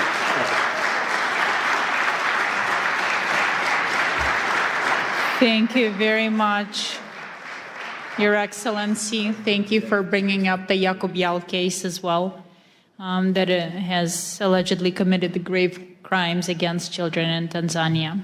That is devastating, and I'm glad you're looking into it. And now it is my pleasure to introduce Congressman Joe Wilson, representing South Carolina's 2nd Congressional District, a long-serving member of the House. He brings extensive experience on national security and foreign affairs, as currently serves as the co-chairman of the U.S. Helsinki Commission, advancing human rights and democratic values around the world. Congressman, it is a pleasure. Thank you. And ladies and gentlemen, and champions, as I look out to see so many champions of religious freedom, I just want to thank you for your success. And indeed, Pastor Dr. Mark Burns has just done such a great job organizing. He also has another identification. He is a friend of somebody named Donald Trump. Aside from that, and so, but the bottom line truly is that I'm grateful to be here, and we're from the same state, South Carolina, and he's from the upstate now. That's where the money is. That's where they make BMWs. But I'm from the lower part of the state, and actually I was born in the holy city of Charleston, South Carolina. And with that in mind, the reason it's called the Holy City is because of the number of churches. And the people living together and serving together. And so we have virtually a church on every corner. And so it's really exciting because most of the churches are from denominations or from people who had to, were expelled or flee from other countries. And so from that, what an example indeed South Carolina, the United States is. And that is, and for example, I grew up in the First Scots Presbyterian Church. And I want you to visit Charleston, the only church in North America with the seal of the Church of Scotland on the front in stained glass. And so the reason the Scots, my ancestors, came is because they were expelled from the villages in Scotland because the landowners realized that they could make more money growing sheep than having people to support. And so they actually expelled the population. And I'm very grateful that my ancestors came to South Carolina. Additionally, also my family is French Huguenot. They too were expelled from France and came to the United States. And I'm really grateful the only functioning French Huguenot church in North America is in Charleston. So please come by and visit. Beautiful church. And the significance of that is our country benefited, again, from having people come to our country to realize freedom and liberty. As I tell you about French Huguenots, I was working with patriotic organization. Somebody that Pastor Burns really appreciates is the Swamp Fox, Francis Marion of the American Revolution. He was a Huguenot. And so I was working to help raise money for a statue here in Washington. And I kept telling people, hey, this is exciting now. We'll finally have a statue to a Huguenot in Washington. After a couple of years, somebody said, Joe, you're wrong. There are statues to a Huguenot in Washington. I said, well, who? George Washington. So hey, who would ever imagine putting all this together, that our country indeed has benefited from religious freedom? And then flash forward, I'm really grateful that in Charleston, South Carolina, at the time of the American Revolution, the largest Jewish population in the New World was in Charleston, South Carolina. That was real news to people from New York City. I'm educating them. And also the first provincial constitution to recognize Judaism as a religion was the provincial constitution of South Carolina. The first Jewish American elected official was in the Provincial Assembly of South Carolina. And the first Jewish American killed in the Revolution was in Charleston, South Carolina. So that's the environment I grew up in. And then flash forward, I've really had such a great opportunity to work with so many different communities, and in particular, I've been working with the Hindu community. And as a real estate attorney, I worked with Indian Americans buying hotels and motels in the United States, and particularly in South Carolina. And flash forward, they now have a majority of the hotels are owned by Indian Americans. Additionally, the Indian American community at 6 million people, of Hindu faith, a substantial number of Christians now, but they are elected to public office. We know that, Governor Nikki Haley. We're really grateful for the success. And then you can see their success. Who would ever imagine FBI Director Kash Patel? And hey, who would imagine the Second Lady of America, Usha Vance? And so the Indian American community has just been so successful. And in particular, I was grateful to be with President Trump in Houston to welcome Prime Minister Modi. And at that welcome program, it was clear, Pastor, that we were with the largest assemblage of millionaires in the history of the world. 40,000 people were there.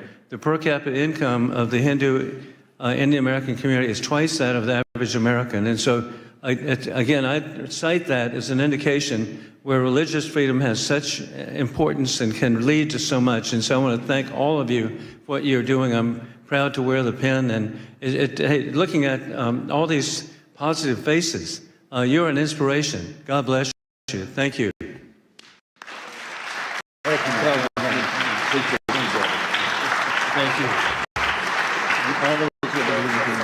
Thank you so much. Thank you very much, Congressman, for stopping by. Thank you for your time. And now let's continue. I'm pleased to introduce Ms. Vicki Reese, the founder of Joy of Mom, a global movement reaching millions of families. She brings the conversation to the heart of the family unit with her topic, Spiritual Diplomacy Begins at Home. She explores how motherhood and compassion are the first steps on the path to peace.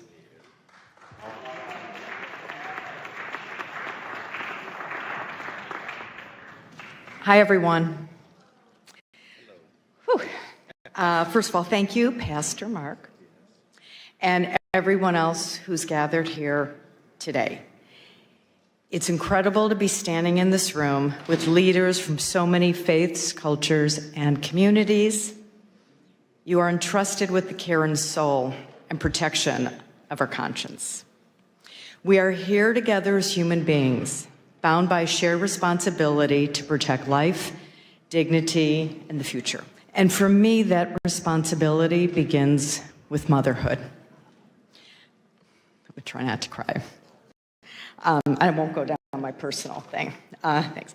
Long before a child ever encounters policy, ideology, or power, they encounter a mother or someone who mothers them, someone who teaches them how to calm themselves when they're overwhelmed, how to repair after harm, how to live with honesty and integrity, how to know right from wrong, and how to care for another human being.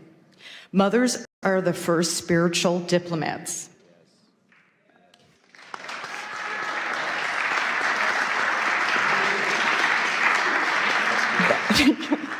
That our children will ever know. I think that was the most important thing I could say out of this. In kitchens, in classrooms, in car rides, in quiet moments, mothers teach empathy, accountability, courage, and compassion in action. They are not soft skills. They are the foundational skills of peace. This is why spiritual diplomacy cannot be separated from maternal wisdom. Shifting. Because peace is not enforced from the top down, it is formed from the inside out. Wow. When mothers are supported, heard, and connected, families stabilize. When families stabilize, communities heal.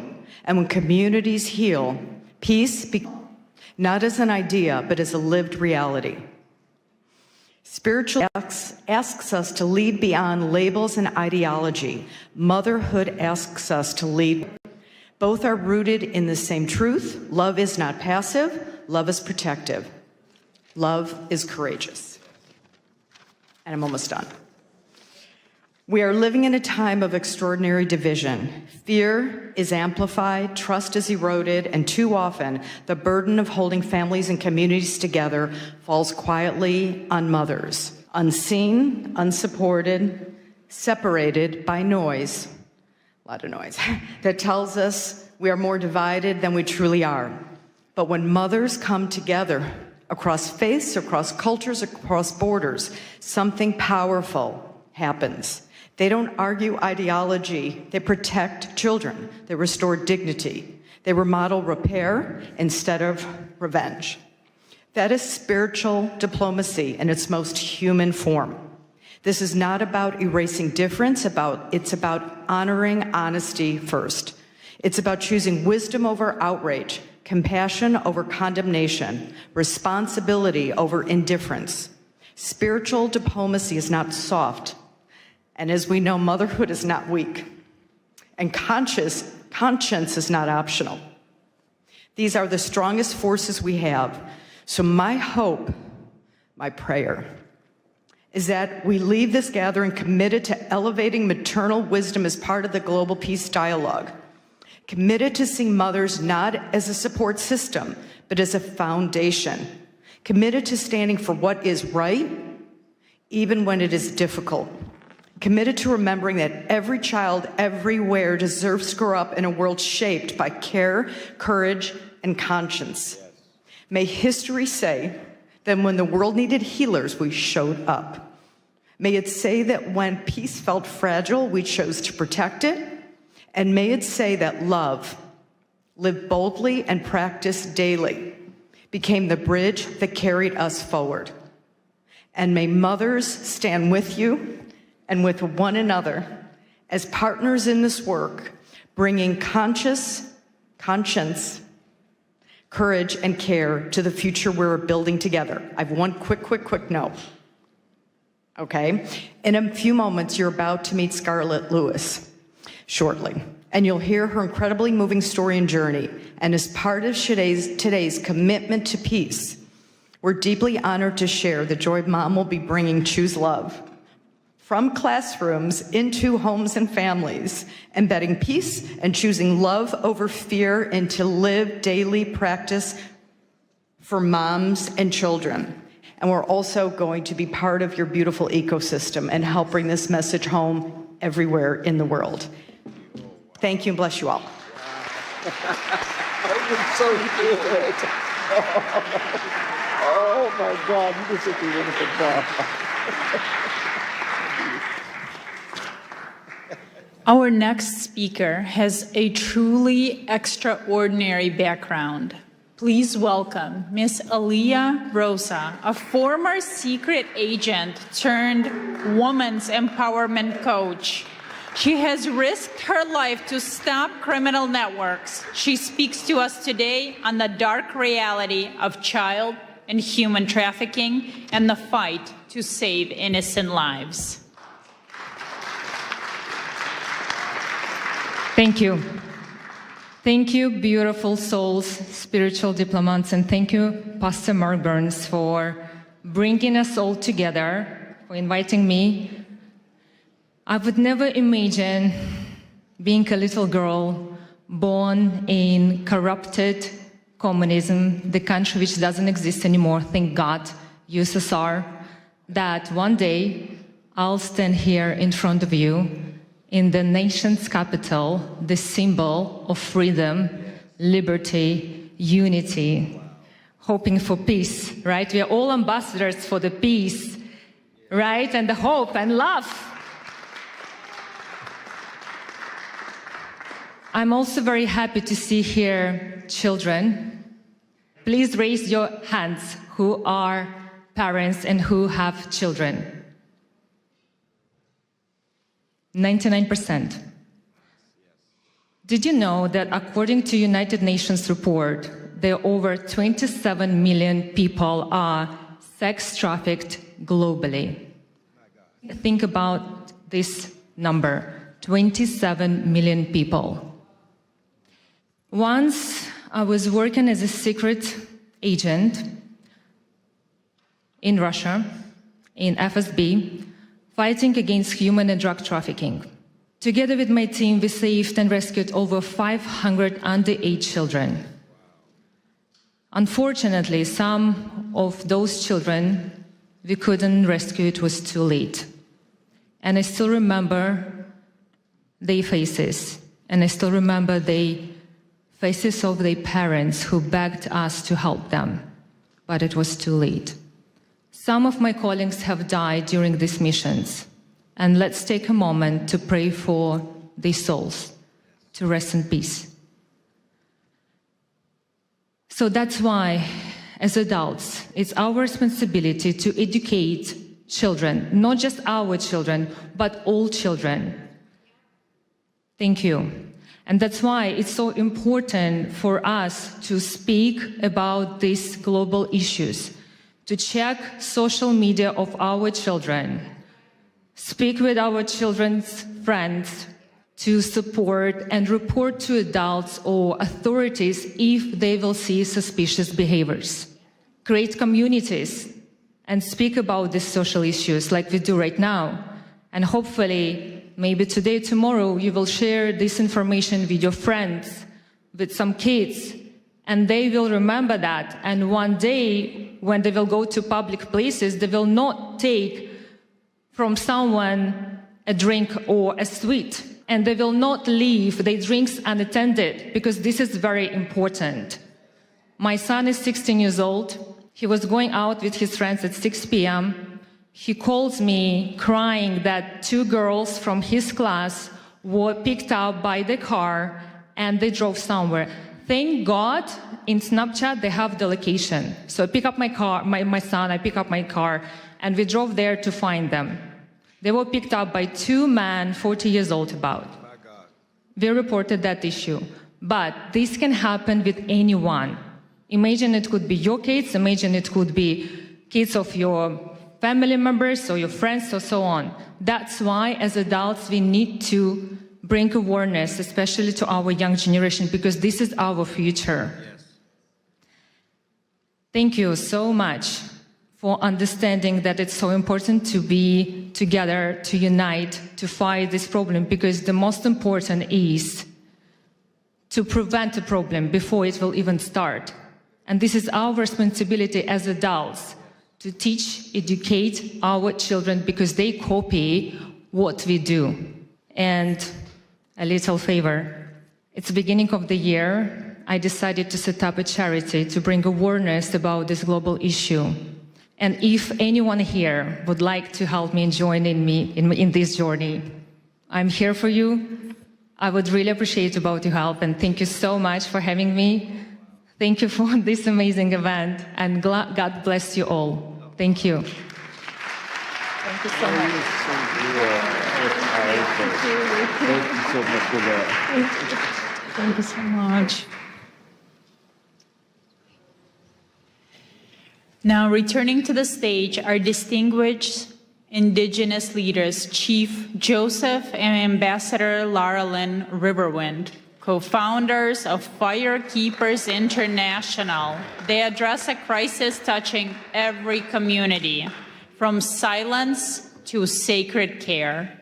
They will share how faith leaders must respond to the youth mental health crisis. I knew you were going to make us follow either Dr. Burns or the secret agent. Thank you for Pastor Burns for bringing a microphone to the indigenous voice. It's an honor and blessing. Thank you. She sits on her bed behind a locked door in a dark room. Mascara-stained tears streak her cheeks as she watches blood drip from her arm. This self-inflicted wound, vying for space among many others. Next time it will be deeper. She says. Next time I'll go all the way. And just like that, ideation becomes a painful plan. Statistically, before this gathering ends, a depressed and hopeless Native American will take his or her life. But God. Taigwe, Oma Bahari, da kakasike guasabara mahura, da katais boriken ota danaboria yaya ota kasike bosibakan. Good day with respect and honor to all the dignitaries that are here. I am Chief Joseph Riverwind, Ward Chief of the Arawak Taino tribe of Puerto Rico, the tribe of first contact. I'm also a servant of Yahweh, the supreme spirit of all spirits and a disciple of the great chief cornerstone, aka Rabbi Yeshua. Shio, ganik di layalene ekwani unole dakudoa, chijalagi kenusida, dohi gesesti. Hello, I am Dr. Larlin Riverwind, the ambassador of the Georgia tribe of Eastern Cherokee.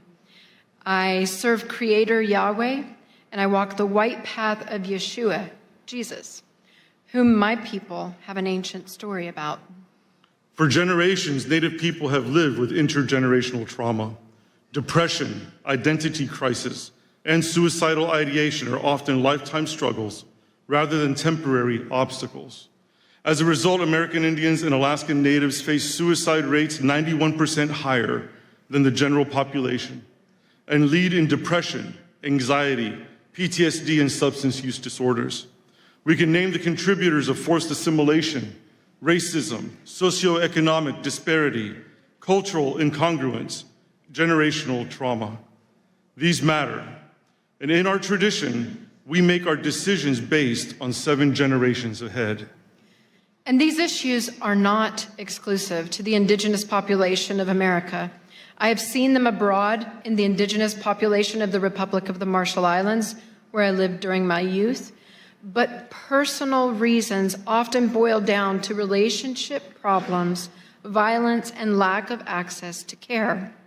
Yet each of us must make and take the responsibility for our own mental health. Healing is not accidental. It takes time, faith, hard inner work, wise counsel, humor, and miracles.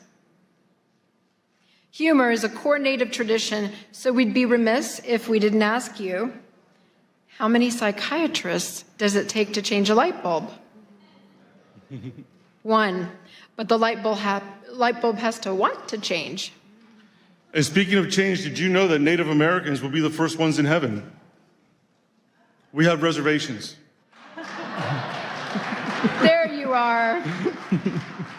Jeremiah 29:11 declares, "For I know the plans I have for you," says Yahweh, "plans to prosper you and not to harm you, plans to give you hope and a future."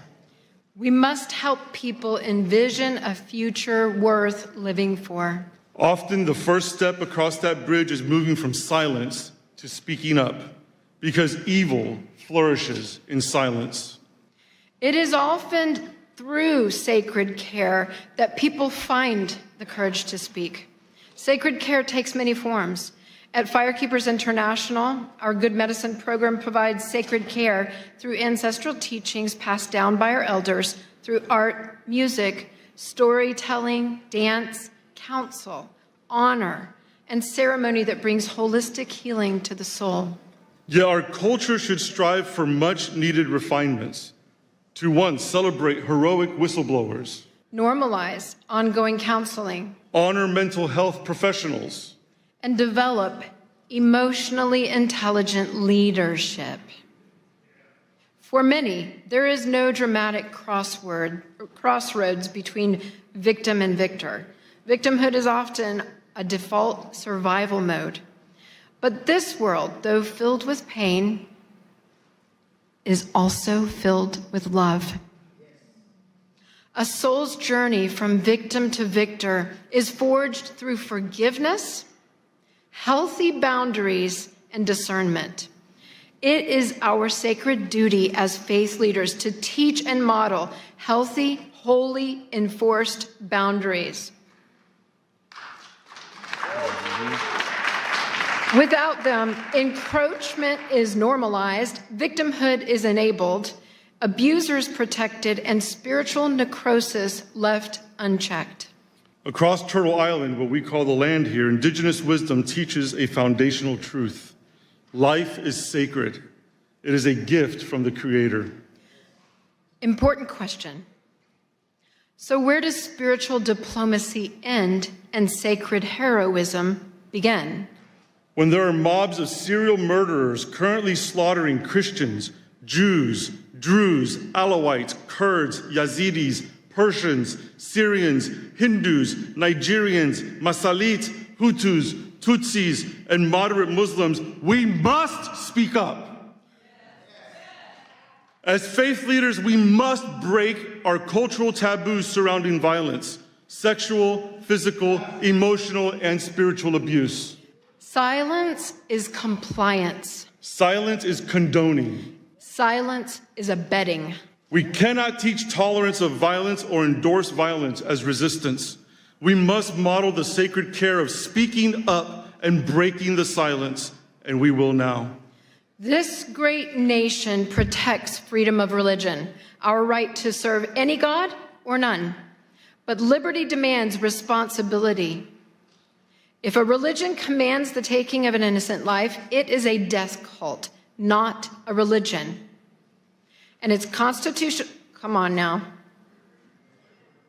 It is a death cult, not a religion, if it says, take innocent life. Got a few of you. And its constitutional protections then are null. Speech defining holy versus profane is protected, but breaching physical boundaries to commit violence is not.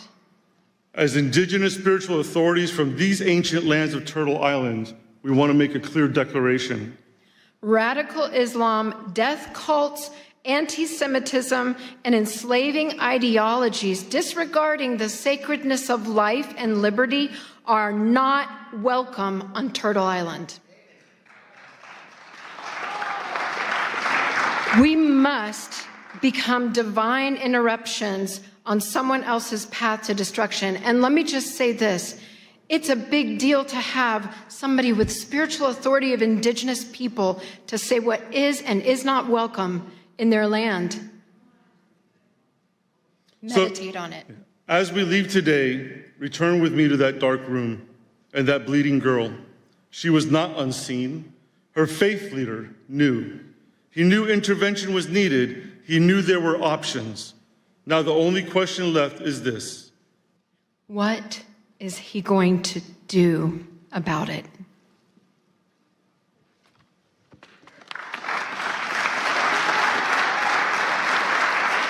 Thank you very much. Our next speaker turned an unimaginable tragedy into a global message of hope. Please welcome Miss Scarlett Lewis, mother of Jesse Lewis, who was lost in the Sandy Hook school shooting tragedy, and founder of the Choose Love Momentum. She speaks on school safety and child protection, advocating for a path of love over fear. Thank you. Thank you. I want to thank everyone for showing up today as boots on the ground soldiers, capital S-O-U-L, soldiers of love, spreading this message because that's exactly what we're doing. Hope and peace live and grow in this room. I can feel it. Thank you. I want to begin with a simple truth. When we talk about peace, diplomacy, or global stability, we're not talking about ideas. We're talking about lives. We're talking about our children. We're talking about what happens when love breaks down and compassion is absent. I know this not as a theory, but as a lived reality. 13 years ago, my 6-year-old son, Jesse, was murdered in his first grade classroom at Sandy Hook Elementary School, alongside 19 of his classmates and 6 educators in what is still the worst mass shooting in U.S. history in an elementary school. That morning, he walked into school like millions of other children do every day, trusting the adults in his life would keep him safe. What happened next is difficult to hear, but important to say out loud.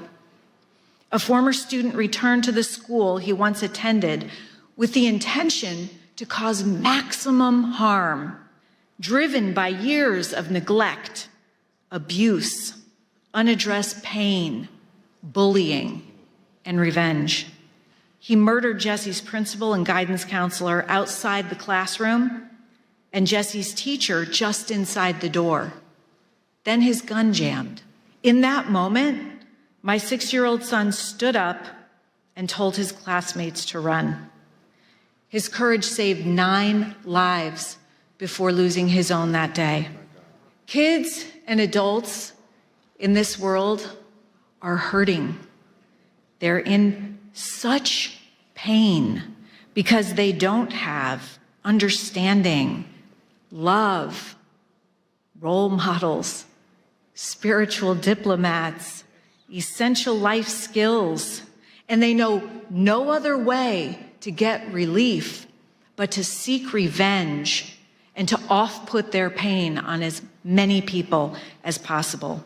In fact, we know that through the latest science, revenge is the cause of all bullying, all violence, and all wars. We also know what the solution to revenge is in the brain. What stops the pain and the hurt is forgiveness. And we know we can teach forgiveness as a skill. In fact, we're doing that. The fact is that 100% of school shootings are preventable, as is the vast amount of suffering that our children are experiencing today. God is love. And when we bring love into our schools, we address the root cause of the pain and suffering that lead to what the Department of Homeland Security says the pathway to violence is: attack end. This is where we have been focusing our attention. After the fact, too late, focusing on the problem, always a step behind, learning from mistakes. We need to adjust our focus to the grievance end, to before the grievance, and give kids the skills and tools they need to be refined by the pain rather than be defined by it. After the tragedy, I was faced with a choice, one every human being faces, whether on a global stage or in a private moment of pain. I could live from fear, anger, and blame, or I could choose love. I chose love, but I'll tell you what, it wasn't my idea. When I came home to this little farmhouse that I shared with my 2 boys as a single mom, I found a message that Jesse had written shortly before he died. He wrote 3 words: nurturing, healing, love. I knew that those words didn't come from Jesse. They were a divine message that came through him, and that was the solution. And then and there, I dedicated my life to spreading this message in schools, homes, and communities around the world. Choosing love does not mean excusing what happened or denying justice. It meant refusing to let hatred take another life, starting with my own. Forgiveness was my response, not because it was easy, but because it was necessary. I realized that if anger consumed me, violence would continue to win. And we cannot afford that, not in our homes, not in our communities, and not in our world. We know that hurt people hurt people. Yeah. If we could hear that cry for love sooner and respond, much of the suffering that leads to violence, addiction, mental illness, even war could be prevented. It's called proactive prevention, preventing the suffering that leads to violence and despair, and it's possible. What happened at Sandy Hook did not begin with a gun. It began with pain that left unaddressed, with disconnection, with humanity forgotten. And violence is always the final symptom of something deeper. Across cultures, faiths, and nations, our children are showing up with the same signals: bullying, mental illness, despair, addiction, suicide, violence. These are not separate crises. They're signs that love is breaking down and compassion is absent. Everything can be seen as either an act of love or a cry for love. It's our moral duty to answer that cry. And here's the uncomfortable truth. We cannot legislate our way out of this. We cannot blame or argue our way out. We cannot outsource or off-put our own responsibility. Peace begins with us. We can't wait for someone else to fix it because there is no one else. And it turns out love is a skill that can be taught and practiced, and this makes it available for everyone. I created the Choose Love movement to teach how to choose love as a thoughtful response in every situation, circumstance, or interaction, especially the hard ones. At its core is a simple understanding. Every day we choose love or fear, and the outcomes of these decisions look dramatically different. We were created in love, but our brains are wired to defend us and thus attuned to fear. Having these essential life skills enables us to have the courage to face pain, grow, and be strengthened by it, and not pass it on. And as Vicki from Joy of Mom mentioned, our work doesn't stop there. We're honored to bring Choose Love from classrooms into homes and families with Joy of Mom, because the home is where peace is practiced and the next generation is shaped. We can't always choose what happens to us, what someone else says or does, but we can always choose our response. When we choose love, even in the face of hatred, we reclaim our true, authentic power as humans, our self-control and our humanity, because the opposite of love is not hate, it's fear. When we understand this, we can look upon hate as suffering and with compassion. This is the work of spiritual diplomacy. It's choosing to see people not as enemies, but as human beings. It's responding to fear with courage, the same courage Jesse showed that lives inside every single one of us. It's replacing judgment with compassion and hearing the cries for loving action all around us. It's understanding that every thoughtful response rooted in love creates safety, locally and globally. Our children are learning how to respond to conflict by watching how we do it. They need leaders, spiritual diplomats, who understand that peace is not passive. It is active, it is courageous, and it is a choice. Spiritual diplomats must exist because the world is aching for moral clarity. When humanity disconnects, our children suffer. And every act of love, no matter how small, restores hope and reduces fear. The courage to spread nurturing, healing love is why we're here today. This is why spiritual diplomacy matters, to teach our children to be spiritual diplomats. And this is why the work you're doing and we're doing together is so urgently needed today. Thank you for choosing love. This is Jesse's favorite tale. Thank you so much. Oh my Wow, that was so beautiful. Yeah, we see it. You're so great. Seriously. Thanks for giving us courage. And now we are honored to receive a special address from His Excellency Caleb Mutfeng, the Executive Governor of Plateau State, Nigeria. Through his video address, he speaks to us today on promoting peace and liberty amidst global challenges, sharing a governance vision anchored in justice, mercy, and the sanctity of human life. Distinguished faith leaders, policymakers, members of the United States Congress, diplomats, and esteemed guests from all around the world, I bring you warm greetings on behalf of the good people and government of Plateau State, Nigeria.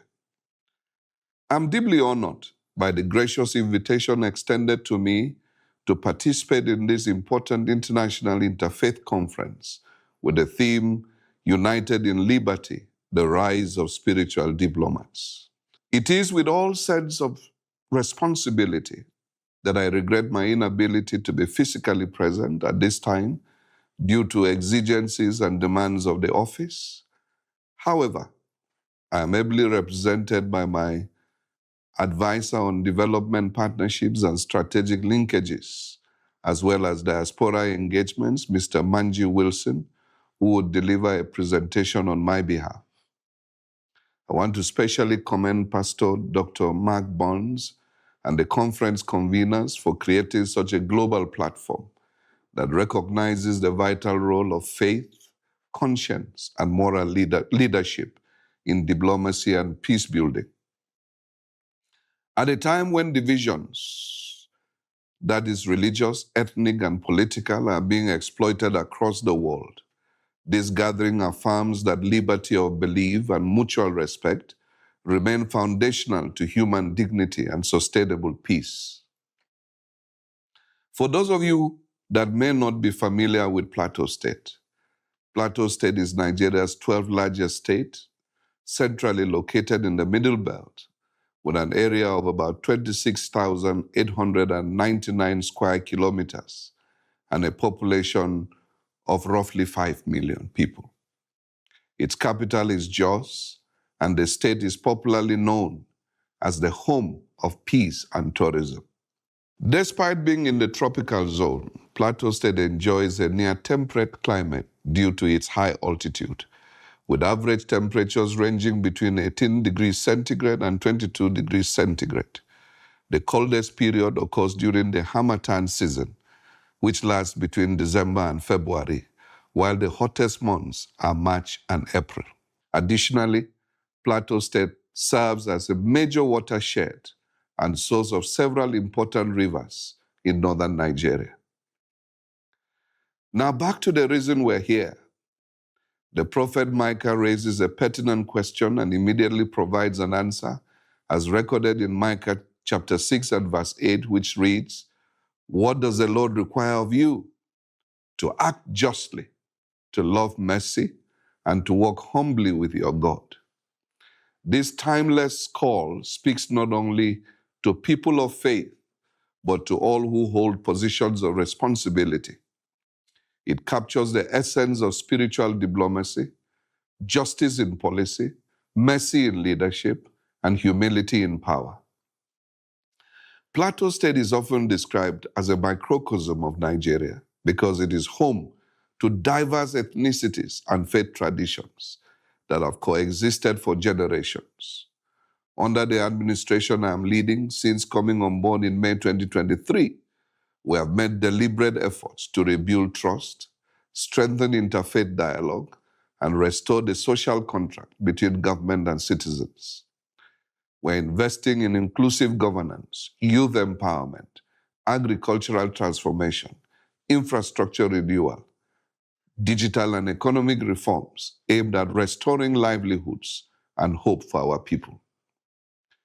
However, it will be incomplete and indeed dishonest not to acknowledge the grave challenges we continue to face, especially with regards to the persistent attacks by violent extremists and criminal elements that have led to the loss of lives, the displacement of tens of thousands, and the destruction of communities. Christians and moderate Muslims alike have been targeted, and internally displaced persons, including women, children, and the elderly, continue to bear the heaviest burden. These are not merely security issues, they are moral issues that test our collective commitment to freedom of belief and the sanctity of human life. Yet we refuse to surrender to despair. Our response has been anchored on justice, compassion, reconciliation, and development. We believe that peace is not sustained by force alone, but by improved socio-economic opportunities, equity, and dignity. This for us is reflected in the books of Matthew 5, verse 9, "Blessed are the peacemakers," and Romans 12:18, "If it is possible, live at peace with everyone." It is therefore my earnest appeal that this conference catalyzes meaningful partnerships with governments, faith institutions, development agencies, and the diaspora to as well support our modest efforts in humanitarian relief for displaced communities, strengthen peace-building initiatives, investments in education and livelihoods, enhance healthcare provisions, rebuilding and resettlement of affected communities, and amplify global advocacy for religious freedom. Plateau State stands ready to engage as a partner for peace, development, and interfaith cooperation. It is my earnest belief that together as spiritual diplomats, united in liberty, we can transform shared values into shared action and prosperity for our people. As I conclude, let me mention that Plateau State is open for engagements as well as explore areas of cooperation and interests. As a government, we are dedicated to creating an enabling environment for all our partners. As Chief Executive of the state, let me assure you of all the political will and support as you consider a partnership with us towards making a difference for humanity. By God's grace, I intend to be in Washington the first week of February and attend the Presidential National Prayer Breakfast. I will be delighted to meet with some of you that will be in DC at that time towards deepening our relationships and partnerships. My advisor, Manji Wilson, who is on ground, will coordinate on this and make meeting arrangements. Thank you for your attention, and may our collective efforts advance peace, justice, and human dignity across nations. God bless you all. God bless Plateau State. God bless Nigeria. God bless the United States of America. Thank you.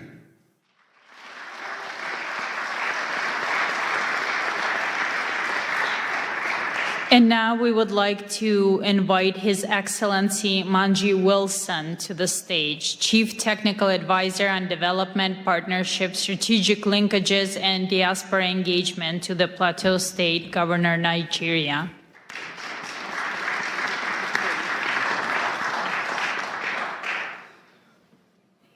Good evening, everyone. I know it's been a long day, and we are all loaded with all the information we've received from various speakers, so I wouldn't take much of your time, considering also that His Excellency has also delivered a speech.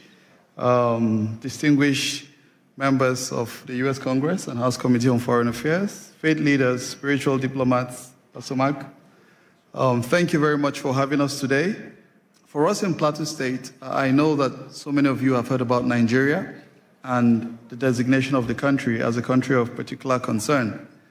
And I would say that one of the major reasons that Nigeria has been on the map is because of Plateau State.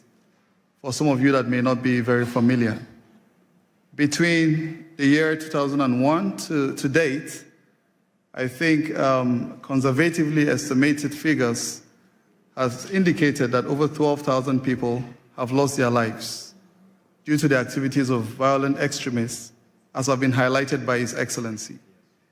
One of the most difficult moments for us when we came to office in 2023 was in December, And I remember quite well on the 23rd of December, when we were preparing for Christmas, people were making all the necessary arrangements.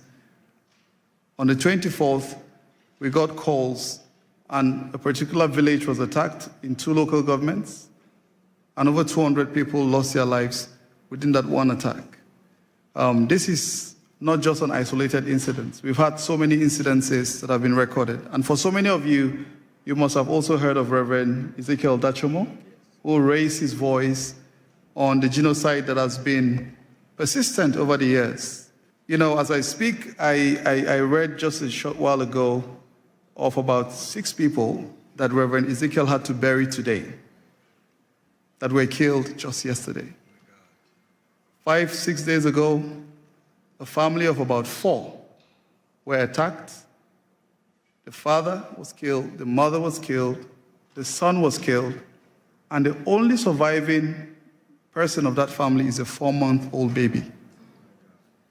She was actually butchered, you know, with a machete, but for some reason, God kept her alive. Earlier today, a friend posted, you know, he visited her in the hospital. She was just discharged today from the hospital. There are so many stories, and I do not really want to weigh us down with a lot of these very difficult situations that we found ourselves in. I recall one of my friends, Stedman Harrison of the Global Outreach Ministry here in the United States, and a significant lesson he taught us during one of our sessions. And he draws from the book of Nehemiah, you know, and for so many of us, we remember when Hananiah came visiting and Nehemiah inquired of what had happened, you know, to the remnant that were left. And he shared the story of how the walls were all broken, the gates were burnt, and that completely weighed Nehemiah. Of course, when he went to serve the king observed, and you dare not come to the king with such a countenance. And the king inquired to know, what is wrong? You are not sick. I believe this is simply from a heart that is sick. Of course, he inquired of the king and asked of him, you know, informed him of the situation and said, if it pleases you, please send me back to go and rebuild my land. The king granted his request, but he also further requested that the king should give him letters that he will take to the governors across the rivers. And he also inquired for support to get the timber, you know, that he would rebuild, and he got every support that he needed. I'm just bringing this story to put together everything, you know, that I would have been presenting today. To say for so many of us that are seated here, some of us had to travel. I arrived last night from Nigeria, came across the river, came across the Mediterranean, just to come here and meet with all of you doing very important work, you know, to alleviate this very difficult situation that humanity has found herself in. We are looking forward to seeing how we can join hands together like Nehemiah, because for such a time as this, God has called us to rise up and to serve as leaders that will transform nations and communities even beyond the shores of our immediate environments. The capital of Plateau State is known as Jos. It has a fantastic synonym, and we call it Jesus, our Savior, because Jos is in the central part of Nigeria, blessed with abundant natural resources, and it's known as one of the cities that hosts everyone, you know, irrespective of ethnicity or religion, very accommodating set of people that have kept Nigeria, you know, up till this moment. Plateau State is a city upon a hill, and her light will continue to shine. Plateau State is looking forward to seeing how to welcome you. Pastor Mark, I gathered you at contemplating coming to Nigeria. You know, His Excellency will be quite pleased and delighted to host you.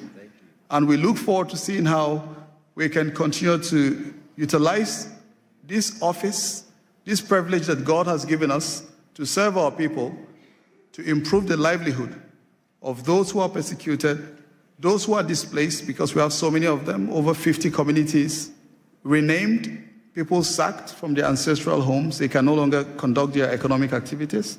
Or we're doing what we can do as a government to provide all the succor and support. And we are looking forward to seeing how we can continue to leverage on this very important platform to do the good that our people so deserve. Thank you very much. Please give my respect and love to your rest. Okay, right now we're going to have a quick presentation by Dewey Honig. He wanted to present something to Pastor Burns. Thank you, Pastor Burns. It's a true honor. I have to head out, so I'm sorry for cutting a bit over here. First of all, a pin for you. Oh, thank you. Thank you so much. Wow. I could put it on. Yes, I'm going to hold it there. Okay, good. Thank you. Oh, wow. This is an award, Advancing Peace Beyond Political Award, Politics Award, presented to Pastor Mark Burns, spiritual advisor to President Donald Trump, founder of Spiritual Diplomats, in recognition of your visionary leadership and selfless dedication to advancing peace through faith, uniting leaders across religions, building bridges where politics cannot, and fostering peace where policies fall short. With admiration and blessing to the Honig, founder and CEO of the Lecturer Chamber of Commerce, and our chairman, J. Morton Davis, who's 96 years old and very close friend of President Trump for over a half a century. Wow.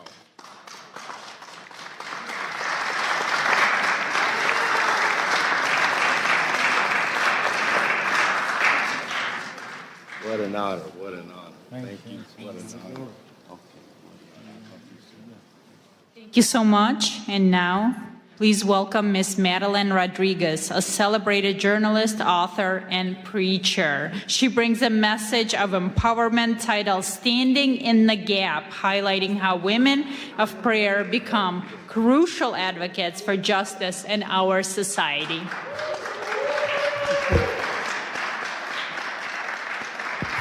Thank you so much. I want to start off by saying my sincere thanks to Pastor Mark Burns for bringing together faith leaders from around the world for this important conference. Let's give him a hand. Through his leadership, he has created a space where faith and civic responsibility meet in service of justice and human dignity. Thank you for the opportunity to speak in this historic place where laws are debated, policies are shaped, and the future of millions is influenced. Honorable leaders, distinguished guests, and faith representatives, today I will talk about standing in the gap, how women of prayer become advocates for justice, and how prayer moves from the secret place into courageous action. I am the founder of Women with Purpose, a global movement of women who gather daily across nations and time zones through Zoom to pray. These women come from every background, culture, and life experience, yet they are united by one conviction, that prayer must move us to action and faith must compel us to pursue justice. For our God is a God of both mercy and righteousness. Prayer is so important that it moves heaven, transforms lives, and brings freedom, hope, and healing to the body, soul, spirit, and mind. Prayer is not just words. It is power. It is life flowing from heaven to earth. When we pray, what happens? What was lifeless begins to breathe again. What was broken starts to be restored. What was chained is set free. What was dark is filled with light. And what seemed impossible becomes possible. The word of God says in Psalm 34:4, I prayed to the Lord, and he answered me. He freed me from all of my fears. I also serve as chairwoman of the Faith Advisory Board for the United Nations Association of El Salvador. In this role, alongside the president of the organization, we are committed to cultivating and sustaining a prayer-rooted presence at the UN, at the United Nations. One that invites the global Christian community to engage through intercession and God's word. This work is grounded in the belief that when faith communities approach global engagement prayerfully and with integrity, they help foster peace, uphold human dignity, and strengthen cooperation among nations. Prayer doesn't just change our circumstances, it changes us as well. It makes us more compassionate, loving, and full of grace towards all people. To stand in the gap means to step into the space where others are vulnerable, unheard, or forgotten. It is the choice to intercede, to advocate, and to act when silence would be easier. One of the clearest biblical examples is Queen Esther. Esther was a woman of faith, positioned within power, yet initially hidden. When a decree threatened the extermination of her people, she faced a choice: remain silent and preserve her own safety, or risk her life to speak. However, Esther chose prayer, fasting, and courageous advocacy. She stood in the gap, approached authority with wisdom and humility, and ultimately saved her people from destruction. Esther's story reminds us that access without courage changes nothing, and prayer without action is incomplete. Her faith did not remove her fear. It gave her the strength to act. Throughout history, women of prayer have done the same. Women have prayed in kitchens and in sanctuaries, in upper rooms, in quiet corners, in homes of worship, and hidden places, often unseen and unnamed. Yet their prayers have shaped history, protected God's people, and challenged injustice. Prayer has long been the place where God forms courage in the hearts of women and men. It is through prayer that God forms fearless women. God plants courage in the hearts of women, preparing them to move with faith and strength. Why women? Why am I talking about women today?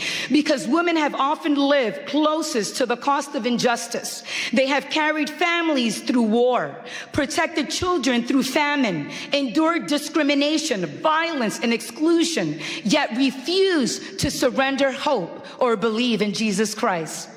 In our daily prayer gatherings with Women with Purpose, I witness this transformation continually. Women enter carrying the weight of the world on their backs, but they leave with clarity, courage, and a renewed commitment to stand for what is right in their homes, communities, and nations.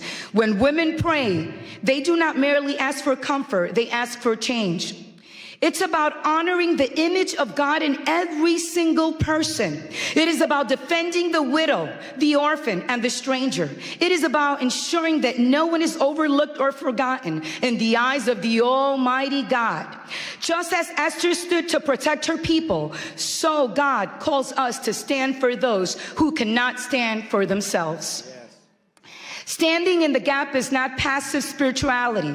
It is saying someone must speak, someone must care, someone must act, and often that someone has been a woman. Today, in a world torn by division and injustice, we need women of prayer more than ever to rise, to stand with conviction, and let God's justice flow into every place, crying out for hope. We need women who will pray and vote, pray and advocate, because justice does not belong to one religion, one party, or one ideology. Justice belongs to humanity. And prayer at its best does not divide us, it unites us. And we stand here on Capitol Hill. Let us remember to protect the sacredness of human life in all its form. Let us pursue justice that is compassionate, courageous, and enduring. May our prayers not end in words, but move our feet, shape our policies, and restore dignity where it has been denied. When women of prayer stand in the gap, justice does not remain an idea. It becomes a lived reality. Thank you and have a blessed day. In Jesus' mighty name. When it ended. I'm learning from you. I'm learning from you. God bless you. Thank you. It's you. Okay. Well, first of all, listen, can we give all of our wonderful speakers a big hand clap? Was this not good? Was this not amazing? Listen. Yes, yes, yes. Yes, amen. Yes. I'm going to be real quickly. First of all, I want to, I see we passed the lapel pins out. Everybody, please stay standing because we're about to go. You sit back down, you may not want to get back up again. We passed the pins out, and I wanted to give a declaration before you pinned yourself, but that's okay, you pinned yourself. And we'll do it better the next time. But I want everyone you stayed here to the end, so you're telling me that you are truly committed to this movement. And I want to give a declaration, and I want you to repeat after me. Now, I'm going to be very clear. You're not pledging allegiance to a person or an organization, but an ideal of freedom. Are you understanding me? And so I want everybody here to just lift up your right hand, and you're going to make this pledge with me. You're going to repeat after me. Say, I in your name. Today I stand by choice and by conscience to declare my commitment to becoming a spiritual diplomat. I do not pledge allegiance to a person, a title, a political party, or an institute. I pledge myself to a higher ideal of peace, the sacred responsibility of peace.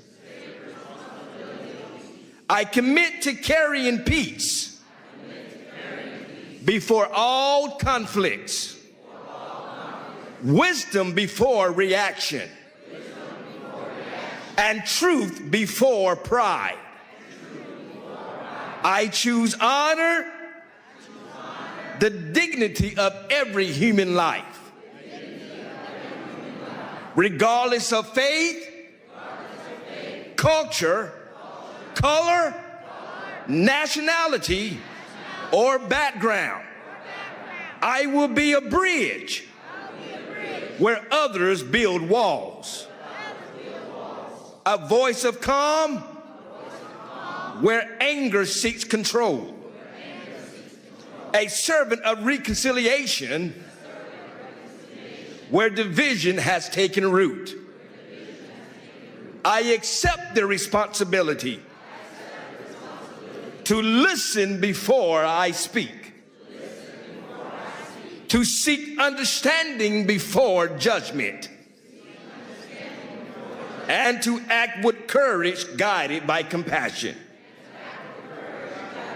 I commit to protecting the vulnerable, advocating for justice, standing firm against hatred in all forms. I recognize that peace is not passive.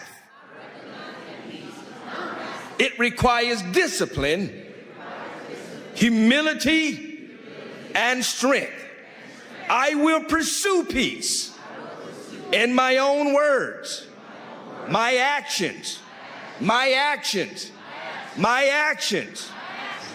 my influence, in public and in private. In public and in private. In public and in private. In moments of ease and in moments of challenge. Today I declare that I am accountable to my conscience, my Creator, and future generations. I choose the path of peace. I declare and accept the calling of a spiritual diplomat. So let it be said, so let it be spoken, so let it be committed. Congratulations, spiritual diplomats. Congratulations. Congratulations. And I want to quickly, before we dismiss, I want to thank, we got a couple of people to thank. We've got to thank ALLATRA, Miss Marina. Come on, give her, the president of ALLATRA. Y'all give a big shout out to all of ALLATRA. Where's Miss Valerie at? Where's she at? She's running around here somewhere. Where's Valerie at? Valerie's so busy, she can't even tell that I'm calling her name out. Valerie, thank you. Y'all give Valerie a big hand clap, who's so hard. Miss Olga, from the president of Creative Society. Y'all give a big shout out to Olga. And to every spiritual diplomat that helped make this happen, God bless you all. Many thanks to you all. And don't forget, in February the 5th, we're coming right back here during Ukrainian Week to have our Ukrainian conference. It is called Freedom Has a Name, and it's called Ukraine. You don't want to miss it. Be right here. And also, in 6 months, June of 2026, we're doing this again, but we're doing it at Mar-a-Lago in Palm Beach, Florida. And then in December, we're taking over the G20, and we're doing it again in Miami, Florida for G20. God bless you all. Thank you all.